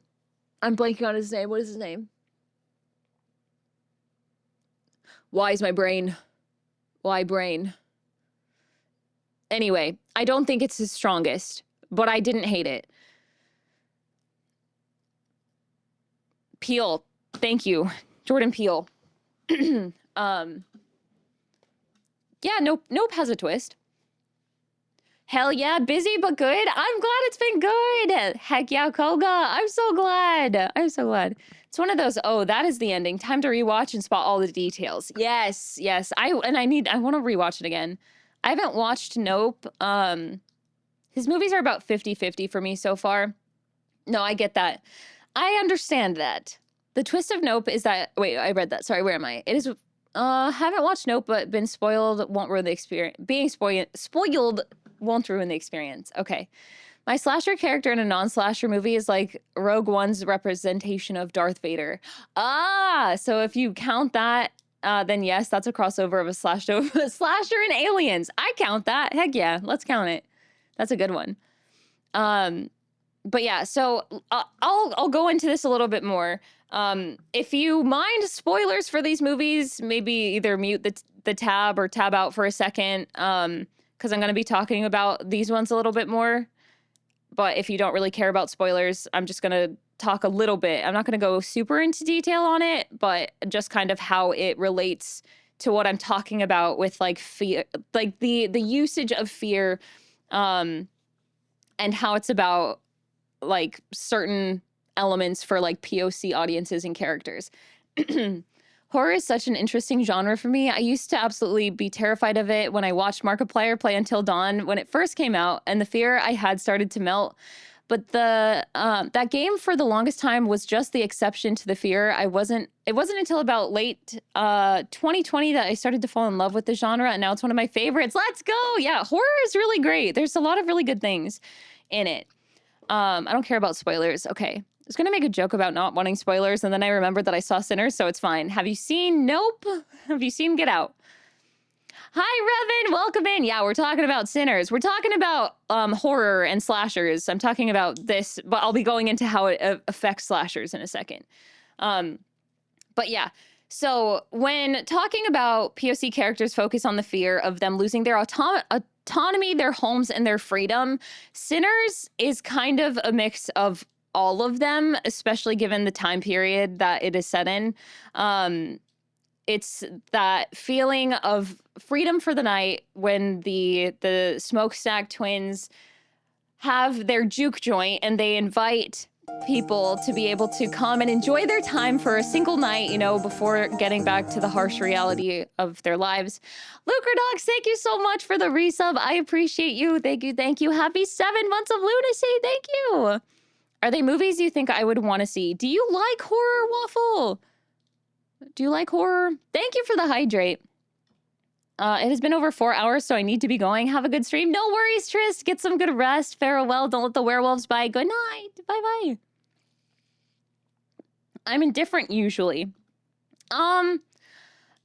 As far as Sinners, I don't think what I'm going to be talking about will spoil too much. As far as Nope, I don't know if it's one you would like. Yeah, Sinners is definitely worth the watch, but what I'm talking about won't spoil it. So with Sinners, it's a really interesting one. The way Ryan Coogler does it, he uses both supernatural elements and realistic elements to incite that fear, because like Sinners at the end of the day is made to be a horror film. So there's the fear that, you know, the Smokestack twins bought this place to host the juke joint from the fucking guy that runs the KKK. So obviously the fear of the white man taking their autonomy and their freedom. So this one night is the night that they're able to just like get away from everything and be able to enjoy their time, enjoy their music, just party, drink, you know, get away from it all without thinking about the white man, and them being stripped of their autonomy and their freedom and their fucking homes, all of it. It's like everything in Sinners piled into one. And then on top of that, not only do they have to worry about that, but then they have to worry about fucking vampires too. So it's like at day they can't enjoy their lives because they are in the fields, and then at night they can't enjoy their time because the fucking vampires are coming and trying to kill them. Well, not kill them, but convert them all, and rip away their freedom in that sense. Because the way that the vampires work in Sinners and in as part of the Irish folklore as well is that they're like a hive mind. So they don't have their autonomy anymore. They don't have their freedom. They're all connected. So it's all just like one person. And it's really like being controlled by the main one, which is the Irish vampire Remick. So that's kind of how that plays a part in Sinners. And then when you get to Nope, it's more so the focus of the loss of their home, and that fear, like losing their land, losing their home. So Nope is actually an alien movie. It's about a brother and a sister who are living on this like giant kind of farmland, and there's like this weird happenstance that occurs where like their radios kind of go out. Like the main character kind of sees like the sky warping and moving at times, and it's very bizarre. And it turns out there's actually an alien-like being that lives in like the sky above that farmland. Like it believes that area to be its home. And it ends up like feeding off of their like livestock and the like other parts of their land. And then there's like another farm that's down the road a ways that's owned by Stephen Yeun's character. And he actually is aware of the alien, and he is the one that's kind of like feeding it and doing all of that and keeping it around to use it as an attraction for people to come to their land so he can make money off of it, which was really weird. You didn't know he was in it? Yeah. Yeah. Well, yeah, it's invisible because it's like using alien technology. What's Viltrum? Dude, just hang some garlic from the ceiling or some shit. It's really not that big of a deal. But it is, though, because garlic doesn't really just stop them. It just, like, it burns them. It annoys them. But, like, it's not going to kill them, you know? Don't forget about the monkey that killed nearly a dozen humans in front of him as a kid. Oh, yeah, that's right. Stephen Yeun was, like, traumatized as a child because he was on TV. He was in like, a sitcom that had a chimpanzee for whatever fucking reason. Never trust monkeys. They're always scary. Like monkey, chimpanzee, orangutans, they're terrifying. I don't know why you would have one. Anyway, the monkey went crazy and killed everybody. Crazy, quote unquote. Killed everybody except for Stephen Yeun's character as a kid. Yeah, the Steven universe. But essentially the whole point of the movie is about the two main characters trying to protect their home from being like destroyed and taken from this alien that lives in the sky. It sounds so dumb saying it. Like the premise of it sounds so stupid when you like hear it, but like I don't know. I thought it was like interesting because it wasn't something that you normally see. I think it's worth a watch. It's a very tough premise to explain. But I think alien premises in general are always going to be weird and sound kind of dumb to explain because aliens are hard to explain. It's such a visual medium to be able to really see and like picture it, especially because Nope is a very colorful movie. It's a very like bright film. It plays a lot on those elements. So I think it's worth just taking a watch. You probably won't like it, or you might like it. I don't know, depending on how you feel about alien movies. But I think like it being an alien movie is really interesting. Someone talked about how vampires lie about garlic working because garlic is said to help make blood flow better. Yeah, I don't remember where the garlic rumor started, but I don't think it's really much of a thing for vampires. So aliens are scary. They are very scary. Imagine being grabbed and taken away. It's terrifying. Being abducted by aliens is scary. They want to take a picture of the alien to make money to save the farm. Yeah, basically, yeah. At least Steven Yeun's character does, but like the other characters, they're like, fucking no, like just get it out. I don't want it here. Just we need to get rid of this thing because it's threatening our home. Possibly also started to sell more garlic due to garlic surplus. That could be it. Oh, keep the vampires out. You need garlic.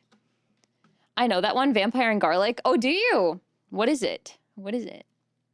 But yeah, so that's kind of like how at least these two movies play into those tropes of fear. I kind of went off on tangents on those, but that's because I thought that they're very interesting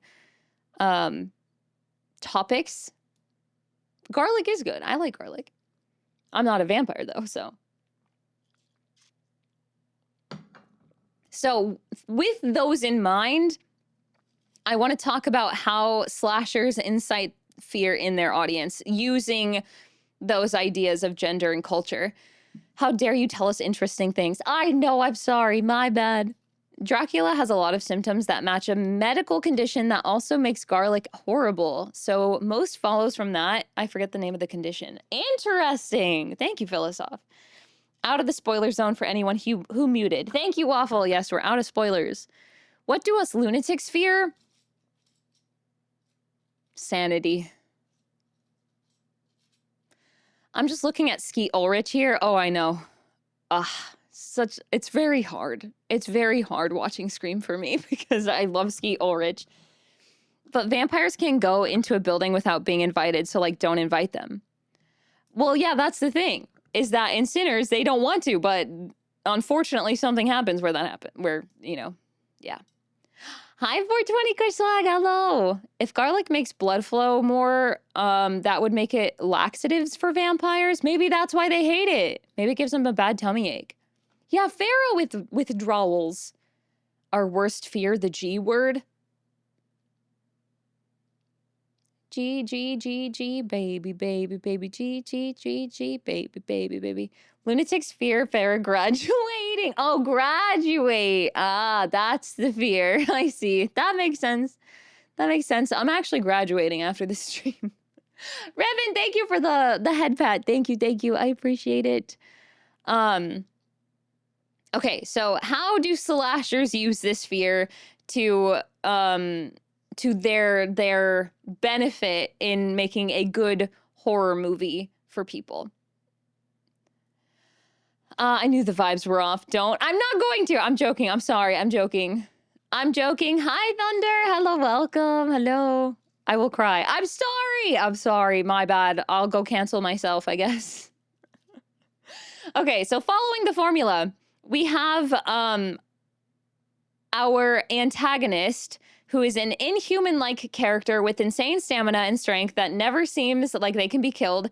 And that plays into the fear of men and their power and their inability to take action. So when they're faced against this like insane killer that can't be killed, they are like, well, my power is useless here. I'm like, what am I to do? I can't use the thing that I have that gets me out of these situations. So they're left feeling helpless, you know? Left feeling helpless and useless in a slasher setting. So for the protagonist, who is usually a female, in slashers, she tends to know something is wrong and maybe even witnesses an early attack herself, but it almost never is believed by anybody until the end of the movie or during the final fight when other people actually witness it. They usually brush her off and they're like, oh, no, you're a woman, you're crazy or whatever. I don't know, it's probably PMS or something, you know? And then they're like, ugh. This woman's being crazy. A killer? Yeah, nobody's gonna kill her. Dumb. So that's how that plays on that fear of not being believed as a woman.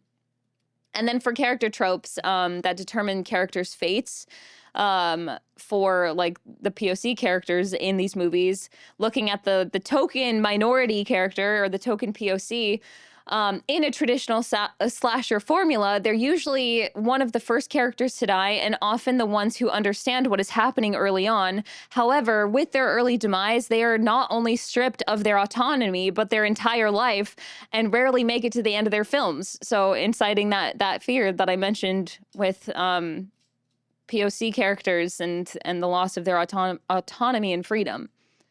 PMS is famous for making women hallucinate murders. I know, right? Isn't that crazy? Ugh, unbelievable. Menstruation, am I right? They even put men in the name. But yeah, so I think that's a really interesting piece of the horror medium and just looking at fear as a concept and how it's used to drive characters and push them through their narratives. I think it's really fascinating. I'm on my cycle right now. My blood moon started. I'm gonna die. Ugh, women can never trust them except all the time because they're always right. It's not called women's intuition for nothing. Hi, Joe. Welcome in. I hope you're doing well. Welcome. Hello. We're in the home stretch. Oh, we are in the home stretch. My lovely lunatics, we are almost done. Can I get a yip-e? Pre-murder-stration? Thank you for the good girl. Thank you, Freelancer. I appreciate it. Thank you. Wrap us up, baby. Oh, I'm gonna wrap us up. Yip-e, exactly. Thank you for the head pat.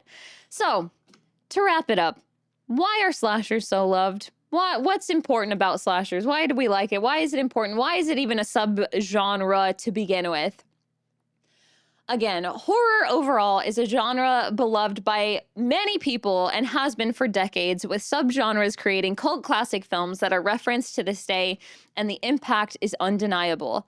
Slashers are by far the most recognizable branch of horror, with horror icons that everyone knows, like the ones I went over. Like when you think about horror, even when you do a Google search of horror, when you look up some of these iconic villains, the ones that always pop up are the ones from slasher movies, you know? So they left such a impact on cinema and on pop culture that it's like, those are the ones that people think about when they think horror, you know? They've got iconic designs. They're known for being these like insane killers. Though they are often overlooked and brushed off as lacking artistry, that campy aspect is what is so loved. People enjoy the borderline comedy of it while still feeling anticipation and build up as we follow the main character and root for their victory throughout the end of the movie, or through it to the end of the movie. Slasher, I hardly know her. So by combining a crazed killer, an adored final girl, and a revenge-driven backstory for the antagonist, it makes for quite the enjoyable time. So I feel like that's what there is to say. And that's all there is to say about that.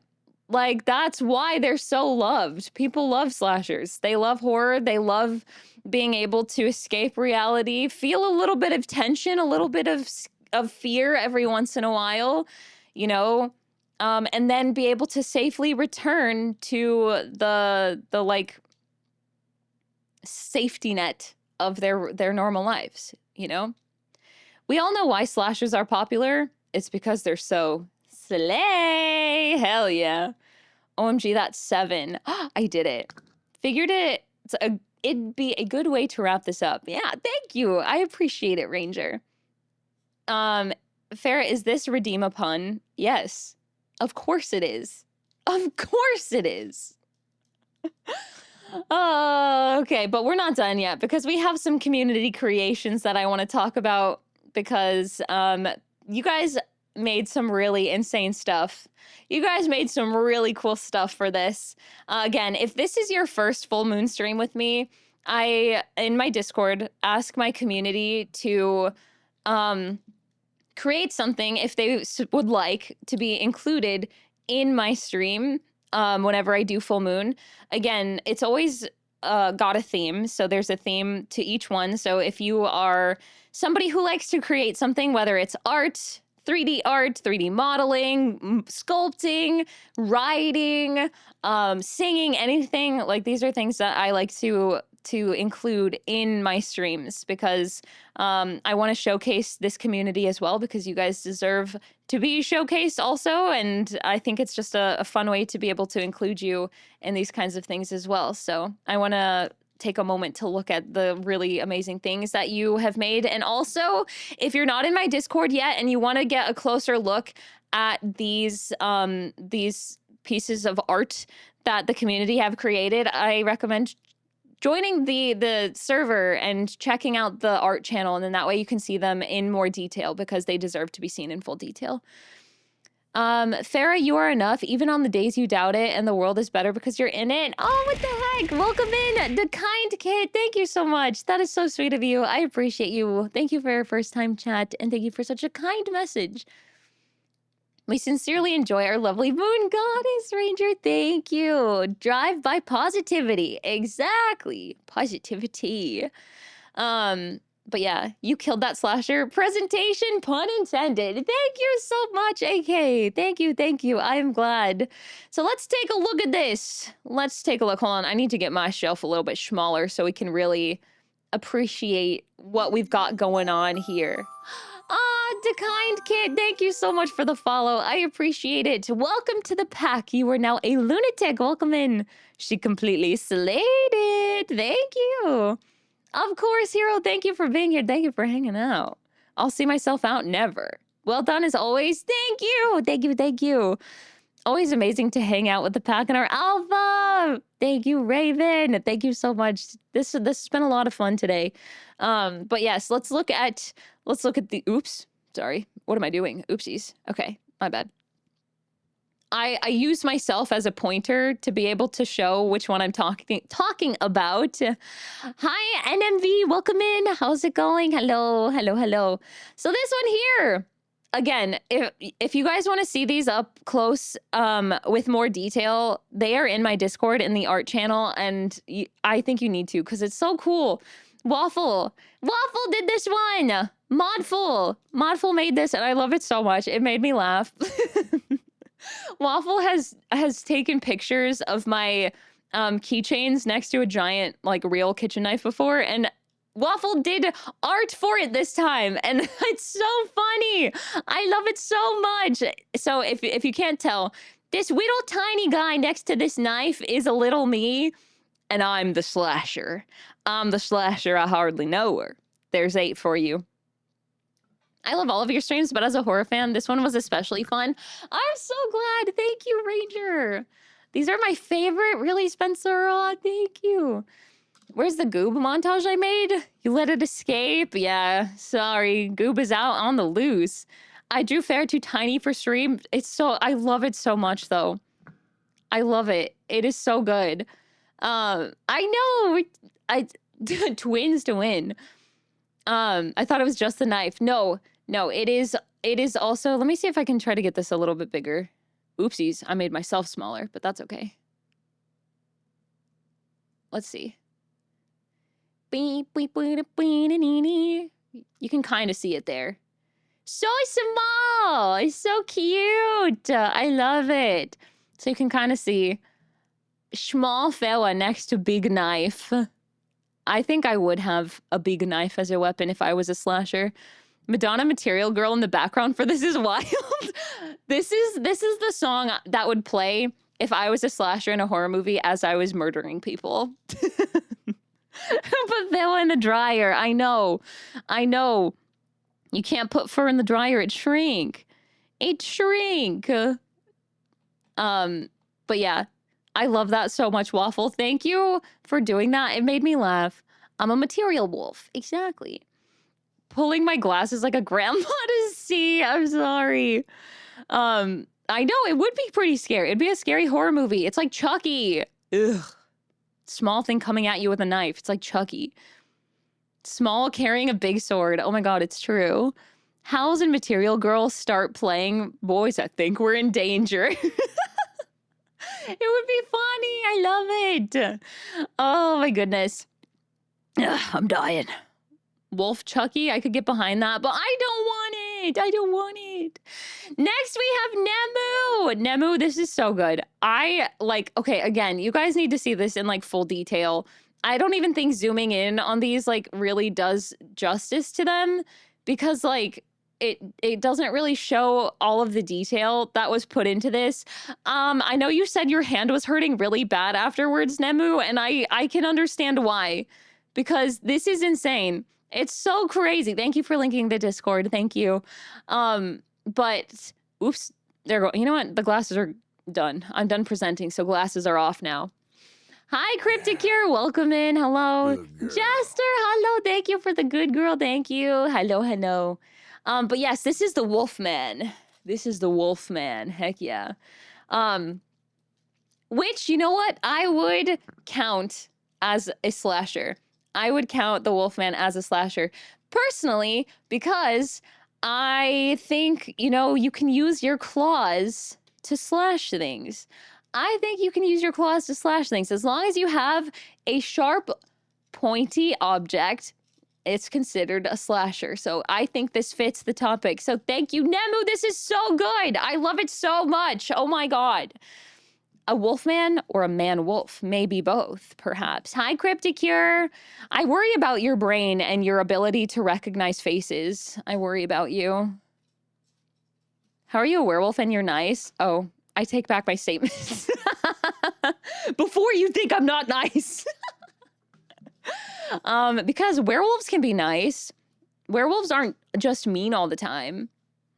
Besides, without the horror films of the golden age, slashers would not exist. Exactly. You need the golden age of horror to be able to have the slasher. So the Wolfman is 100%. Can they? Yes. They're just misunderstood. They're misunderstood. Farrah's lovely. How dare. Thank you, Ranger. You're so sweet. Farrah, you're too sassy to put an elbow down.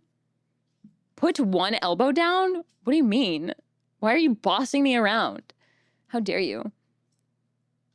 Okay. Kill without question? Well, don't tempt me. Don't tempt me. Okay. Next, we go down here. We have Vader.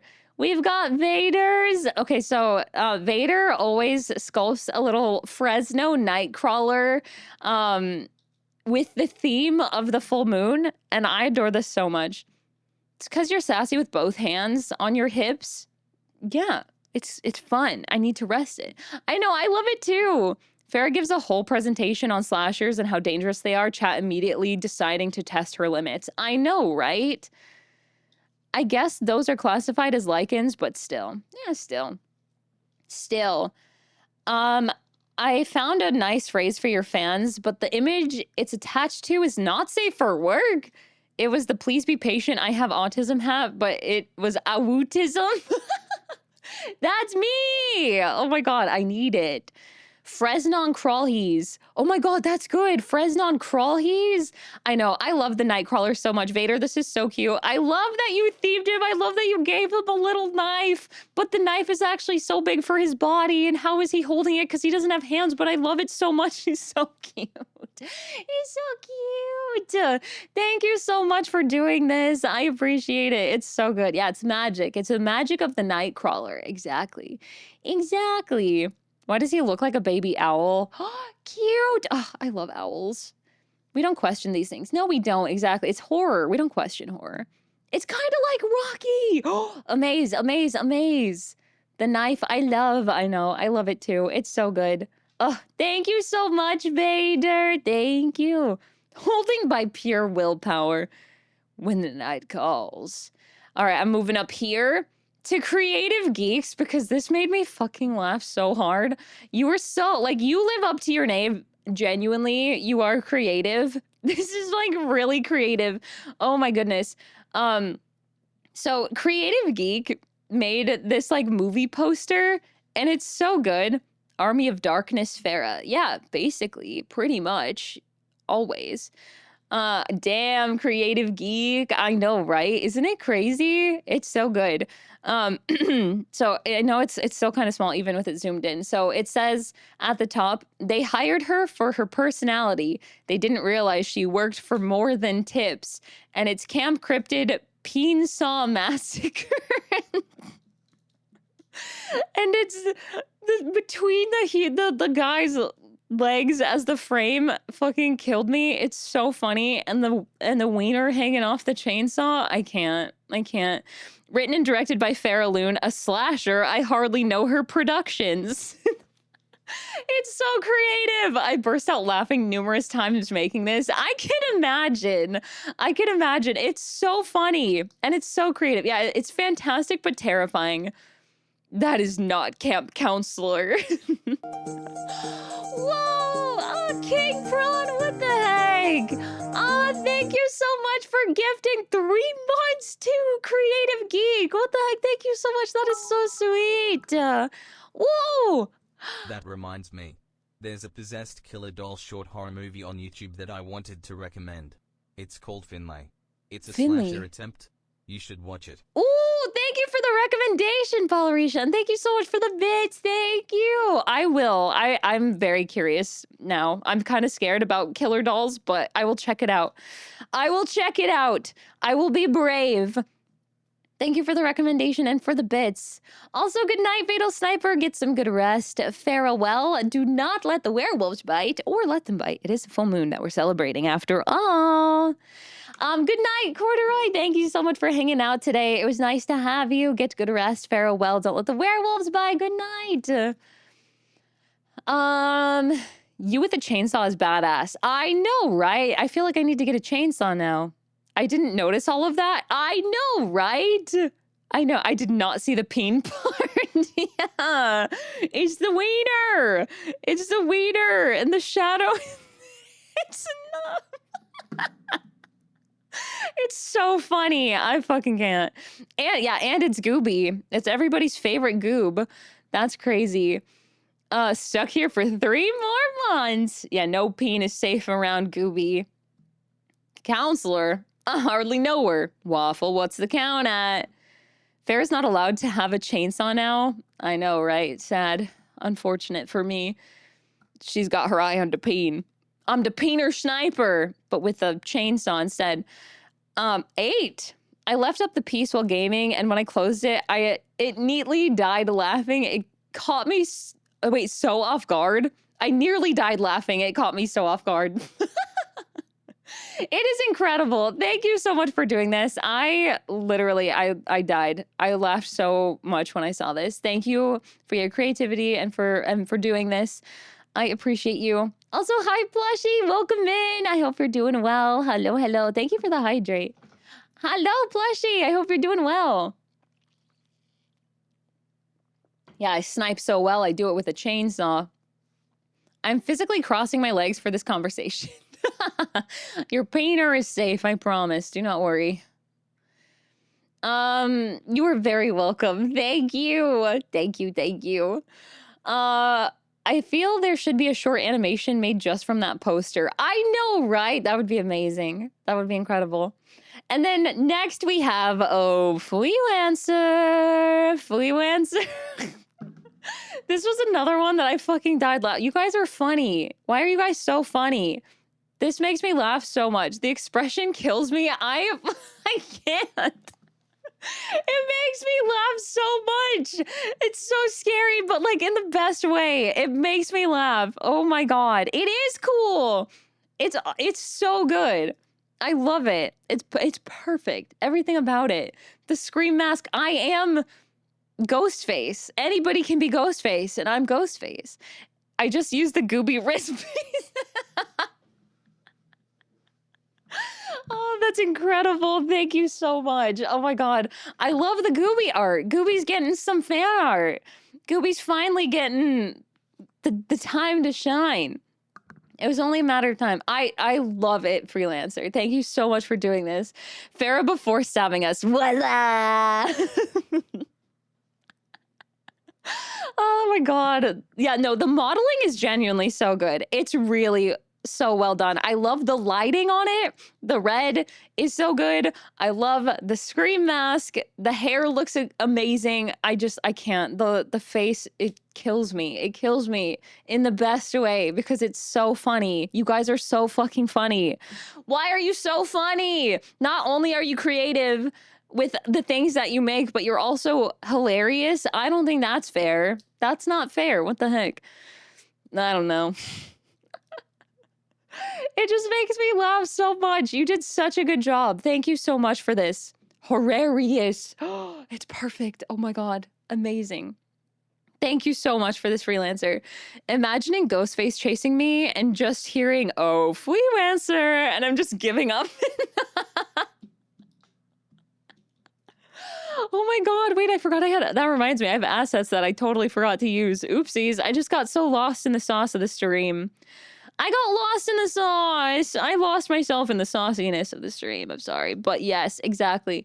Thank you for the hype trade. Thank you so much. Valid. You wouldn't even try after you heard, oh, Freelancer. You wouldn't even give it a little bit of a try? Really? Not any? Look at this. I forgot about these. Wow, big. I forgot. Look how cute that is. I could have had this on the whole time and I forgot about it. I forgot. Lots of laughter over this art. I know, right? I love it so much. It makes me giggle. That's cute, but he kills people. He kills people. Restart stream. Go to slide. We're doing it all. You know what? It actually is going to be an 8-hour stream. We're starting over. As soon as I know Gooby is behind that mask, my goose is cooked. No, Freelancer! No, please! Not like this! Please, no! Oh my god. I love this so much. I love the lunatics, man. The lunatics are so great. Hold on, I need to make this one a bit smaller. You have a Ghostface plushie! Oh my gosh. I'm so jealous. I want a Ghostface plushie. Okay, we have Ethrian. Ethrian, I'm gonna show this one first because this one was done for Camp Cryptid, or it was done last summer, I think, for Slasher Summer. Yeah, you can't escape the goob ever. Never, ever. If the goob is hunting you, you're done for. No! If you ever plan to do something like this again, I would love a slideshow of comparing old horror to modern horror. Ooh, that would be fun. I could do another horror one. I love horror, so I could do presentations like this. Thank you for the hydrate.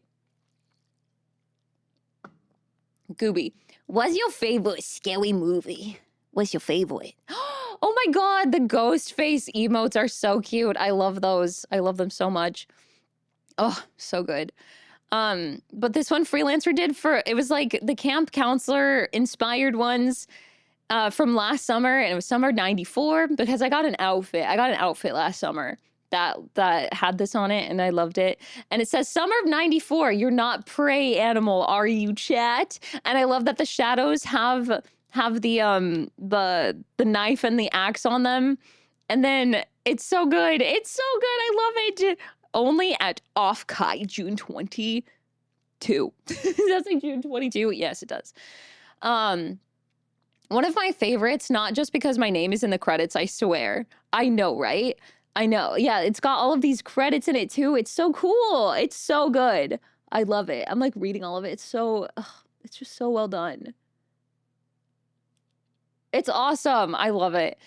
I love the shadow change on this one. Me too. It looks so good. And dolphin shorts. We love dolphin shorts. Goob saying, what's up? I'm pretty sure I did a Goob what's up at some point. I'm pretty sure. And then this one Ethrian did for this stream, and this also made me laugh so much. It says America's next top slasher, and it's me. I'm the slasher. I'm up on stage, and then we've got the classic slasher villains at the bottom. We have Ghostface saying great mask, Freddy Krueger saying amazing claws, and then we have Jason's mom. I can't remember her name. Sorry. Where she says, you're a camp counselor? And then Jason saying, Mom, please, not in front of the others. It's so good. I love it so much. I know the judging commentary is really well done. I love it. Pamela, thank you. Mrs. Voorhees. Yeah, we'll just go Mrs. Voorhees. Too bad I hardly know you. Damn it. The poster. What was that? What do you mean? Ethrian did crush it. I love it so much. It makes me laugh. And it makes me so happy because technically, I mean, if we really look at it, I mean, come on. If we think about it. Hold on, let me think about it for a second, but let me first, where is this? I need to make this easier. All the leaves are brown. I need to make this that size. There we go. But yeah, if you are not in my Discord, you guys should join the Discord, and then you can see all of these artworks in higher resolution, the way that they should be seen, because they deserve it so much. Thank you guys so much for submitting these. I love them. They are my favorite thing ever. Hi, Orga. It's good to see you. Welcome in. Looking so hot. Oh, baby. Thank you. We love the full moon. We love what it does. I hope you're doing well. I'm good. Hottie, stop. I'm shy. Pretty lady. Call me Hot Deck. I'm doing well. I hope you are too. It's so good to see you. Hello. Farah would dominate the kill count. Too many victims would just submit. Yes, as it should be. But seriously, you guys are so insanely creative and talented. Sorry, I need to not cover this. Thank you for the hydrate. And thank you so much for the submissions and for taking the time to create all of this for the full moon stream. It makes my heart so happy. You guys are so cool. I love it so much. Thank you for being amazing and wonderful. Hydrate time. I need to hydrate. Okay, I'm gonna take us over to the chatting screen, because guess what? The presentation, I finished it. I did it. Woohoo! I did it. I finished my presentation. Oopsies. That's not the background I want. That's not my background. I mean, technically it is, but I want this one. I want this one because it's halfway to Halloween. We're celebrating halfway. We're almost there to Halloween, baby. And I wanna put this back on. I wanna do this because I feel like I want your opinion, chat. It was so amazing. Thank you. I know I underestimated it. Which is good. That's good. Does this part loop into fantasizing serial killers? No, we're not gonna do that. We're not gonna do that. Thank you for hosting another really fun full moon stream. Yes, of course. Thank you. Thank you for being here. It's one of my favorite things we do as a community. Me too. I always look forward to it. Thank you, Farah, for treating us. You spent your entire weekend for us. Well, I wanted to. I thought it would be fun, and I'm glad you guys liked it. I'm just glad you liked it. Thank you for a wonderful stream. Thank you for being here. What the heck? If you're positioned just right, you get the moon halo, which is tight. It's kind of like reminiscent of Goddess Farah, right? A little bit. That's a cool little contradicting shot right there. Yeah. Bear got evicted from the graveyard to the forest. I did. Well, I'm in the graveyard now. But technically, wouldn't you guys say that I meet the qualifications to become a slasher? Do you think that I could be America's next top slasher, America's most beloved slasher icon? Listen, there's not a lot of lady slashers out there, and I want to be an iconic lady slasher. I really enjoyed this full moon stream tonight. Thank you for the stream tonight, Loon. I learned a lot more about slashers. Thank you so much for being here, Sushi. It meant a lot. I'm glad that you enjoyed it. Thank you, thank you. They're just creating cinema in front of our eyes. What? Thank you. You meet them? Yes, definitely. Oh, 9. Gotta compete for the title at the next Camp Cryptid. Yeah, because I mean, I have my claws, right? Which my claws could be my weapons, like Freddy Krueger. It's like how Ethrian had in his art, right? I've got my mask.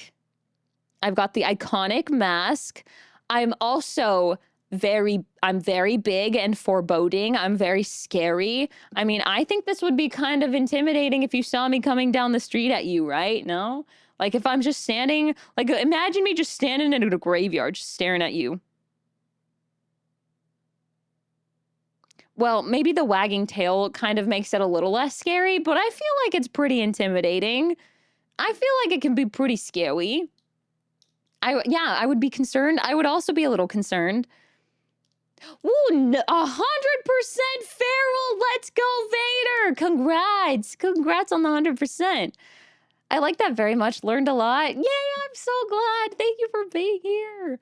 Yeah, I'm not wrong. Exactly. I feel like I should be considered as a slasher icon. I feel like they should make a feral loon movie. Aura!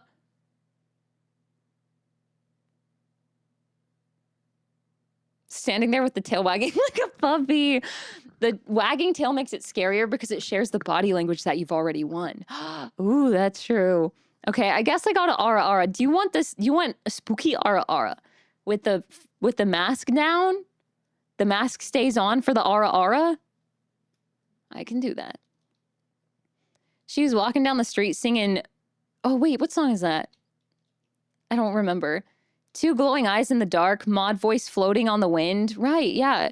It's a little spooky, right? It's just a little spooky. Because, I mean, like, we can get spookier. Hold on. Let's get a little spookier. Ooh, that's good. That's good. I like that. I think that's pretty spooky. Ooh. Ooh, that's good.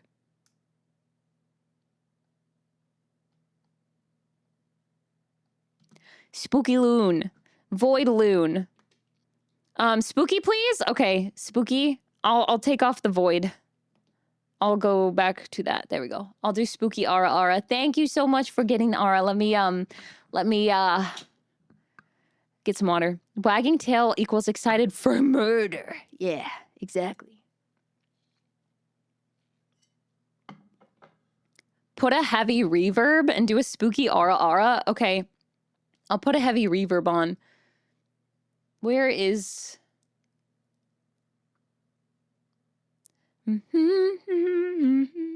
filters. Is it working? Do you guys hear the reverb? Spoopy poopy. It sure is. A resounding aura. Okay. Holy. Is it really loud? Is it really bad? Because I can't find the thing that I can change it. Yes? Okay. I'm not going to do it then. I won't do that. Because I can't get the thing to pop up.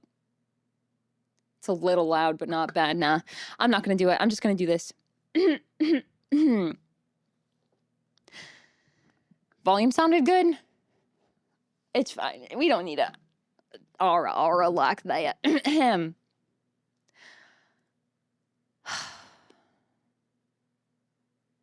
Sorry. I'm trying to remember how to do this. Oh, it's just strong. Too much. Okay, you're spooky halfway to Halloween. Ara, ara. Da. Okay, I'm back. Yeah, it's too verby. The ara that slayed everybody. So am I a murderer that kills with ara? It is spookier when we can't see your eyes. Oh, sorry. Do you want to just see my eyes? What if we just see my eyes? Clap. Thank you. Very nice. I like the way your neck whipped around as you spasmed from the quinch. Thank you. Thank you. I'm glad that came across. It was great. Thank you. Oh, with my mask. Oh, okay. Mask. Angry wolf. Just so angry. The visceral reaction to that phrase are always a who. It's very painful. It's very painful. Why am I growling? It's so painful. It's so painful for me. I'm kidding. I don't know why I was growling. I think I accidentally hit that toggle on accident. My bad. It was an accident, I swear. Yeah, I'm grimacing from the pain. Man, I want a grimace shake. Scaroused. Yeah, we're a bit scaroused, if you will. Indeed. Okay. Boy, oh boy. Thank you for the fun time today. It was a misinput. Yeah, listen, it was not supposed to be like this, I promise. My covers. Hello, covers. All right, everybody. Thank you for being here. I appreciate you all so much. I had so much fun. I had lots of fun doing full moon shenanigans with you guys. It's always a good time. It's always a good time doing the full moon stuff with you. No, thank you. No, you. I like the stream. I'm heading to bed. Good night, Ginger. I hope you have a wonderful night. Get some good rest. Farewell. And of course, don't let the werewolves bite. Do not let them bite. Because they will. And it's going to be painful. Ooh, spooky. Spooky and shiny. Shiny wolf eyes. When will I stream again? Oh, yeah. That's something that I wanted to, that's a thing I wanted to go over, actually. I wanted to, talk about my stream schedule because oopsies, hello. I have that. Where is it? Balls. Let me get it really quick.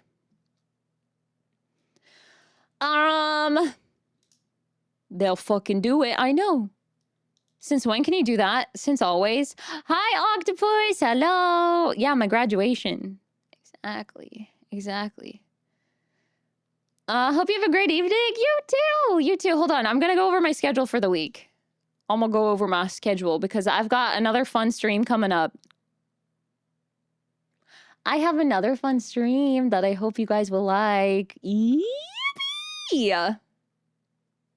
I'm so excited. Download. Please download. Huzzah! Yippee! Okay, hold on. Let me, come over here a little bit. Thank you for the awoopa. Thank you. Ow! That was really cool. Thank you, Toxin. Ow! Skimple's pawing at my tail, little angel. I'm so glad. Can you go maskless without going human? Yes. I can. Where is image schedule? Bald. It's gonna be big and bright. It's gonna be really bright. So a little bit of a flash warning for you guys until I get it a little bit smaller. Flash warning. Bye, bringer. Get some good sleep. Farewell. Don't let the werewolves bite. Good night. Okay, there we go. Here's the schedule. Schedule coming up for this week. Yeah, the sunflower pic, because I love the sunflower picture. It makes me so happy. I love sunflowers. I also love this art so much. It's so cute. It's very different from what I'm looking like right now, but I wanted it because it's the flower moon this month. Flower moon, and we're getting closer to summer, and we're celebrating Beltane. And there's an ad, of course, there's an ad. Another 3 days with no Farah. I know, I'm sorry. I'm sorry the Thursday, Friday, Saturday, 3 days without Farah is becoming it's becoming a trend. You've got a collab, I think. I do have a collab coming up on Saturday. I do have that. Sunflower Loon is pretty. Thank you. Thank you. Thank you. I want one so much. Cats are so cute. I love them. It's okay. Maid Day makes up for it. Maid Day. Yeah, spoilers. I know. But I'm not streaming tomorrow because I'm not doing many streams this week because I'm going to be working on another Let's Play series that I need to start filming and playing the game for. So a lot of these days that I'm resting, I'm going to be freaking gaming. I'm going to be gaming it up. Because if you guys did not know, I have a YouTube channel. I'm starting Let's Plays on YouTube. My first one was Resident Evil 9, which is already up. It's already done and finished on my YouTube channel. Let's Play is like made for YouTube. So I play it, I record it. Kind of like, think like Markiplier, Jacksepticeye, Corey Kenshin, the Rad Brad, kind of what they do. But I'm doing that on YouTube. So yeah, so you can watch me play the games. Is it the one I know about or the secret game? It's the one you know about. It's the one, yeah. Yeah. So I'm going to be working on that in between. I guess we were being made to suffer. No. So you film like a playthrough and then post them on YouTube. Yes. Yeah. I filmed the playthrough, I edited a little bit and then post them on YouTube. And the Let's Plays are for games that I want to like fully pay attention to. Because streaming, sometimes I am not able to give my full attention to the game, but I want to be able to experience the game and still enjoy it. So I do Let's Plays so I can still do that, but still, if it's something that you guys want to be a part of and watch it as well, I post it there. I hope you've been enjoying the game. I have things I think I want to hear your input on. I haven't started it yet. I haven't started. That's what this week is for. So a lot of these empty days that I'm not streaming, I'm going to be playing them. So starting tomorrow, hopefully. We will become so crazy. The Flower Moon, the ultimate lunatics. Yes. Farah's doing an off-stream Tomodachi Life Let's Play where she makes all of her lunatics and starves them. I would not do that. No. No sad pack noises. I thought you started this week, but in retrospect, it makes sense you haven't yet. Yeah, I wanted to, but it was too busy of a week. Unfortunately, it was too busy. I'm very excited. But yes, so I'm going to be doing that on my off days. And then Tuesday and Wednesday, I'm going to be playing more Okami. I think I'm not even halfway through that game yet. It's such a big game. So we're going to be playing Okami for a while. So we're going to be chipping away at Okami on Tuesday and Wednesday. And then on Sunday, we're celebrating May 10th, which is Maid Day. Maid-do is Maid Day in Japan. And they celebrate Maid Day on that day. So last year I did a special event stream where I dressed up as a maid and you were all my customers, and we're bringing that back. So expect some omu rice, expect a new menu, expect Maid Farah, and maybe some karaoke as well. Maid Day. But tomorrow's May the 4th. I know it's Star Wars Day tomorrow. We got to do a Star Warsy thing. Something. This week is your week. Oh, well, thank you. Farah with Tomodachi would be fun. I know. I'm not even positive if I'm halfway, to be honest. It's huge. It's a huge game. Is the ketchup ready for more spankings? No? It's a long game, but it's a great experience. Exactly. Expect your ketchup to get jorked. Oh, that ketchup. Yeah. Maybe. Maybe. But yeah, it'll be fun. I had a lot of fun doing Maid Day last year that I wanted to bring it back again this year. So that's what I'll be doing on Sunday. We'll be doing Maid Day and then Okami, and then I'll be working in my own time on my next Let's Play series. So yes, things to look forward to coming up. Yeah. Welcome back from the ads. Welcome back. Good night, Vader. Get some good rest. Farewell. Don't let the werewolves bite. Good night. Bye-bye. May Day is one of my favorite streams from last year, so I'm very excited. I'm so glad. I'm glad you liked it. I really enjoyed it. I hope I can live up to the hype of last year. I worry sometimes comparing myself to what I've done in the past, but I will do my best. So yeah, we've got some fun things in store for us this week with Okami and May Day, and things in the future for Let's Play things. Yeah. Okay. I'm glad I did that because I almost forgot. I had almost forgotten to do that. Good night, Raven. Get some good rest. Farewell. Don't let the werewolves bite. Night, night. Thank you for the head pat, King Prawn. Thank you so much. Thank you. Thank you. Da-dun, da-dun, da-dun. Bow, bow. Oh, wow, wow, wow, wow. Wow, wow, wow, wow. Oh, wow, wow, wow. Sorry. Farah exists. Chat. Oh, look, she lived up to the hype. I hate the second guessing thing that's been happening in my brain lately, you guys. Even all streams. Can I be honest with you guys? Is it okay? May I be honest? May I be vulnerable for just a quick second? Is that allowed? Am I allowed to be a little vulnerable for a second? You called. Yes. Brains are our own worst enemies. I know they are. Don't worry about that. I'm just here to have fun with you. We don't gotta be doing the same things or better things. I don't measure that way. Okay. Thank you. Enjoy your break. Get lots of rest and relaxation. I will. Are you frequently not honest with us? No.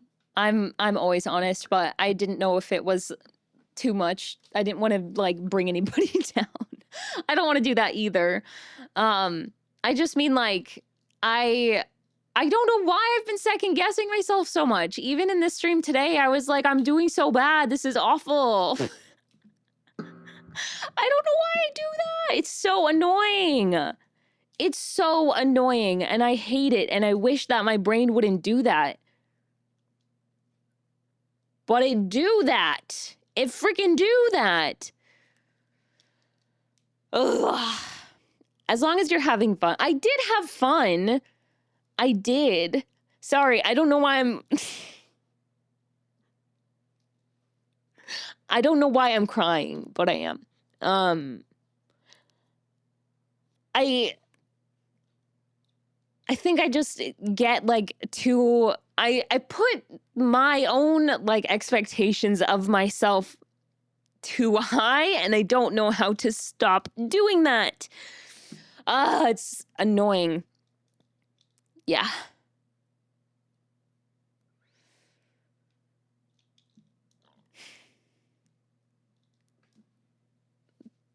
But,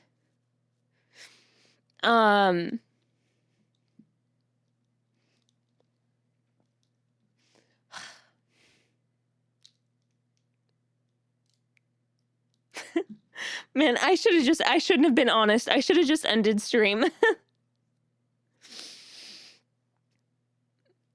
Hi, Breezy, welcome in. It's good to see you. Hello, hello. Yeah, I don't know. I think I'm also just very tired also because I worked really hard and I am proud of myself and I'm happy with what I made, but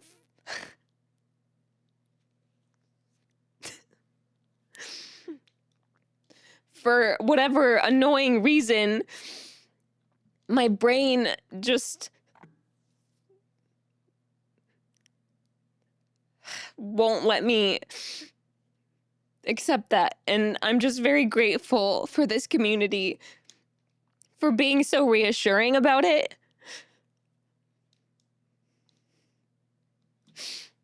So Good girl. Thank you for the good girl. I'm sorry. I didn't want to cry. I didn't know I would. But like, I don't know. I just like wish that I could get past that and just like enjoy the moment because I am having fun, but then my brain is just so loud sometimes.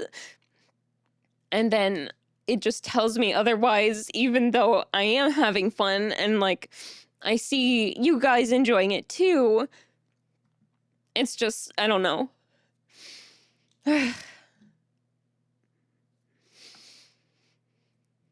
Yeah. I wish I could tell you that those bad voices would go away with time. Just know several of us genuinely enjoy it, and it's not just saying that to boost your ego. Thank you so much, King Prawn. I do really appreciate hearing that. It's just, yeah. I think it's... I don't know. Maybe I'm just like I am very passionate about this and I really like it. And I think I just put too much pressure on myself and then I like scare myself. So it's something I need to work on and get past. I actually sat through it fully, and that can be hard with my ADHD when unmedicated. Oh, thank you. I get that. My expectation of myself are always far too high. It's so frustrating, you know? It's really hard, and you're just like, I just want to be able to enjoy what I'm doing. Between 3 different entertaining videos during my off time, didn't do that with your presentation. Oh my god. That's crazy. Thank you so much. It's okay to be honest. We care about you and your well-being. We support our alpha. I love you guys so much. Thank you. Hi, Pale. Welcome in. How's it going? It's good to see you. Hello. I did have a long week. I think it's just catching up to me too. The week. Whoa.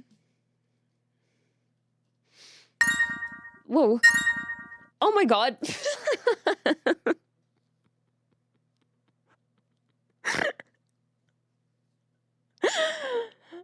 Oh my god. Well, that made me laugh. Thank you so much.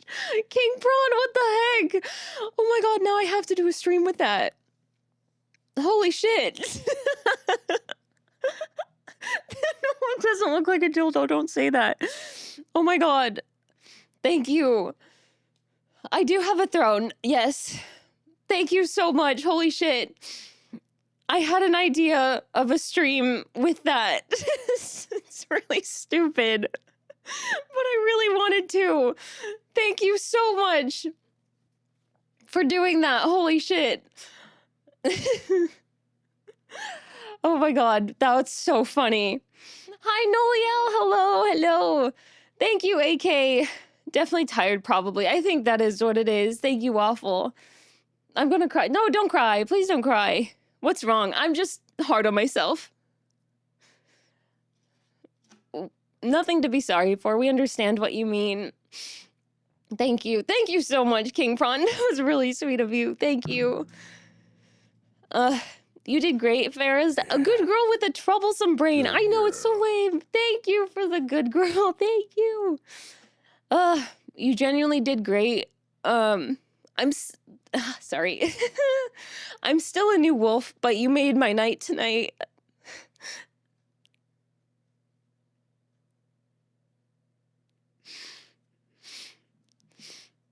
Sorry. The feral werewolf is just a disguise. I'm a big baby underneath it, I guess. Well, now I'm crying because you guys are really nice to me, so...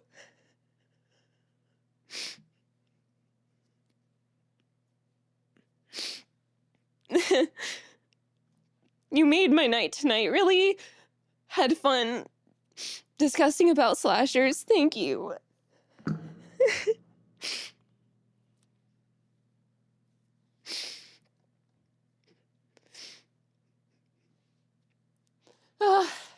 You were wonderful. I know you must have put in a ton of time and effort Oh, that was so much cool info. I was listening while working on my old car on the garage all night and loving listening to your stuff. Thank you so much. Palarisha, that means a lot. You guys have always been so supportive and kind. Thank you guys for the head pats and the hydrates. I really appreciate it. And I'm just very grateful. Breezy, thank you so much for the bits. Thank you. Sorry, I'm like fanning myself to try to stop myself from like crying, and I don't know why I'm crying so much. Attention, Farrah's brain. Farrah's incredible and has done so much awesome stuff for all of us, and we love her dearly. +3 parasocial, get on board. Thank you, Freelancer. Proud of you, Farrah, and always here for you. I know. Thank you, Waffle. I just really love this community so much. Genuinely, like, this place means so much to me. It means so much. I mean, I keep coming back, so I think you're pretty neat. I think you're pretty neat too, Zeus. I totally get that, especially when you worked so hard on something like you have, but you did so well today. I was so engaged and so proud of it. Thank you. Rosalie's gonna make me cry too. Thank you, Rosalie. I really appreciate you so much. You're an awesome person and a phenomenal streamer. You truly care about your chat and wanting to give us the best experience possible, which Good you girl. excel at.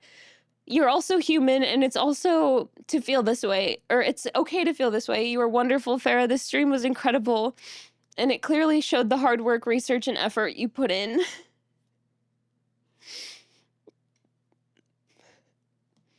Thank you. Thank you, Ranger. Oh, goodness. Thank you for the hydrate. Hi, Viper. Welcome in. Hello. Hi, Legion. Welcome in. Thank you for the head pat. Oh my god, I'm so sorry for everybody coming in right now. I'm so sorry. Was part of a throne gift message, but felt better to write it here. Farrah, you are loved and appreciated. I am glad you are being vulnerable with us during this moment. You have produced so much wonderful content. So you are not a failure. I know that these words...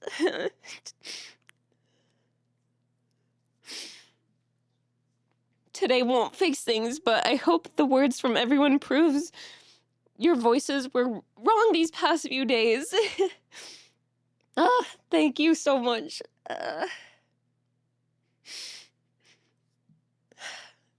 That's really kind of you to say. Thank you.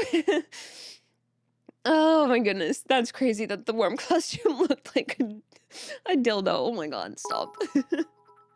Oh, Breezy, thank you so much. Thank you. Thank you for the bits. Wait, you guys, did it really look like a dildo? No, I'm not getting dildos gifted on Throne. No, it's a worm costume. It's an inflatable worm costume because I had a really stupid idea for a stream. I had a really dumb idea. Ugh. Thank you for the head pat, Toxin. Thank you. Gift her things, chat. She needs a new iPad, please. She loves to draw, Rosalie. I didn't realize it was a costume. I thought it was a plushie. It's a costume. It's an inflatable worm costume.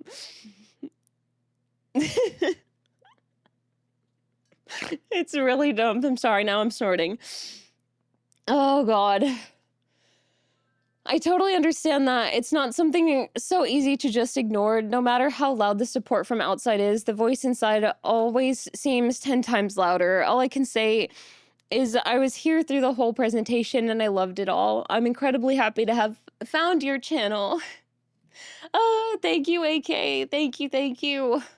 I love Farrah. I love Waffle. Good night, Zomboy. Truly love you, Farrah. You are always an inspiration to me. That's how I feel about you. That's me with you. I don't know what happened, but I'm happy I found your stream. You're an amazing person to watch and listen to. I love your streams. I love your energy and your personality. I will always support you to the moon and back. Breezy, thank you so much. Thank you. I'm sorry you popped in right as this was happening. I just am having a breakdown, I guess. You do great with these full moon streams. Thank you so much, Zomboy. Thank you. Thank you. You work so fucking hard and it shows. I appreciate it so much. Thank you. A sheep in wolf's clothing. Kind of. Kind of. You deserve the world. So do all of you. So do all of you. Of course we're nice to you. We care about you. I love you guys. One of my favorite full moons for real. That's how I feel. That's how I feel. Happy cry is good cry. Exactly. You made several of our nights, both entertaining and educational, which is tough to accomplish. I'm so happy that it came across the way that I wanted it to. My first full moon and definitely became a core memory. Oh my god, wait, it was your first one. Wow, thank you. Thank you. Hi. Hi, Massive Balls. Welcome in. It's good to see you. Thank you for the head pat. Thank you. You did amazing, Farah. This presentation was just so fun to see and hear, even if I came in late. Thank you, Toxin. I'm so glad. Oh, Farah, you'll get there. You've taken major steps towards working through your issues. Some you will conquer, others you will learn to manage. It will take time, and that will very often feel like it isn't fast enough, and that's okay. It means you want to deal with it, without a doubt. The positives are outweighing the negatives on this journey, and it is a journey. Give yourself some grace and keep moving forward. I'm here if you ever need a friendly ear. Thank you so much, Creative Geek. That really means a lot. I appreciate it so much. As much as I enjoyed my first ever full moon normal stream, I liked this one a lot more. I could tell the effort you put into it and your love for the topic came out in the presentation. Oh, I'm so glad. Thank you, AK. Thank you. Head Pats and Hydrates is the debut album for Fairloon and the Threshold of Fear. Yes, exactly. Exactly. Oh, why did the Can Crusher quit her job? It was so depressing. Oh my god, wait, that's really good. I haven't heard that one. Oh my goodness. It's nice to see someone being loved. Oh, Viper. Thank you, thank you. It's just so little. It won't look like a dildo when you wear it, probably. I hope not. I don't want to look like a giant peen. It was partially cut off at the bottom. Ah, I see. I see. A funny idea. Good girl.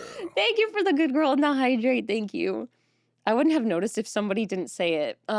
Okay. It just stand with bad posture, not erect. Okay. Hi, Skull Wolf. Welcome in. Oh my goodness. I was where it was positioned. Okay. Real life stream in a worm costume. Yeah. Thank you for the headpad. Thank you.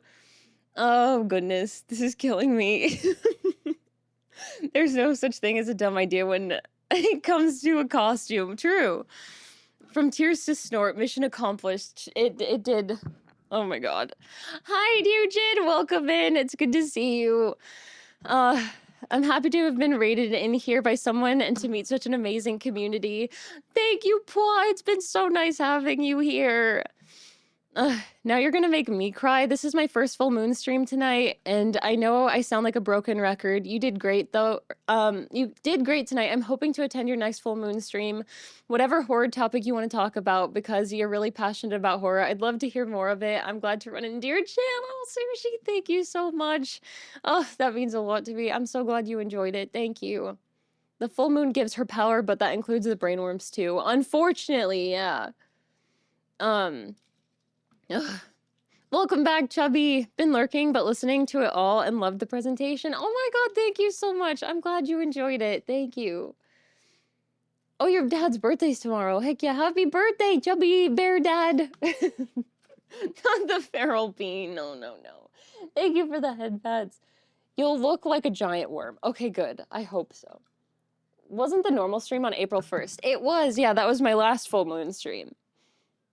Can a worm crush a watermelon between her thighs? Maybe between its slimy body. Actually, that would be fun. Trying to crush a watermelon in a worm costume. I've been lurking, but I've been forgetting to get my dailies. No worries. Thank you for lurking, Dujin. Thank you. I'm glad I could be here to learn about slashers with my Wolf Queen. I'm glad to be able to spend this time with you guys. Thank you for sitting through these streams with me. It makes me so happy. I was going to say between two worms, but that sounded a bit sus. Oh, gross. Yeah, the strongest worm ever. Exactly. Little baby. You're my mother now. We're having soft tacos later. I miss Catbug. Welcome in, little baby. Thank you for your first time chat.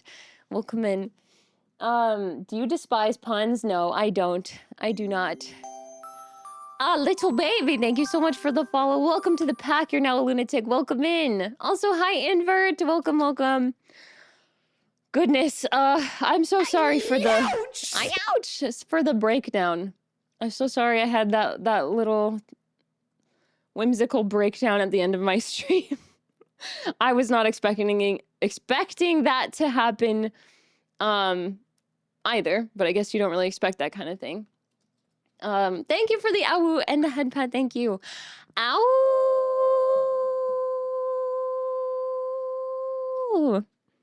Ow.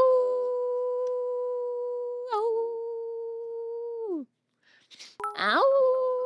Oh my gosh, thank you so much for the bits. Thank you, Breezy. From now on, I will try my best to be in all your streams. No, oh my gosh, it is okay. Please don't worry about that. I know it's not easy to make every stream. It's hard to do that. I'm always happy whenever anybody wants to stop by, whenever anybody is able to stop by. It means a lot. So please don't worry about not being able to, because that is okay. It is okay. It makes you human. That's true. That's true. I'm hiding under my guise. The full moon was Friday. I wasn't human then. I'm human every other day, though. Oh, showing you do really care about us. I do care about you guys a lot. I do care about you. And providing entertainment, not just a money grubber. No! I like this a lot. I like doing this, and I love this community so much. I do not expect sadness in a Ferris stream. No. I know. It's okay. It seems like it was pent up from a lot of things. Yeah, I don't know. I think it just all overflowed, you know? It's just one of those things. I was going to tell a joke about a dead parrot, but it was way too macabre. Wait, that's good. That one's good too. Helps when I don't sleep through your streams. Listen, I know. The time I stream is also hard too. Thank you for the head pat. Thank you guys so much. Oh my goodness. Okay. I feel like I should raid you guys out of here. It's been 5.5 hours. I have to work tomorrow. Sadly, I have to work tomorrow. But I will be back on what day? Tuesday. I'll be back on Tuesday. Agreed, Waffle. Getting out is needed. Yes, that's true. I will get out and do more things. Get some proper rest if you can find any. I will do my best. You can always be honest with us if you're comfortable doing so, or even venting to your mods or close IRL friends and family. Thank you, Ranger. Thank you. Yes, I will. Okami Tuesday. Yes. What do you call a dog magician? A labracadabrador retriever. Labracadabrador is fun to say. I love that. That's cute. I'll call your boss and tell them you have the day off. I wish I could be off tomorrow. I wish. Thank you for stream. Thank you guys for being here. I appreciate it so much. Thank you. I appreciate you all. Thank you for hanging out with me today. Let's see. What should we do? Okay, I have a raid target. Prepare, fellow lunatics. Yes. Oh yeah, and there's my Discord. If you would like to join my Discord, thank you for the hydrate. Have fun at work, though. Eat and hydrate, too. I will. Yes, stinky work. Thank you for being here. Yeah, Rosalie will smother me with all the love. Exactly. If anybody would like to follow me on my other socials, those are listed there. Get yourself a sweet treat. Good Yes. girl. Thank you for the good girl. King Braun, thank you. This week I'm also going to be working on my Let's Plays. You can find my YouTube channel there. If you are interested in watching my Let's Plays, you can do that. Or my other socials, you can find them. Thanks for the stream, Farrah. Have an amazing night. Thank you for being here. It was nice. It was so nice to have you all. Thank you for being here. Did you treat yourself with the food funds yet? I did. Yes, I did. Thank you so much, Waffle. I kind of considered the treats that I got on Friday, my food fund treats when I went to the half-a-ween celebration. Thanks again. I appreciate the heck out of you. I appreciate the heck out of you so much. Thank you guys so much for being here. Despite the tears at the end, I really did have a lot of fun today. So thank you for hanging out with me and for learning all about slashers, and celebrating the full moon and half-a-ween. We are half-a-ween. Raid the throne. No. Thank you for linking my throne. So the full moon is still guiding our hunt. Good. I'm so glad. Full moon raid. Woohoo. There we go. Hello? Oh, Nightbot. There we go. Nightbot is no longer subscribed. Here we go. Half-a-ween, that's the aftermath of Creative Geeks art. Oh my god, it's true. Oh my gosh, okay. I have to put... We can end on Summer of 69, why not? That fits. You guys, next month starts Slasher Summer also. I know we just started in May, and we're gonna have a lot of fun in May, but next month we're starting Slasher Summer, so I'm excited. I'm excited for more fun summer. Slasher Summer, and then Camp Cryptid. Woohoo! I'm so excited, yippee! Soon Twitch will allow permanent subs for bots. I know, right? What the heck? You're lucky if it's half. True. That is true. Hi, Nezu! Thanks for getting your wolf fight. It's gonna be like 120 Fahrenheit. Oh no, balls. Oh, happy Star Wars Day! Happy Star Wars Day. Yippee! Happy May the 4th. I'm excited for more Farrah streams. I'm excited! Yes, Camp Cryptid. I need to start working on that. Last year's was so fucking cool. Thank you so much. I'm glad you liked it. Yeah, this year it's actually going to be summer camp, not fall camp. It's actually going to be a summer camp this time. I've been lurking. Thank you for lurking, Nezu. Did you hear about the werewolf with the YouTube channel? He's a like and subscribe. Hell yeah. Happy Star Wars Day. See you all on Cinco de Mayo. Yes, yes. I hope your 4th stays with thee. Oh, that's good. Fahrenheit. Yep. Exactly. I'm excited to experience all of these for the first time. I hope you enjoy them. I really like them a lot. So, yeah, it's a good time. Okay, I am going to get us raided out of here. Please copy the raid messages. Thank you again so much for hanging out. I'm going to raid us over to Rin X Rin, because I love Rin. Let's go say hello. And I will see you guys all on... What day? Tuesday for some more Okami. Tuesday and Wednesday, and then not again until Sunday for Maid Day, but it'll be a lot of fun on Maid Day. So have a wonderful night, get some good rest, farewell, and of course, don't let the werewolves by. Good night. Bye bye. Good night. See you on Tuesday. Bye.